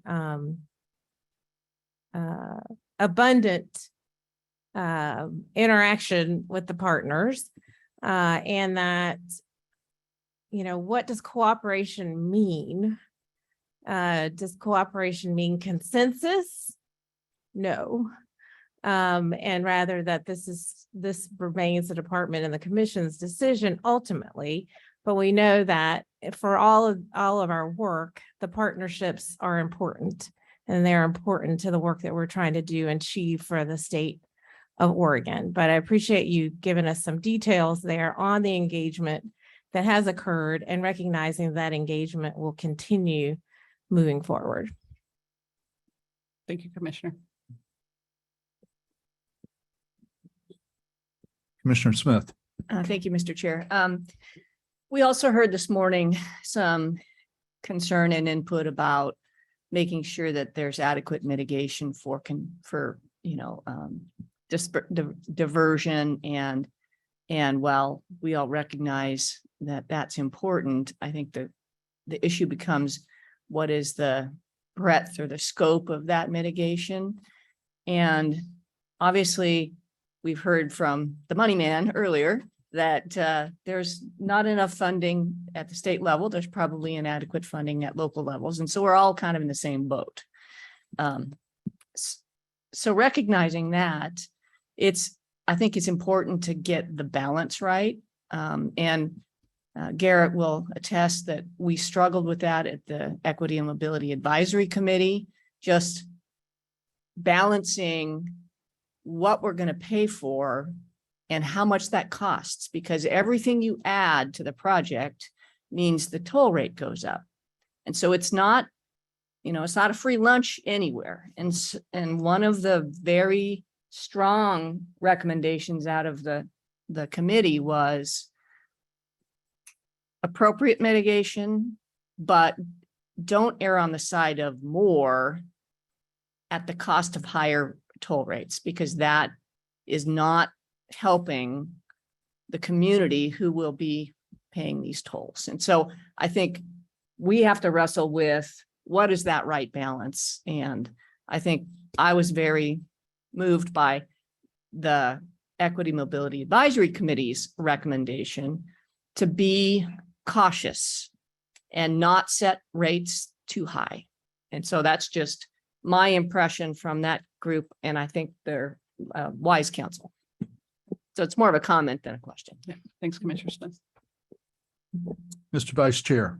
Thank you, Commissioner Smith and Commissioner Burke. Thank you, Chair. It brings up a really interesting point, and I'm curious whether or not, a little after me, whether or not if it makes sense to get some testimony or presentation from that EMAC body, just so the commission can interact and hear from them directly just about those specific topics. Because if they're not put in a public forum, they don't exist. And I think this is a perfect platform, especially given the transition of everything. I think Travis mentioned earlier, just the new legislation that was adopted in California, transitioning away from fossil fuel. I mean, these things are happening fast. Time is going faster. And I think before, when these conversations were had, I don't think people understood the rate of technology was going to advance as fast as it is with electric vehicles, and the infrastructure is going to be required to be able to sustain that growth. And so I think it's one of those moments where it definitely needs to be discussed broadly. I would highly recommend you guys have a good amount of time to have this dialogue with the group. You're welcome to come back. Noted. Well, Good idea. Yeah, we we EMAC, we'll have so to think about how we do that, but I agree with you. And we have to get some of this out in the public. And it may be, and I found this in the last couple of weeks because I was out participating in a meeting of the Clackamas County Coordinating Group, which is elected officials essentially from all of the cities and counties in Clackamas County, and me. And so there is this, you get into those kind of settings, which was, you know, the revolution will not be televised. You know, that was it kind of in that, we were not, it was not a public, it was a public meeting. It was not a public meeting that was covered by the media. We have to find some forums where we can get in and educate the public in the course of educating the elected officials. So we're doing multiple things. So we need to find some way to get public in a constructive way. That was my main point. I mean, a lot of the folks we heard from earlier were elected officials. And I think getting the voices of the community who understand, hey, do I want to pay more to add all these things, or do I want a blend of some of these things to make it more cost effective for the users? So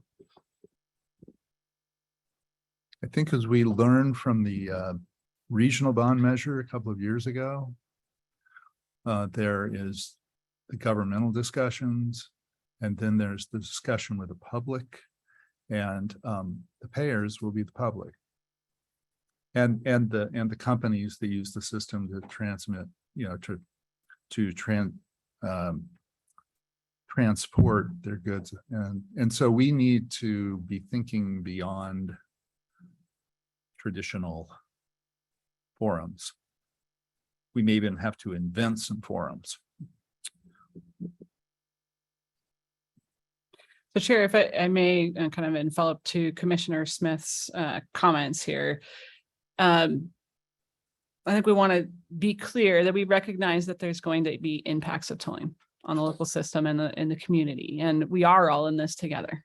And to Commissioner Smith's point is what we're trying to find in the policy, and again, trying to get a feel from you if we're hitting that right mix, is making it so we're trying to define in some ways the most direct impacts, and making sure that we are that committed to mitigating those, to addressing those, to supporting that multimodal system, so it's functional.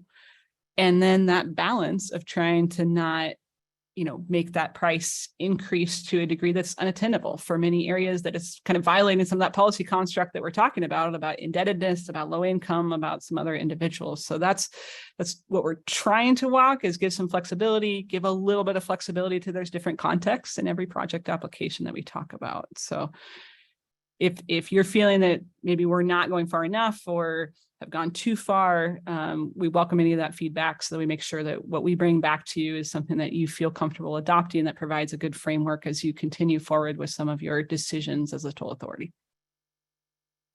Vice Chair. I think I had asked you this when we were on a call the other day, but I would be really interested in understanding personally what the current cost and environmental and safety impacts are right now as a result of congestion, as due to diversion.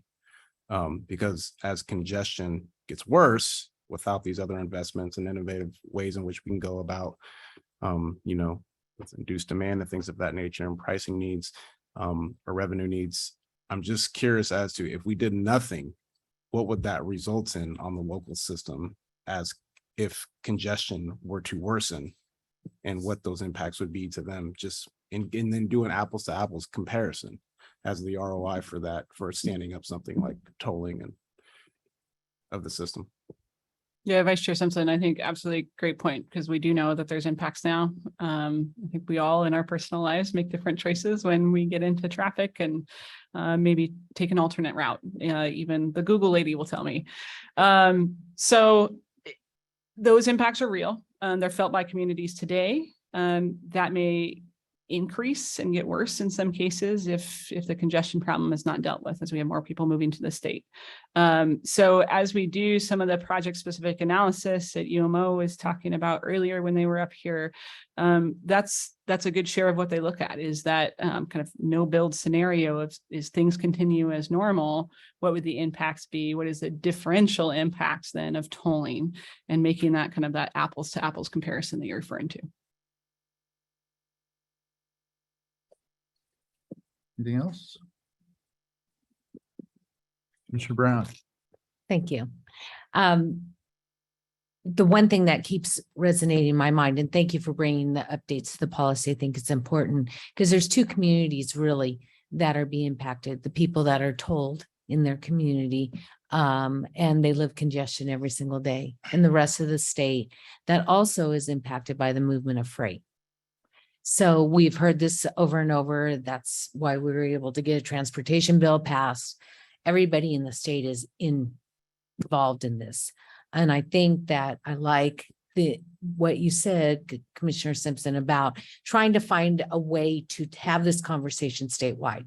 So it isn't just the advisory committees. It isn't just your local jurisdictions that are having the conversation about what they want to get out of the actual congested area, but it's for all of us understanding the impact of it. And I serve as the liaison on the ACTS across the state, the area commissions on transportation. And some of the conversation has been on tolling in areas in Region 3, Region 4, Region 2 that aren't necessarily impacted right there. And it was like, we don't want tolling. And the question that I had for them was, then what are you willing to give up so that we can fix the problem in Portland? Because we have to find the dollars to do this somewhere. So I think that having that conversation across the state, and I don't know how we get that information out, but at some point we need to do that because it's going to help with the conversation, I think. Thanks, Commissioner.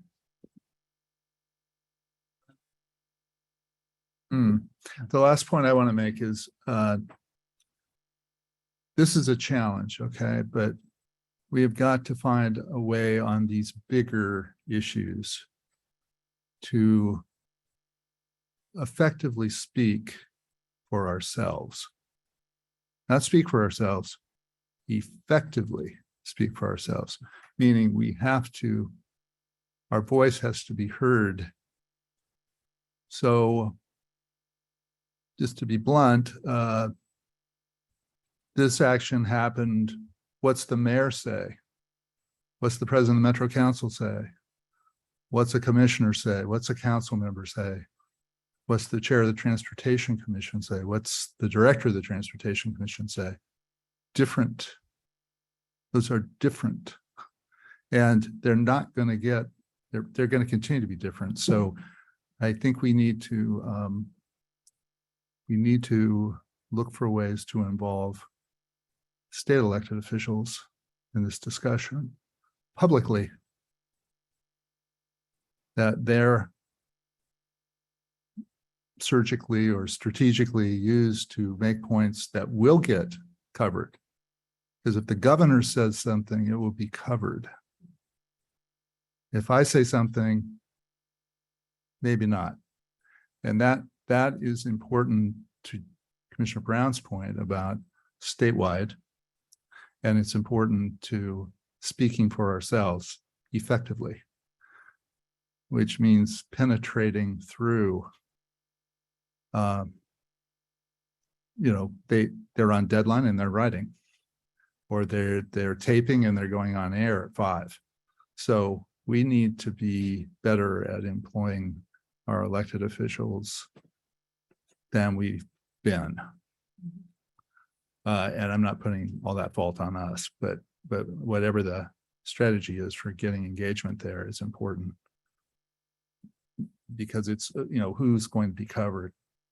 And I think that's a continuing issue for us. We have a lot of people that know a lot about this. I don't think we're second to anyone on expertise. I think we're sometimes second on coverability. And we have to figure out a way to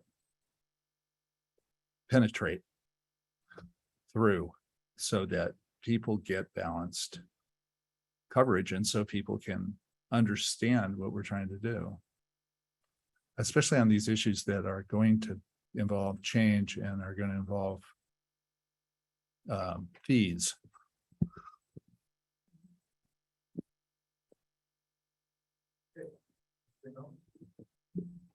Commissioner Smith, I think you're on the right track. Thank you. Appreciate it. good job, good work. Thanks. All right, what's next? I think I'm on. Yep. Chair, Vice Chair, members of the commission. My name is Garrett Pryor, he, him pronouns. I'm our toll policy manager. Very excited to be here today to bring you the low income toll report update. It's always a team of people that helps deliver this. So I just have to shout out a few folks, Gabor Deep Rancini, Eliza Whalen, Brooke Jordan, and Zoe Westenberg. This is kind of our little core team that's been helping manage this and the many very different input throughout the process. So all of them are absolutely excellent. This is a work of 4 years coming, the report that you see here today. 4 years ago, value pricing feasibility analysis, getting together Portland regional stakeholders, nonprofit business voices. And one of the three kind of pillars of how we do tolling equitably was to have a low income program involved in that. 2 years ago plus, you all chartered the Equity and Mobility Advisory Committee. We'll see the picture of them here in a second, but one of their main pillars was to help advance that and move that forward. The legislature, although we were already on the track, gave us a nice little stamp of legislation last year that said we had to deliver this report just in a few days on September 15th. So that's why we're here for you today. To hopefully accept, approve this, and provide any other direction as we move forward and communicate it to them. Next slide. So there are your lovely pictures, and Commissioner Vice Chair Simpson and then Commissioner Smith have been kind of on this committee and has been working forward. I'll say one of the things that really stood out, we looked at what every toll program in the United States has done on this. Two major things kind of were takeaways. One, it's very underwhelming, the other low income toll programs that were in existence. Free transponders, $25 a year. So we got really direction from the committee that we need to do much more than that. And as important as what gets decided, it's how it gets implemented. We saw enrollment is drastically under enrolled in these programs. I heard from one expert to say that like Los Angeles in their program at 10-15% of people who could qualify was one of the top in the nation. So here in Oregon, we know we want to not just meet that bar, but blow it out of the water. And we want to make sure that the people are in need actually get access to the program that goes in place. Next slide. So I'll also say, and Commissioner Smith, to your point on the last one about how we can take from equity and our committee discussions into these, we've started this discussion on equity and low income earlier, as early as San Francisco, but really the earliest in the country. Usually you have tolling, you put it in place, you see the impacts, and then you slap on a program where you kind of put equity at the end. We're really a leader in the nation at having equity in the forefront. As you can see there, Los Angeles, Virginia have 200% of the federal poverty level. They have certain discounts or credits that are provided. Washington has their program in development that we've been working with Interstate Bridge staff and the Washington Transportation Commission to track where they're headed, which is at a 200% federal poverty level. Colorado just came on board, actually had a 5-tiered system, which is pretty complex, but one of those around some investment in transit, but also tolling credits. And San Francisco is, as you can see there, has a 3-tiered system at different area median income that they're looking at for doing some type of moderate or low income or actually a full-on exemption. But yet that's yet to be put in place. Next slide.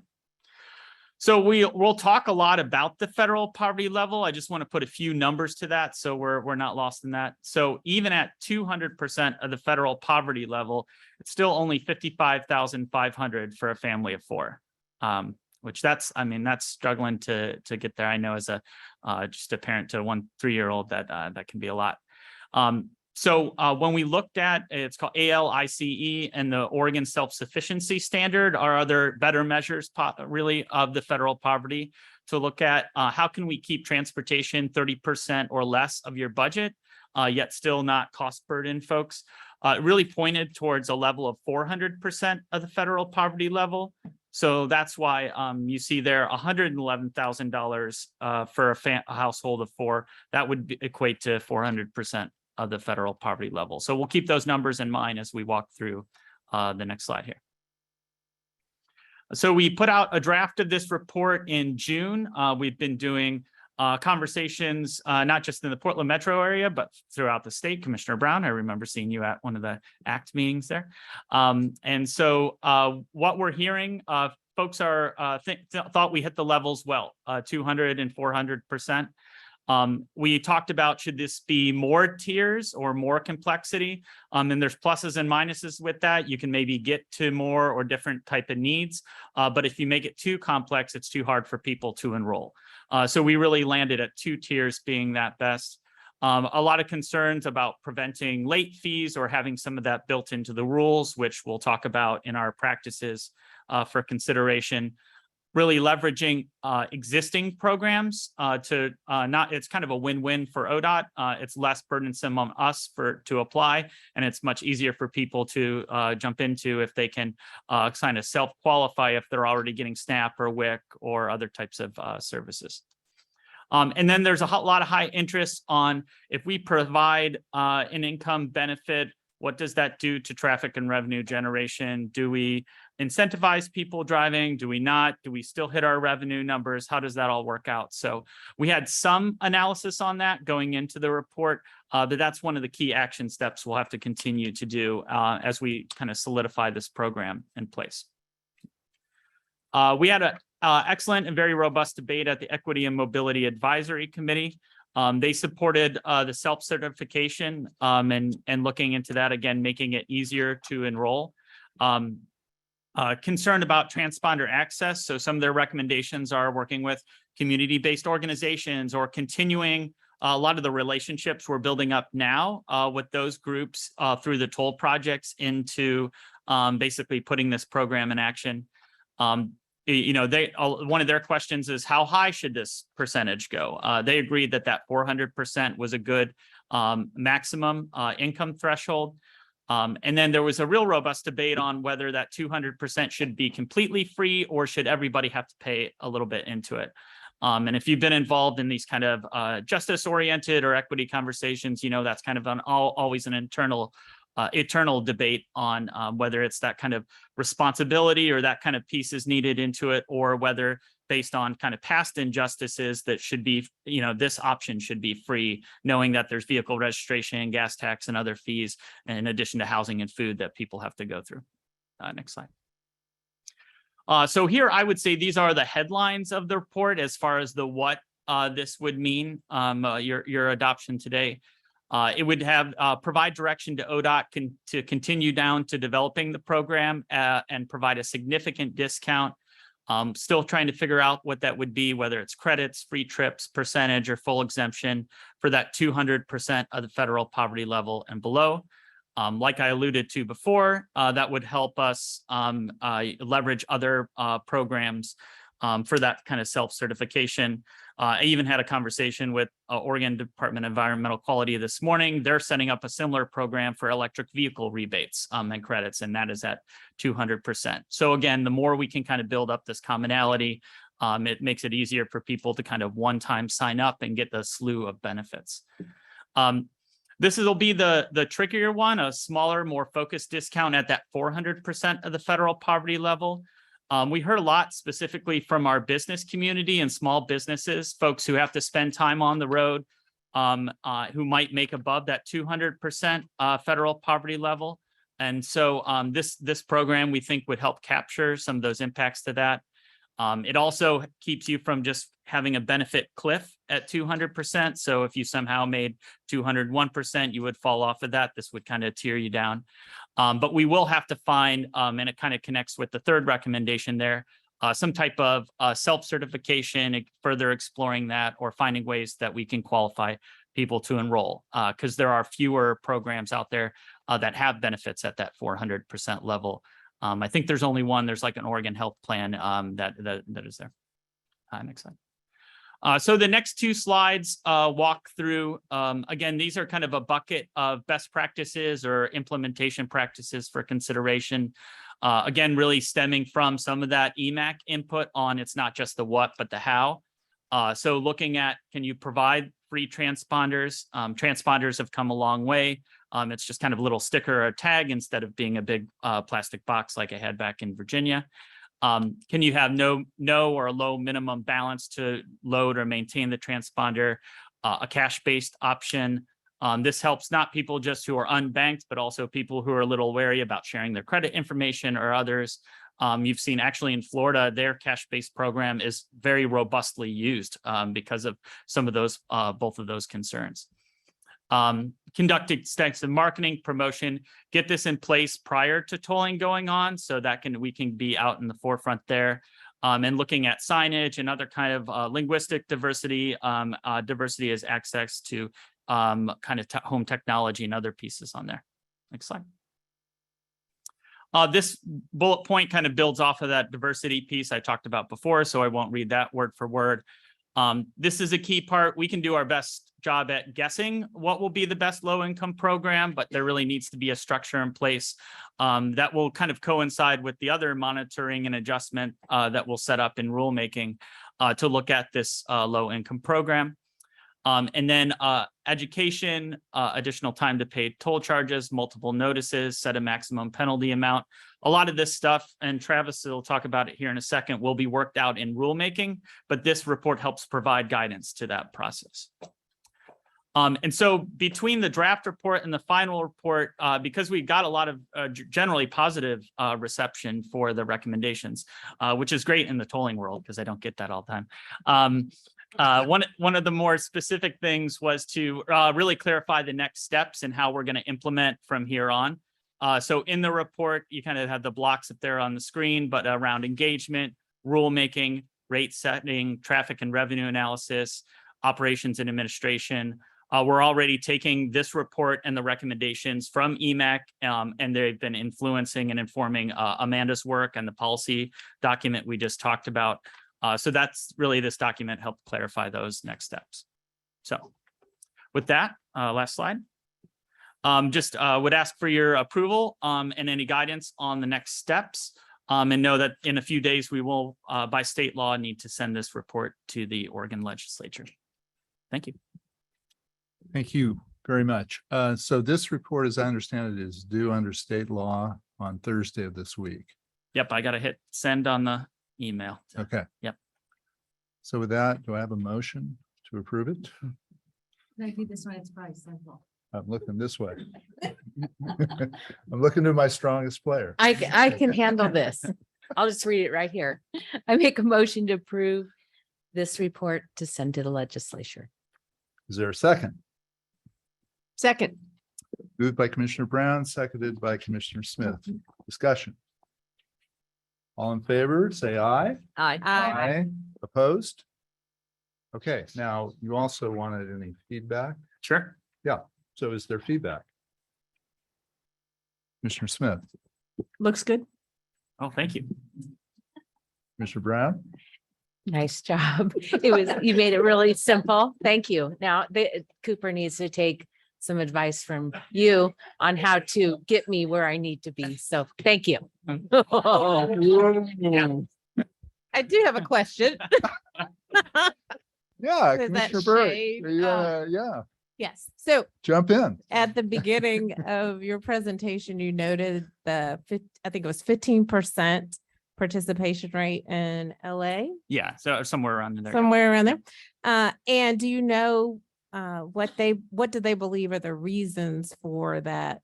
What seems to be very low participation? And does our what we are contemplating address any of those concerns?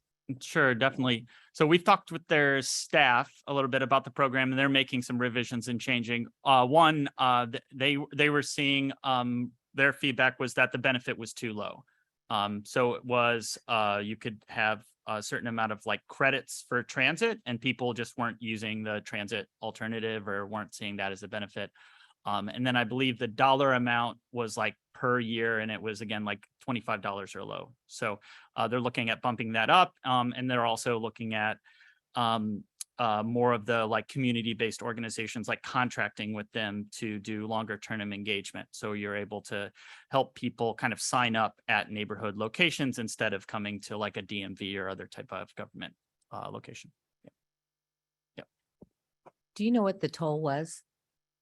I mean, what their toll is? If it's only $25, it just doesn't seem like that's much of an incentive to go through all the hoops. Yeah, I don't know it off the top of my head. I know it's a pretty minimal piece, kind of where you're implying there. And same feedback we're getting from when we talk to folks in Florida and Georgia and other places around the nation about it. Yeah. Anything further? Thank you very much. Cool. Thank you. Appreciate it. Yeah. Assistant Director Brower, welcome back.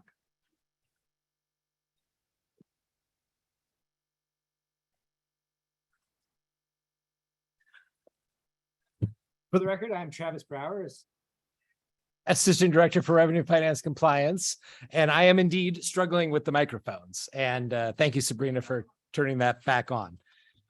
So I am here just to give you a real brief overview of the statewide toll rule-making advisory committee that we are going to be impaneling in the near future. The approval of the low-income toll report to be followed by the approval of the Oregon Highway Plan amendment that Amanda discussed that we'll bring to you in November for your review, really set the sideboards and the foundation for the tolling program. And we're going to be using that then to start the process of operationalizing the program through this, what we call officially the STRAC, the Statewide Toll Rules Advisory Committee. I'm going to break that down just a little bit in terms of what some of the words mean. So statewide, of course, while this is a program that is going to primarily and initially impact folks in the Portland metro region, we know it's going to have impacts all across the state. So it's important that we're not just hearing from folks in the metro region, but we're hearing from people across the state who will be users, who will be customers, who will be impacted by the system. So we're looking for statewide membership. In terms of the next two words, toll rules, these are going to be the rules that we set as basically the policies and procedures within the toll program. And they will be based on the policies and the guidance that you just approved in the low-income toll report. The fourth word in the name of the group is really, I think, the most important. It is advisory. This is a group that is being stood up by ODOT to advise us as we develop rules that will be brought to the OTC. Ultimately, the OTC is by statute the toll authority for the state that sets the rules and sets the rates. So this is going to be an important group to bring the voice of the customer in to make sure that we understand the needs of customers. But ultimately, you are the policy making authority, and this will not in any way abrogate that authority. So next slide, please. There are two really major areas where the rules will be brought forward. One is in toll operations. This is primarily how us customers will interact with the toll program, from how they pay a toll and what types of accounts they can open, what payment methods we accept, to the enforcement process and civil penalties, to how we manage personal information, et cetera. A lot of this is going to be boring in some ways and also very, very important in others.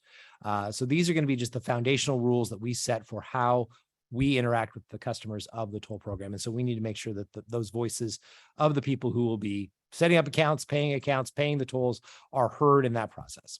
The second area is in the rate setting. And this is going to be really critical and tie into so many of the other policy areas.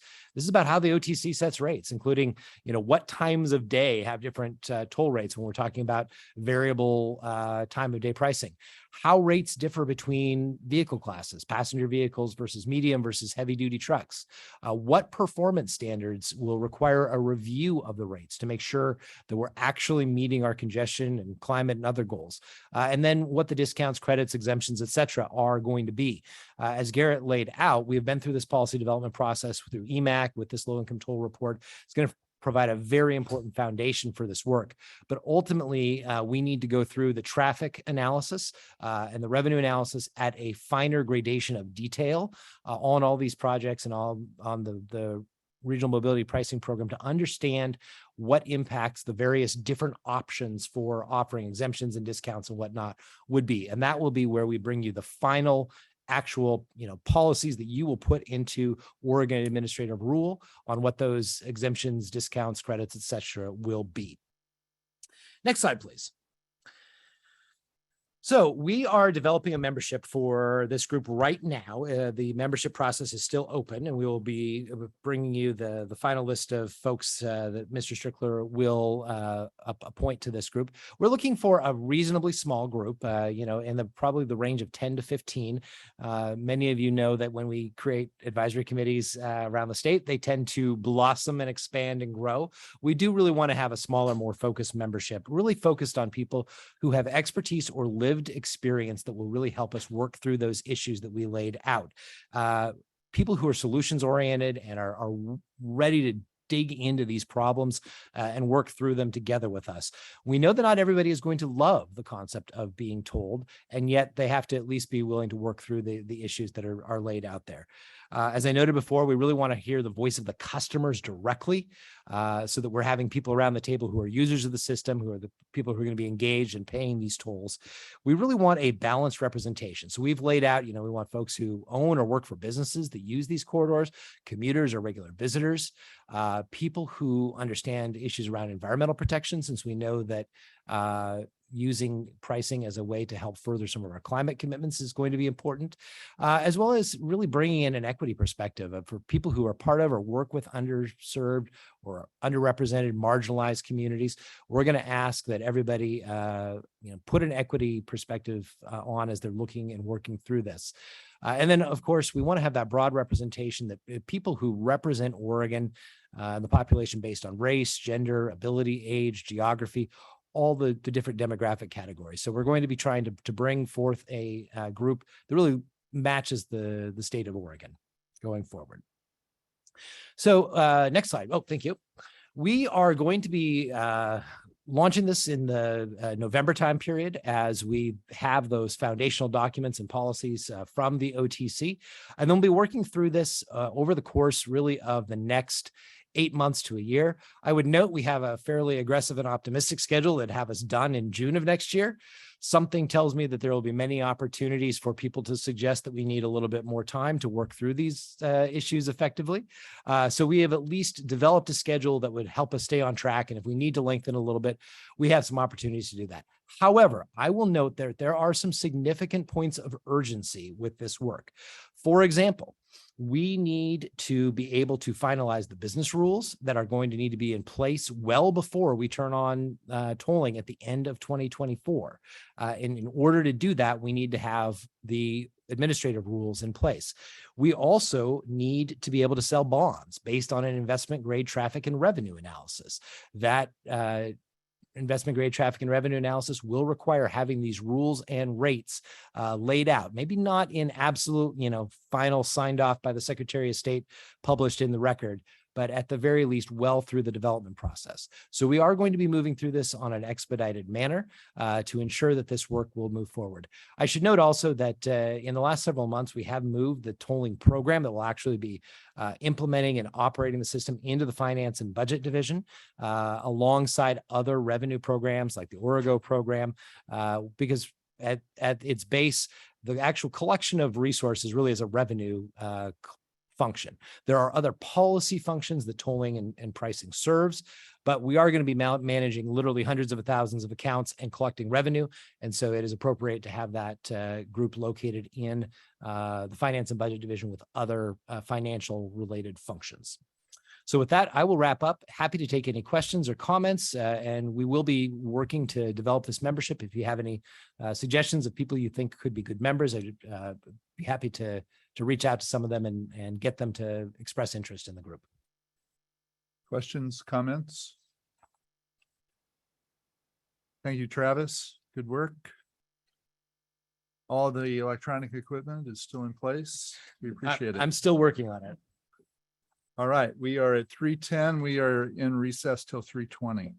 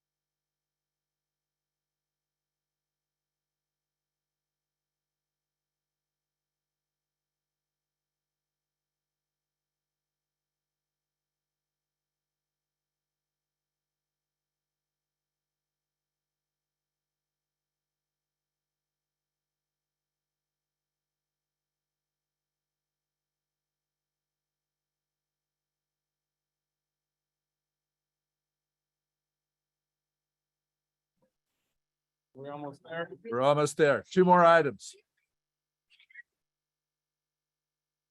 Okay. Everybody, welcome back. 2 more items to go, both informational. We will start with item L. And welcome back, Amanda. Hi, for the record, Amanda Peets, Administrator for Policy Data Analysis Division. You may remember me from such agenda topics as tolling policy. So here today to talk to you about the NEVI program, because we love our acronyms, the National Electric Vehicle Infrastructure Formula Program, and some of the funds that are coming to the state. I think it's been mentioned a couple times during the conversation throughout today on kind of the importance of this topic, but just to reemphasize a few points.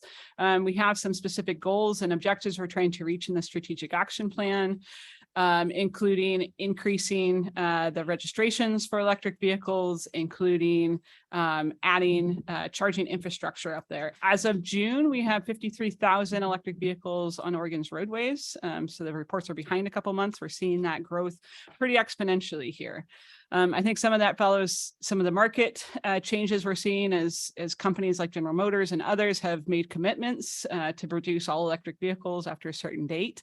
So the market side is certainly there. A lot of work has been done by Governor Brown in the state of Oregon and others to really solidify Oregon's position and leadership in the space and many of the commitments. We have seen California make a commitment to all new vehicles sold to be electric by 2035. We're likely to see something pretty similar here in the state of Oregon. So the market's changing. I think if anything, we need to keep up with it. We don't want to be behind. We need to provide that infrastructure to support that changing system, which really supports a lot of our climate and other goals too. Amanda, on that, just quickly, do you have any kind of information from DEQ about what they're doing? I know Director Whitman was working on something. Yeah, so Chair Van Broeklen, Director Whitman is looking at launching into some rulemaking processes to adopt Clean Cars 2 legislate or rulemaking, which would essentially mirror California's standards. And Washington State is as well. So the Pacific Northwest in general, many other states are looking at following suit. Next slide. So the NEVI program is one among a broader portfolio of investments that we're looking at making. So you as a commission directed us to set aside at least $100 million in dedicated investments towards electric vehicle charging infrastructure. This is about 2/3 of that funding comes from the NEVI program, the other from other sources. The other pieces that we're looking at putting together, I'll speak about a little bit later at the end of the presentation to see how kind of that fits in with the portfolio here. NEVI itself is fairly prescriptive on the federal side on what those funds can be used for and how we'll direct things. We've kind of tailored that to the Oregon style a little bit. We like to be all stars and get an A+, so we've gone a little bit above and beyond where the Fed's requirements are for the minimum standards and are looking at adding some other things and I'll talk about as well. So in total, we're looking at about $65 million over the next 5 years. That includes matching funds as part of that commitment. We're about to get we're about to allocate about 9.6 million to a couple of corridors here in the near term, and I'll talk about those investments as well. Next slide. So this slide just kind of illustrates the point I was just making is the federal government has been fairly clear on how they want these funds to be used and for what purposes. So primarily it is focusing on charging infrastructure for light duty vehicles, so cars and trucks. It is looking at having a minimum charging of 150 kilowatt, which is considered high-speed charging. We are one of the very few states that's asking for at least one charger to be higher powered than that. So up to say a 350 kilowatt, that really helps us prepare for at least the medium duty sector and kind of be future ready. The spacing of sites and locations is supposed to be every 50 miles. There may be some flexibility to that over time, depending on the geographic area that we're in. There's requirements on making sure that collaboration occurs. And of course, that is near and dear to our hearts. So we're doing a lot of conversations with a lot of different stakeholders, whether that's utilities, whether that's drivers, the electric vehicle service providers and more that we're engaged with on basically a daily basis, because we all need to be coordinated here and work together to make all this a success. There are proposed requirements in a draft federal rule that's still draft that kind of outlines what the specifications are for some of the sites in terms of like contactless payment mechanisms and things like that, as well as apprenticeship programs, training, those kinds of things for workforce development. And then I do want to highlight on this side of this requirement for Justice 40, which means 40% of the benefits of these investments need to be realized by communities that are BIPOC, so Black, Indigenous, people of color, and low-income communities. And for us, that's not just a dot on the map exercise. We're really taking the intent behind that. We're working with these communities. It's something that we identified in the TINA study that I've talked about before, which is really that need to look at multi-unit dwellings, supporting workforce charging, some of those other things. So we are actively looking at that as we're pursuing some of this funding here. Next slide. So we are pretty far ahead in some ways because of the TINA study that we've done. And again, that's the Transportation Electrification Infrastructure Needs Analysis. Again, why we call it TINA. And that really helped us identify what the charging needs are across the state to meet our state goals. And that includes a 5-fold increase in charging in the next 5 years, which is pretty substantial. This goes a long way towards that, doesn't fully reach it. That's why those public and private partnerships are key, and investments by Tesla, by Electrify in America and others are absolutely critical, along with some of these investments that we're making as well. So the plan has to include basically all of these elements here, which we did. We submitted it a couple months ago, right around the time of the last commission meeting. And we're set to hear back from the federal government later this month, actually, on approvals for the plan. Next slide. So some of the key tenets that we have within our structure is recognize that electrification is a key transportation issue, but we as ODOT are not necessarily the best owner operators of those systems. We're not agile. We're not used to dealing with some of those types of technology and adjusting. It's really best served by a public and private partnership. We have that and have demonstrated that with the West Coast Electric Highways, and this will be a continuation of that more or less, where really we will contract with the private sector. They will build out the system. They will operate. They will maintain it. We will have to be very clear in our contracting specifications what our expectations are, and solidifying those. We are approaching things through a corridor approach. As we've shared this with at the national level, I think they've recognized this as a best practice. They've encouraged other states to do as well. And when I say a corridor approach, it means instead of doing spot specific locations for charging, we're really looking at an entire corridor. And the incentive there is there may be spot specific locations that aren't that attractive because maybe it's more rural, maybe there's not a lot of electric vehicles there today. We want an interconnected full system and network, and that's why we're approaching it from a corridor perspective. There are some electric charging stations that are out there today, and we can take advantage of those. So what I'll show here in a few slides is the first network that we'll be building out, which includes Interstate 5 and US 97. On Interstate 5, for example, we have several NEVI compliant chargers in the northern part of that stretch of roadway, not in the southern part. So those may need to be upgraded. There may be some existing. The development would focus then on that southern portion of the corridor. Target reliability and minimum standards. Here's another area, again, A+ for us. We want to go a little bit above and beyond where the feds may go with reliability.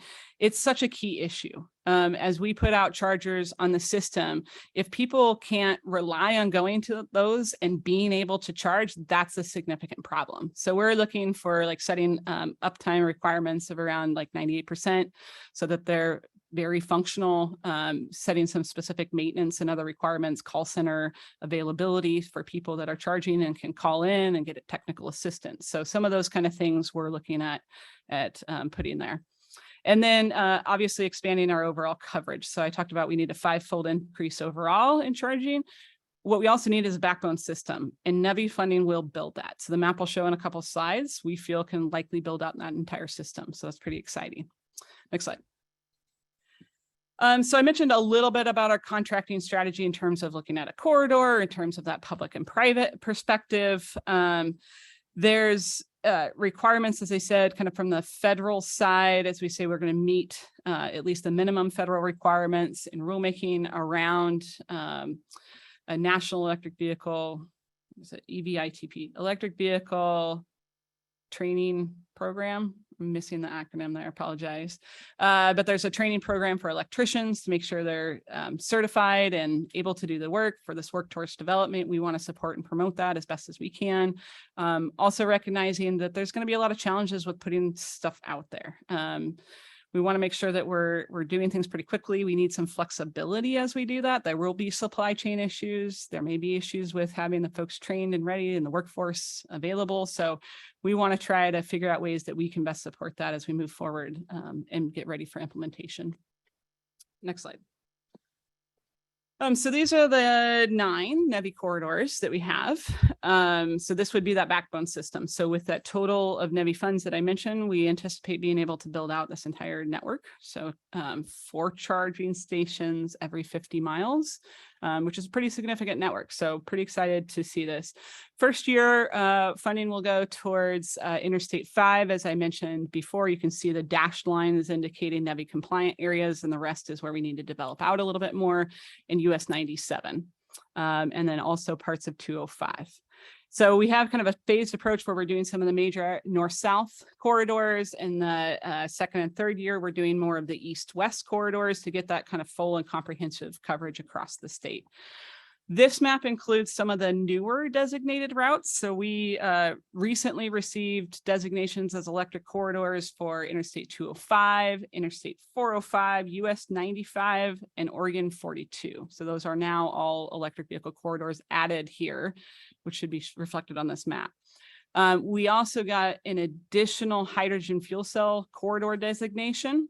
So we had one for Interstate 5. We also received one for I-84. So as I said, NEVI funding is focused on light vehicles, but we're also thinking ahead. We know the medium and heavy duty sector is important, and we need to be supporting that as well. So we'll likely kind of head towards some of the Infrastructure Investment and Jobs Act discretionary funding. There's funding from the Department of Energy to really support some of those more medium and heavy duty side in complement to this. Next slide.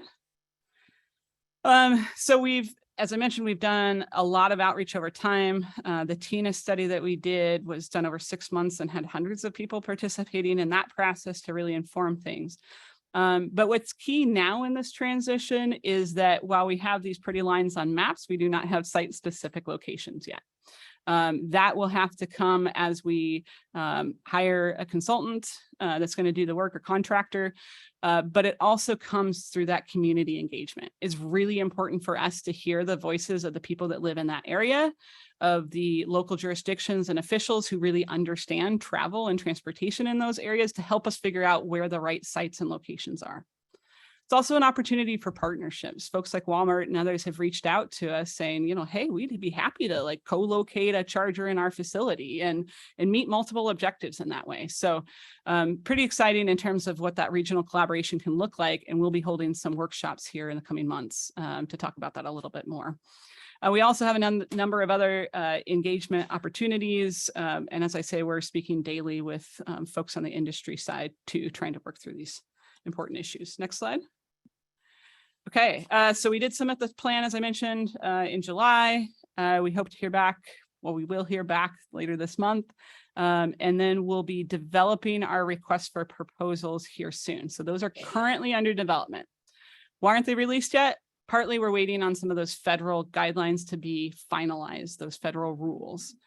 Once those are, we'll see, again, where do we want to exceed those in our requirements? Where do we want to meet the minimum? And in that way, that provides that framework where we can go out, we can get that contractor on board to work with us and work with us well. I would say overall in Oregon, I think we're pretty well positioned to attract some good contractors. We have a good one already through our West Coast Electric Highways and a great model working there. And I also think we have the clean fuels credits in the state of Oregon, thanks to DEQ and other things that make it an attractive place to come in and to add this infrastructure and to run and manage some of these programs. So a lot to come from here on out. One thing I did promise at the start, which I'll just hit on briefly here, is I talked about NEVI. It's fairly specific. It's corridor focused. We will have some benefits to Justice 40 populations, particularly as we talk about I-205 and some of the chargers that we'll add along that segment. We also have a community charging program that we're standing up, and that is looking at providing rebates, particularly really focused on low income and BIPOC communities. As these areas are often underserved, they don't necessarily have the market today for people that install charging stations to want to come in, because they're not seeing a profit right away. There's not enough electric vehicles in those areas. So it's the chicken and the egg conundrum. We want to help support that by bringing down the cost in those areas and providing this rebate, this incentive to come in to build that infrastructure. So I think this is really where we'll hit our multi-unit dwellings more than anything, some of our core and community areas. Micromobility I haven't talked about a lot, and that's electric bikes, electric scooters. Part of what we will do in our commitment, again, above and beyond the federal requirements, is we will add lower wattage chargers at our sites, our NEVI sites, for plugging in electric bicycles. And that works well with like Travel Oregon, some of the partnerships we've had with parks and others to make sure those are accessible. So we'll continue to build those out. We also have a policy paper that's coming out soon on like, how do we enable this? How do we support micromobility? It's a great option. It's for shared mobility services and for otherwise. And then the medium and heavy duty, as I mentioned, we'll be pursuing some grants to make that happen. There's some great work that's led by Governor Brown's office and others around what's called the Pacific Coast Collaborative. So California, Oregon, Washington, BC area, on really making a commitment for what do we do for charging for medium heavy duty, seeking those funds. We've actually thrown support behind a couple applications that have already gone out for federal funding, particularly from the energy sector. So we'll be looking at that and developing out those more. With that, that concludes my presentation. Thank you. Questions, comments? Commissioner Brown. So Amanda, one of the things that I served on the TIC, which is the Transportation Information Council, and one of the things, rest stops, are we partnering with them, especially along the corridors? Yeah, Commissioner Brown, that's been an area of discussion that I've been engaged with a lot at the national level. And really because there are some restrictions to what can be put into rest areas. So there are some states that have effectively put charging infrastructure in rest areas, but they are not allowed to charge for it. So they actually fully fund it, pay for it. It's kind of free energy for anybody that plugs in. Due to some federal restrictions. So there's been a lot of conversations at the national level of, can we loosen that, because these are great areas that have the services that you'd want as you're charging and being able to use facilities for restrooms, water, et cetera. So it's something we've continued to look at, but there are some kind of hurdles in the way. Mr. Smith. Thank you. So kind of along the same lines and keeping with the theme of going above and beyond, are you going to build into the RFPs some additional amenities at these charging stations? I'm thinking it's great that you're going to have the electric bike charging, things like that. But, you know, the community, I'm sure you will hear, they want things like bathrooms and refreshments and a dog station, those kinds of things. Is that something that you can? I mean, I'm a dog owner, so is that something that you are contemplating, or is that something we can build in? Yeah, so a couple thoughts on that. So we heard loud and clear in the TINA study that people do want amenities to go along with charging stations. It was interesting to me to hear that especially some of our more rural communities are less interested in kind of the fast charging. They are more interested in level 2s with this idea of stop and shop. So if you're attracting somebody to your community, you have your car plugged in for a while, you can shop in the community, bring in the dollars. So there's a lot of benefits there. But we did hear more largely around amenities like restrooms, water, dog areas, those kinds of things. I think we are trying to take more of a leverage approach than address that directly. So what I mean by a leverage approach is to co-locate in areas that have existing facilities or will have existing facilities without, in a way, pulling from those core funds to do that. If we are funding more of the amenity type features, I think that will call into question some of our ability to build up that full and complete network. But there may be locations where we still look at that. So that'll come out through the regional workshops.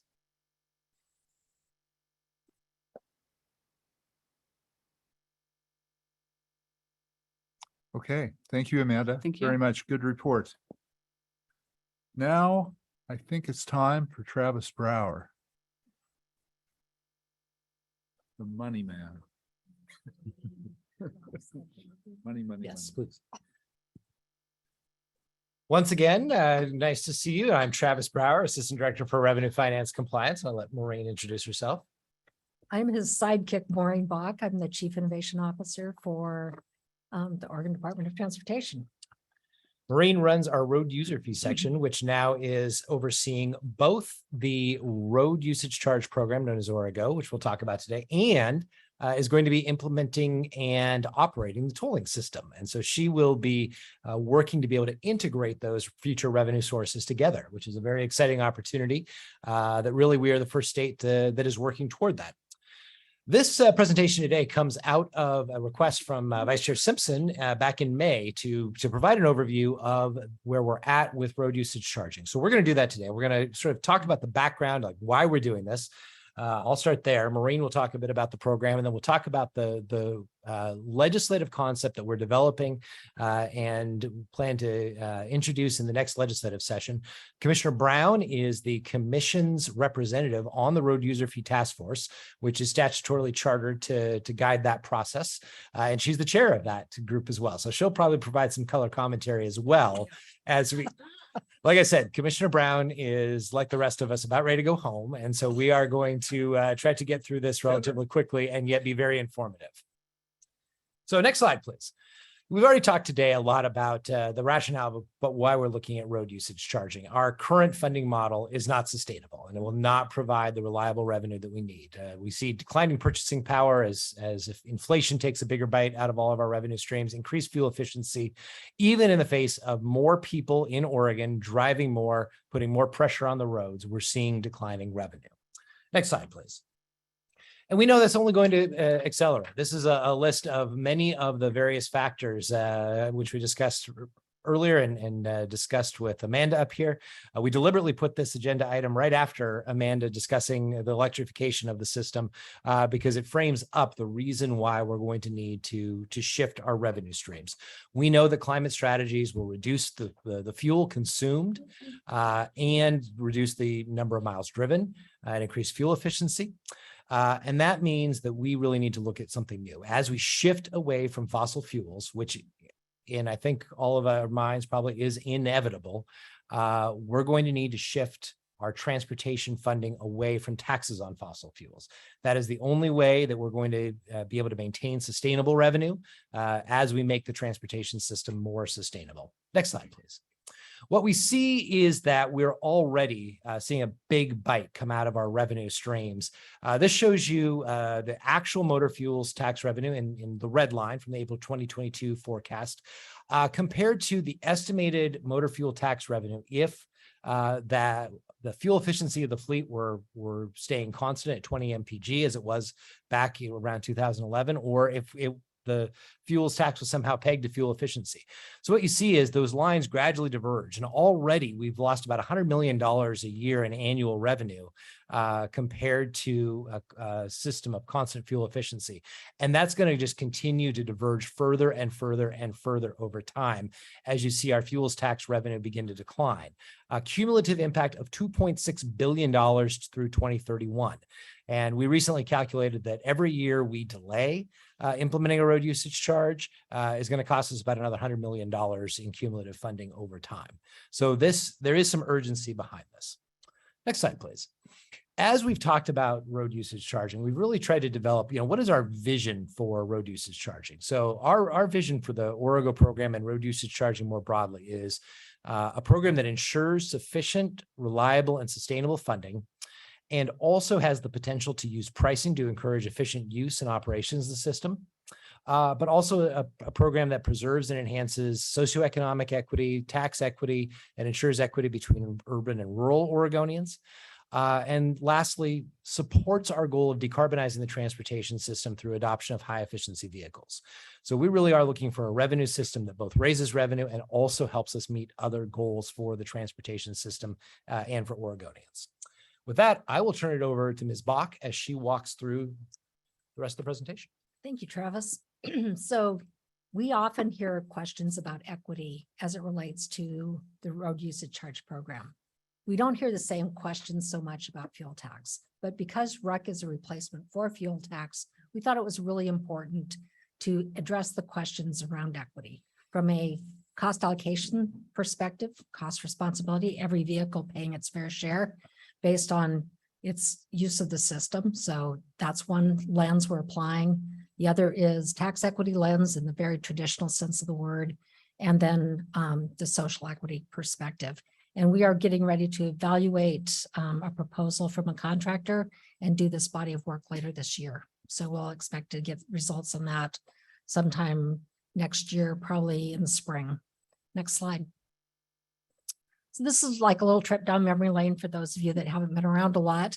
In 2001, Oregon legislature looked at what was going on in the automotive sector and said, we need a road user fee task force to look at sustainable revenue sources going forward.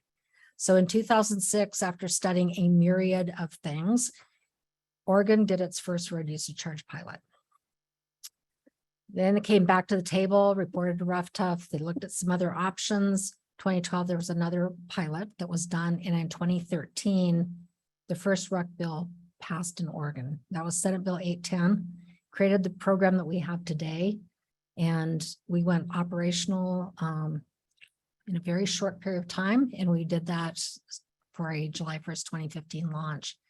So that also created the road, the RUC West, which was the Western Road Usage Charge Consortium.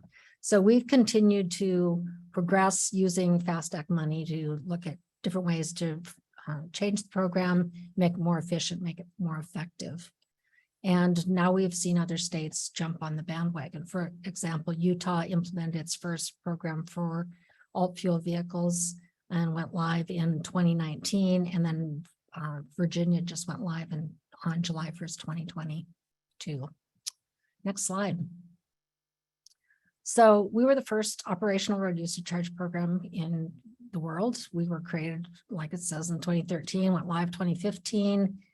The program has evolved over time. Initially, it was capped at 5,000 vehicles. Any vehicle could participate, provided it could be, was eligible, which meant it could accept an onboard diagnostic port device into it.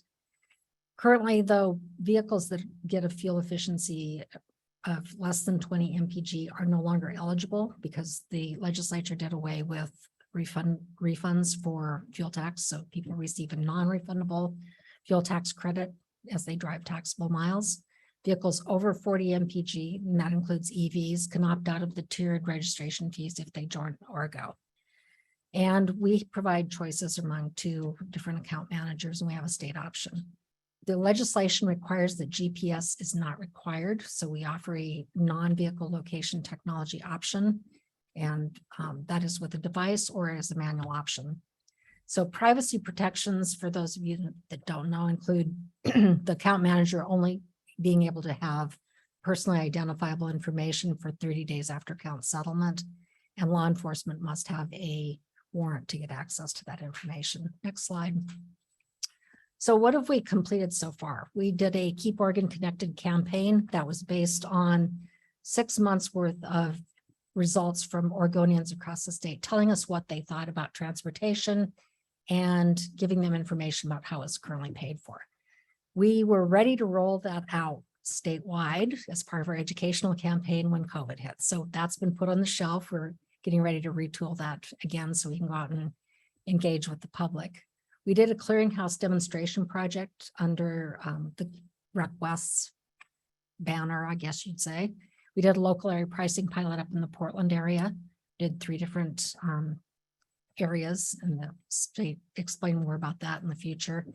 And then we implemented manual reporting. And then we also looked at other alternative reporting technologies like a cell phone app.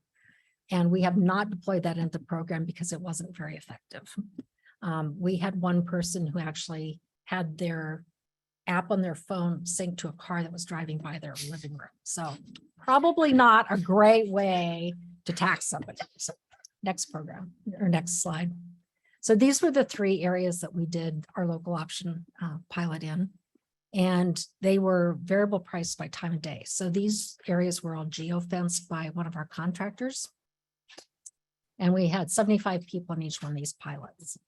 They drove for 6 months. They were people who had not participated in the program before. They were selected by our research consultant based on the demographics of the area that was served. Next slide.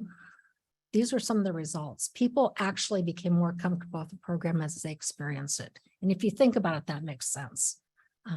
So a lot of people, although they noted they would not change their behavior based on being charged extra money.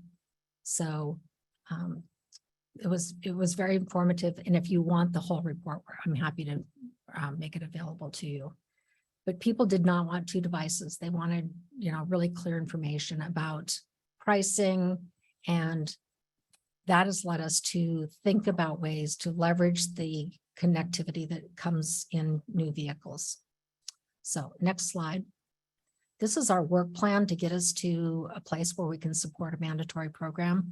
As you can see, we've completed manual reporting.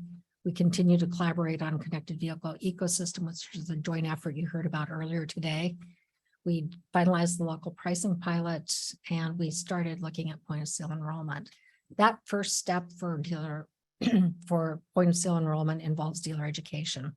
Because people, when they buy a vehicle, can opt to enroll in Orgo or pay the enhanced registration fee, it's very important that they be able to do that at point of sale.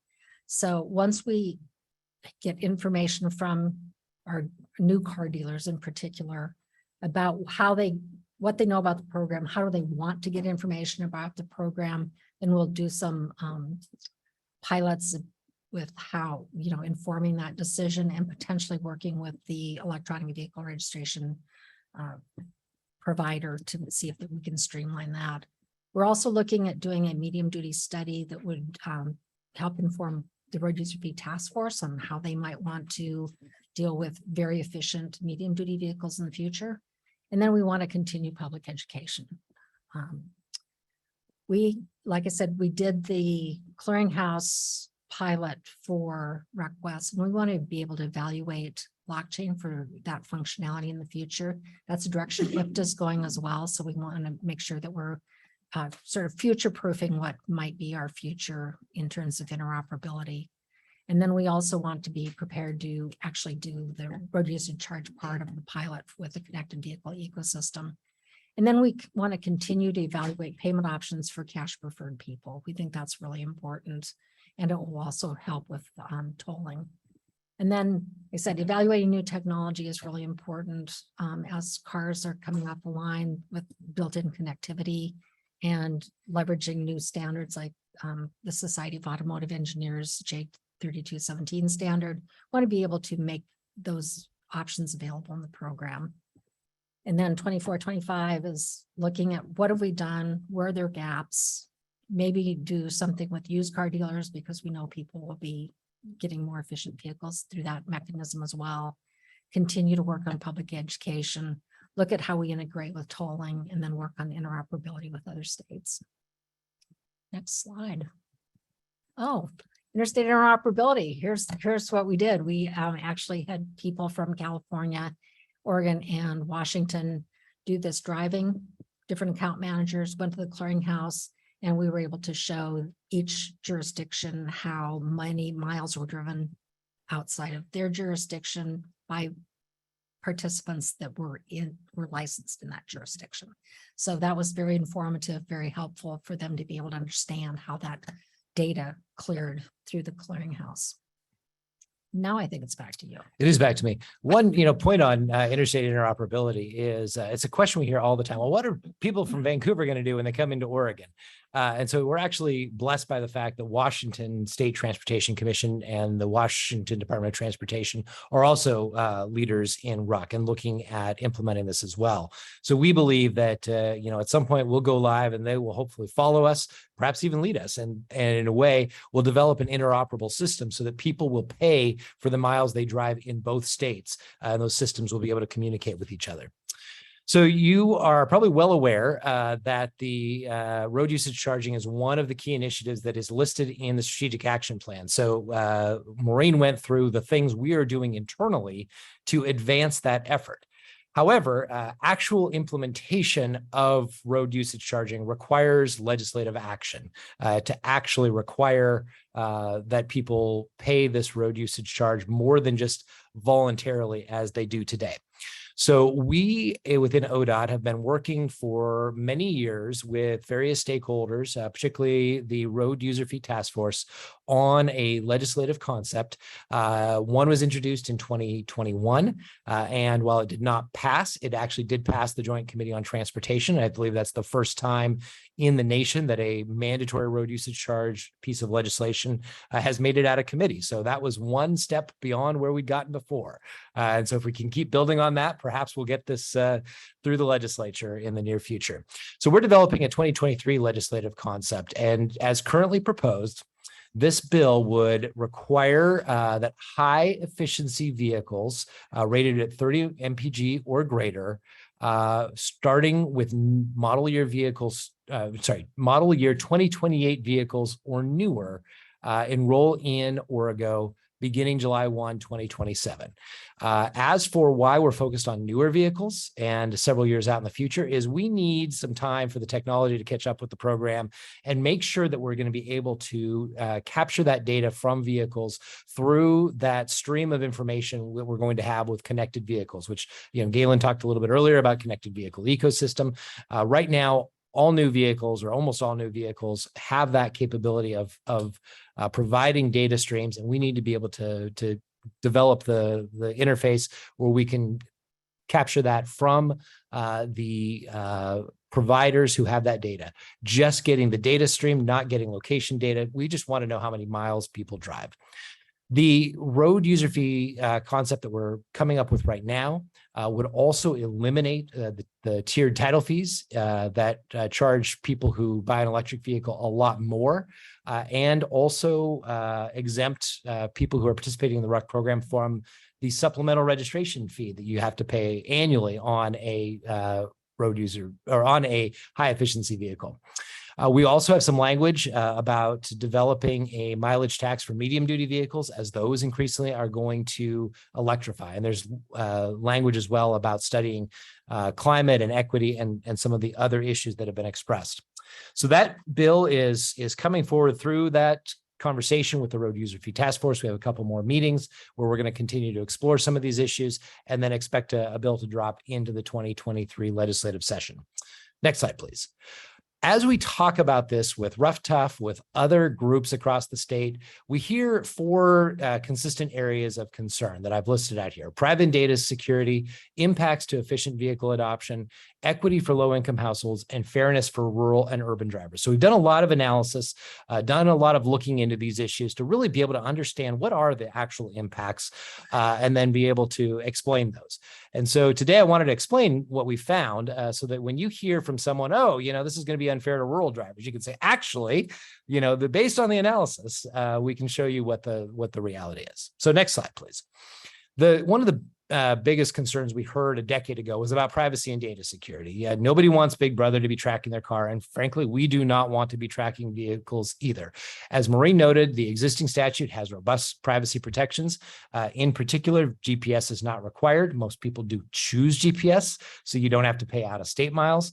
But we do allow people to have manual reporting options, and the bill would also allow participants to opt completely out of the program by paying an upfront fee that would essentially say you don't have to pay by the mile. So we're going to build in multiple protections for privacy and data security. to make sure that is not a concern people have. I will note, over the last decade, this concern has dropped way off. And I think that's because most people are walking around with one of these in their pockets and recognize there's already a data stream about their location in place. Next slide, please. One of them we do hear continuously, though, is about the concern about strangling the adoption of electric and efficient vehicles. And so that's something that we've been very concerned about as well, because we want to make sure that we are pushing forward on our electrification of the fleet. What we found based on analysis is we don't think there will be any net negative impact. There could even be a positive impact from shifting to a RUC. And the reason is right now we have those high title fees and registration fees that people have to pay up front. So as we've crafted this bill, one of the features is that if you buy an electric vehicle, you will actually reduce your upfront purchase cost by $542. And that is not insubstantial. I mean, it's a small portion of a vehicle cost, but it reduces that upfront cost. What we found in looking at research is generally consumers are much more sensitive to upfront costs than they are to long-term costs, because few people other than me walk into the auto dealership to buy an electric vehicle with a spreadsheet that lays out their long-term operational costs. I actually did that. My spreadsheet wasn't right, but it did show that buying an electric vehicle was the right decision for me. And that has proven to be the case.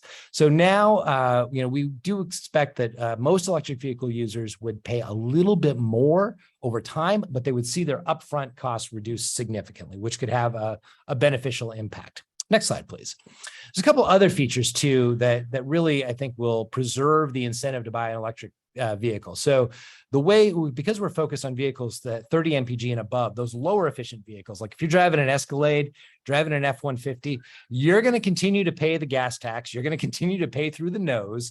And so you will have an incentive to buy a fuel efficient vehicle.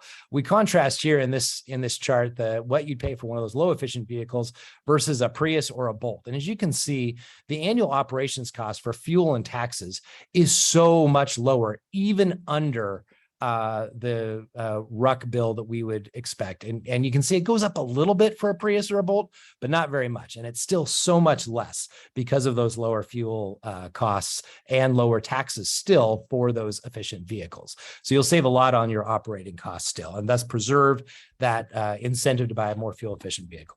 Next slide, please. We hear too a lot of concern about socioeconomic equity. What we know about the gas tax, what we know about road usage charging, is that the average high income family drives a lot more and owns a lot more vehicles than a lower income family. In fact, the family that's high income by this 150,000 and above owns 3 times as many vehicles and drives 2.5 times as much as a family in the lowest income bracket. So what our analysis shows, as this chart does, that higher income households, even if we were to shift over to a RUC, would still pay more than lower income households. And yet we also know that the fuels tax and a road usage charge are still regressive taxes overall, because as a percentage of income, lower income households pay a little bit more than higher income households. But it is a fairly modest amount per day, about 50 cents per day that a lower income household would pay. It's also important to note, though, that a lower income household, because we're focused on higher efficiency vehicles that are new, most lower income folks are not buying new high efficiency vehicles, so they would not be subject to a road usage charge. And in that sense, they would not really be impacted by this transition, at least for a number of years, under a bill that focuses on newer high efficiency vehicles. The last point is an important one as well. What we see is because the vast majority of more efficient vehicles are purchased by higher income individuals. We see that right now, those folks are actually paying less road use tax in terms of registration and gas tax than lower income households in some cases. So ensuring that everyone is paying for the use of their roads would basically ensure that high income purchasers of efficient vehicles are paying their fair share rather than paying lower rates today.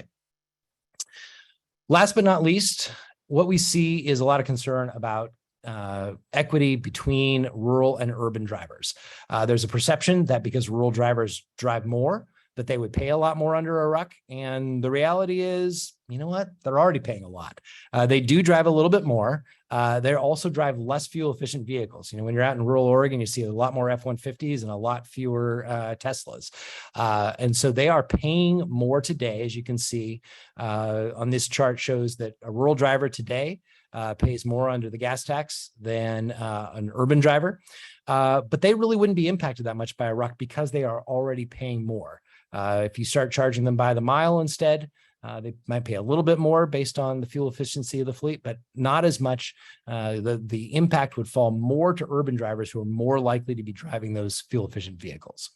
So what we see overall is based on the analysis we've done to date, we see that the road usage charging program is generally an equitable program based on multiple different definitions, whether that's urban-rural fairness, socioeconomic equity, and in multiple other ways as well. Ensures that people pay their fair share for use of the roads. Now, I will say, every time I have that conversation where I lay out those facts for someone, you see a light bulb go on in their head. They say, "Oh, I get it now. Sounds great." But the challenge is we can't have that conversation with 4.2 million Oregonians. And it is a big challenge to convince people that a road usage charge as a new tax. There's a lot of inertia of making that paradigm shift and shifting away from a system that has served us well for 100 years. But we know that we're going to need to find new ways to pay for transportation as we decarbonize, as we shift away from fossil fuels. We're going to have to find different ways to pay for transportation than taxes on fossil fuels. So with that, I'll wrap up. Happy to answer any questions. Also, if Commissioner Brown has any comments based on her role in Rough Tough, be interested in those as well. Comments, Sure. my dear? Yes. I'll keep them short. First, I just wanted to thank Maureen and her staff, but also Scott Boardman's been working with me and keeping me on task. So I wanted to do a shout out to the employee that is doing the heavy lifting on this end because they're controlling me. With that said, I think that the one thing that I got from the task force is they wanted to move ahead. They wanted to jump forward. They wanted to see us go a lot further beyond what we were tasked with. And they're all in to looking at just having a ruck in general and moving away from gas tax. So it's real interesting and it's a great task force. It's made up of many members that aren't just necessarily in a situation where they work for a jurisdiction. And so it's been very interesting. And it'll be interesting as we move this concept forward, what happens with it. Because I think there's a lot of conversations going on in the background of next steps. They want to move on. They want to go to that medium duty. They want to go to heavy duty. They want to move quickly. And so it's just trying to keep them in check. But thank you. Commissioner Burke. Thank you, Commissioner Brown. Thank you, Mr. Chair. You go back to the comparison to the rural and urban driver. And this makes the assumption that driving patterns won't change.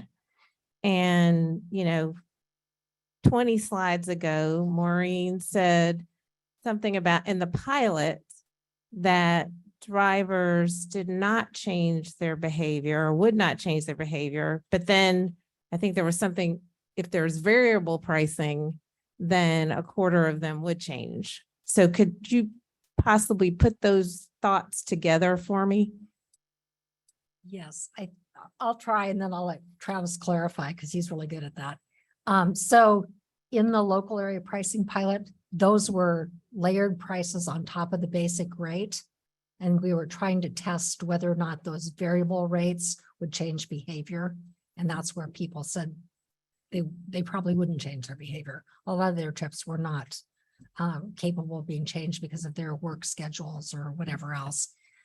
So rural drivers, when we had OSU do the initial research on that, basically said they did fewer trips, but they were longer trips at a time.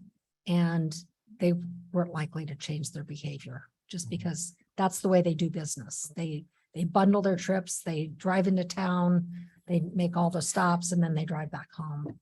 So it was really, the local area pricing pilot was really more focused on how urban drivers might change their behavior if there was layered variable pricing on top of the rec rate. To add just a little bit to that, Commissioner Burke, what we see is that driving is what economists call relatively inelastic. So recently we've seen that, gas prices about doubled, maybe 50% increase over the last several months. We saw about more like a 5 to 7% reduction in the amount of fuel burned over that time. So fairly small. At the rates we're talking about, 1.9 cents per mile today, 2 cents in a couple of years after the next gas tax increase goes into effect, you're probably not going to have any significant impact on the miles driven. It's only where we've seen, say, Metro did a similar analysis that was just modeled based on data, traffic data. They modeled a much higher rate and did start to see impacts on the vehicle miles traveled. So that would be an instance where we are talking about a base revenue source to charge people for the use of the roads. You could layer onto a road usage charge an additional pricing mechanism that's designed to impact behavior, perhaps by having a time of day pricing, not unlike the congestion pricing or tolling, variable time of day tolling that we talked about earlier today. That might be where you could actually see changes to behavior. Commissioner Smith. Thank you.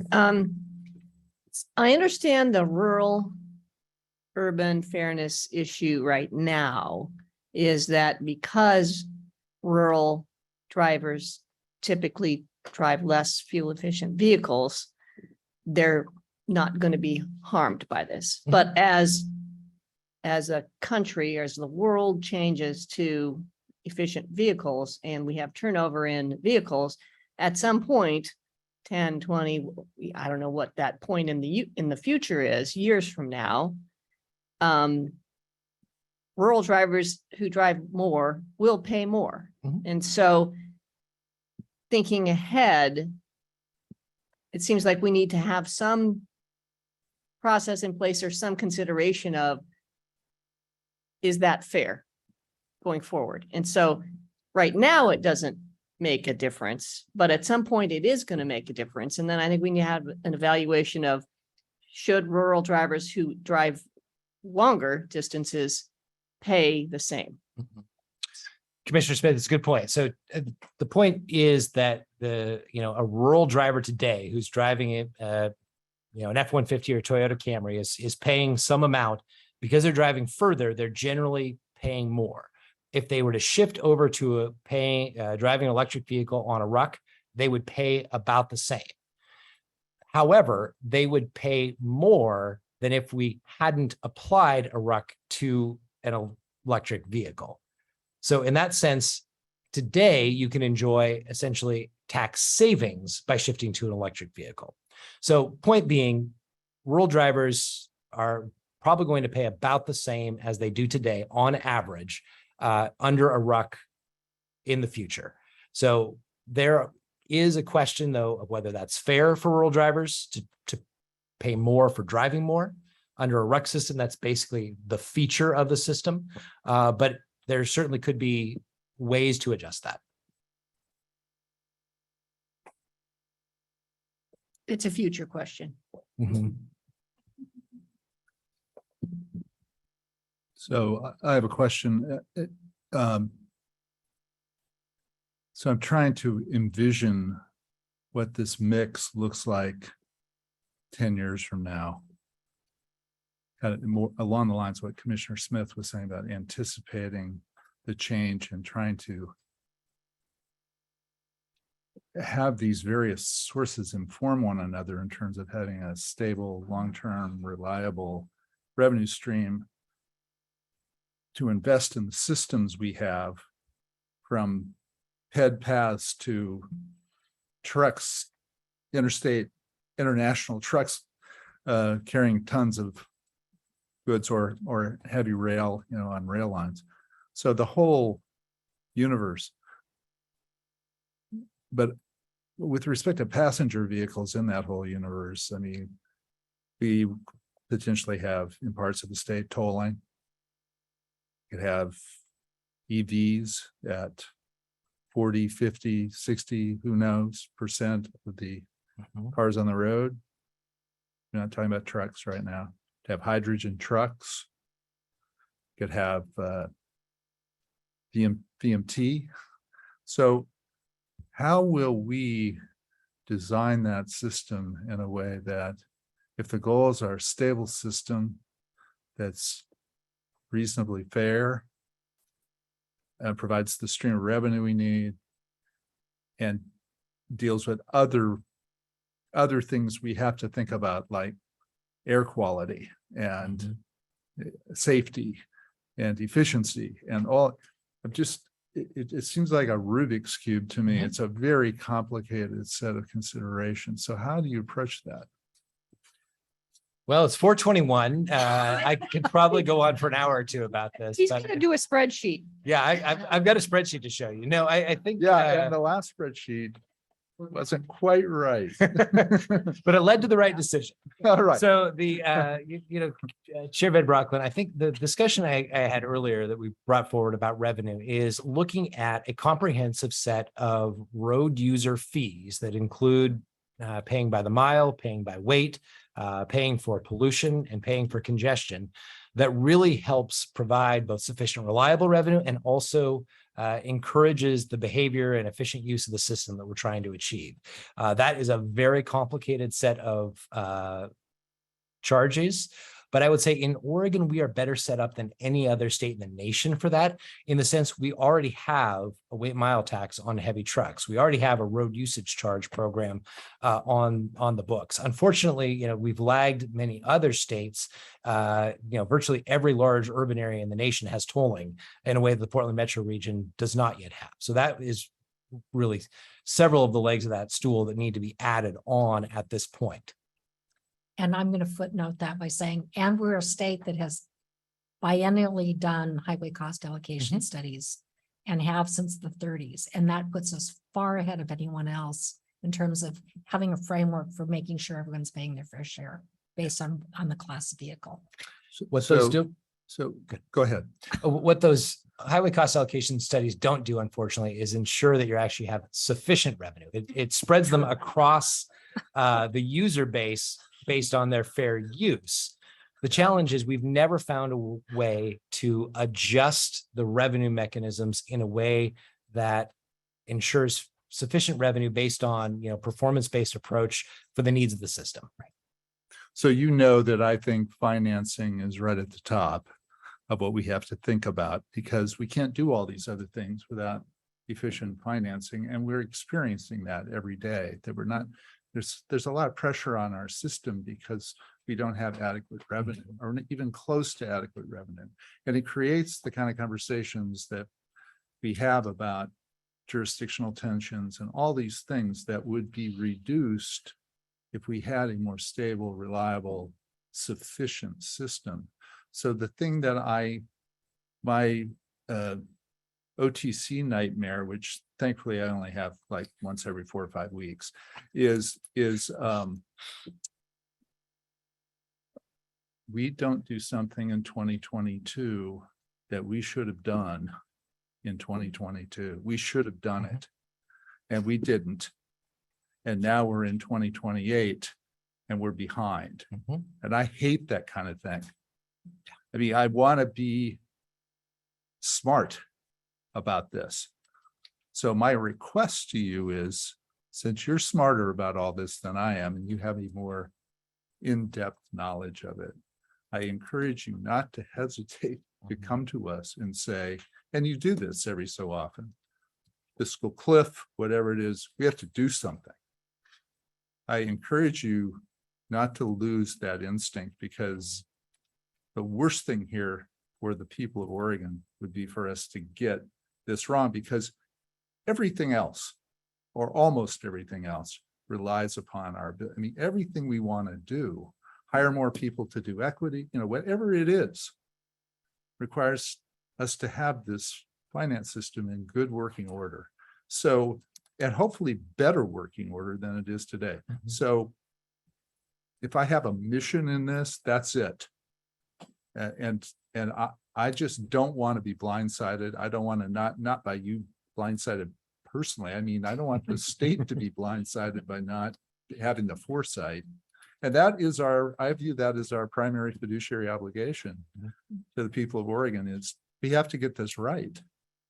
And then we have to fight through whatever the battles are to get it right, which I'm ready to take on. But I have to have confidence that we have a plan and it's a credible plan. And if we need to adjust it, we adjust it. So that's my kind of entreaty for the day. Don't hesitate to come talk to us and say, well, you guys are talking about those 4 things. This thing is moving in the wrong direction in a hurry. You have to do this. Yeah. Whatever it is. Thank you. Appreciate that continual goad to bring you those issues. You don't let us rest easy on those things. Yeah.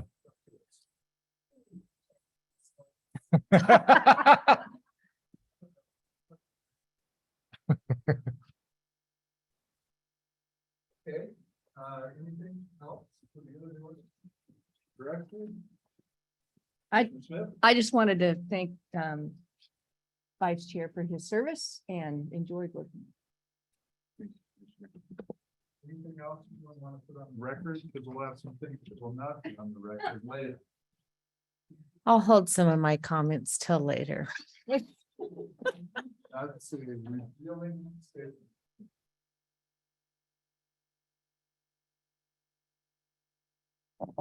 I would say it's been a pleasure serving with you ever so briefly, but thank you for your service. And I know that you'll continue to be someone who is serving our great state of Oregon in other capacities, to be sure. Thank you.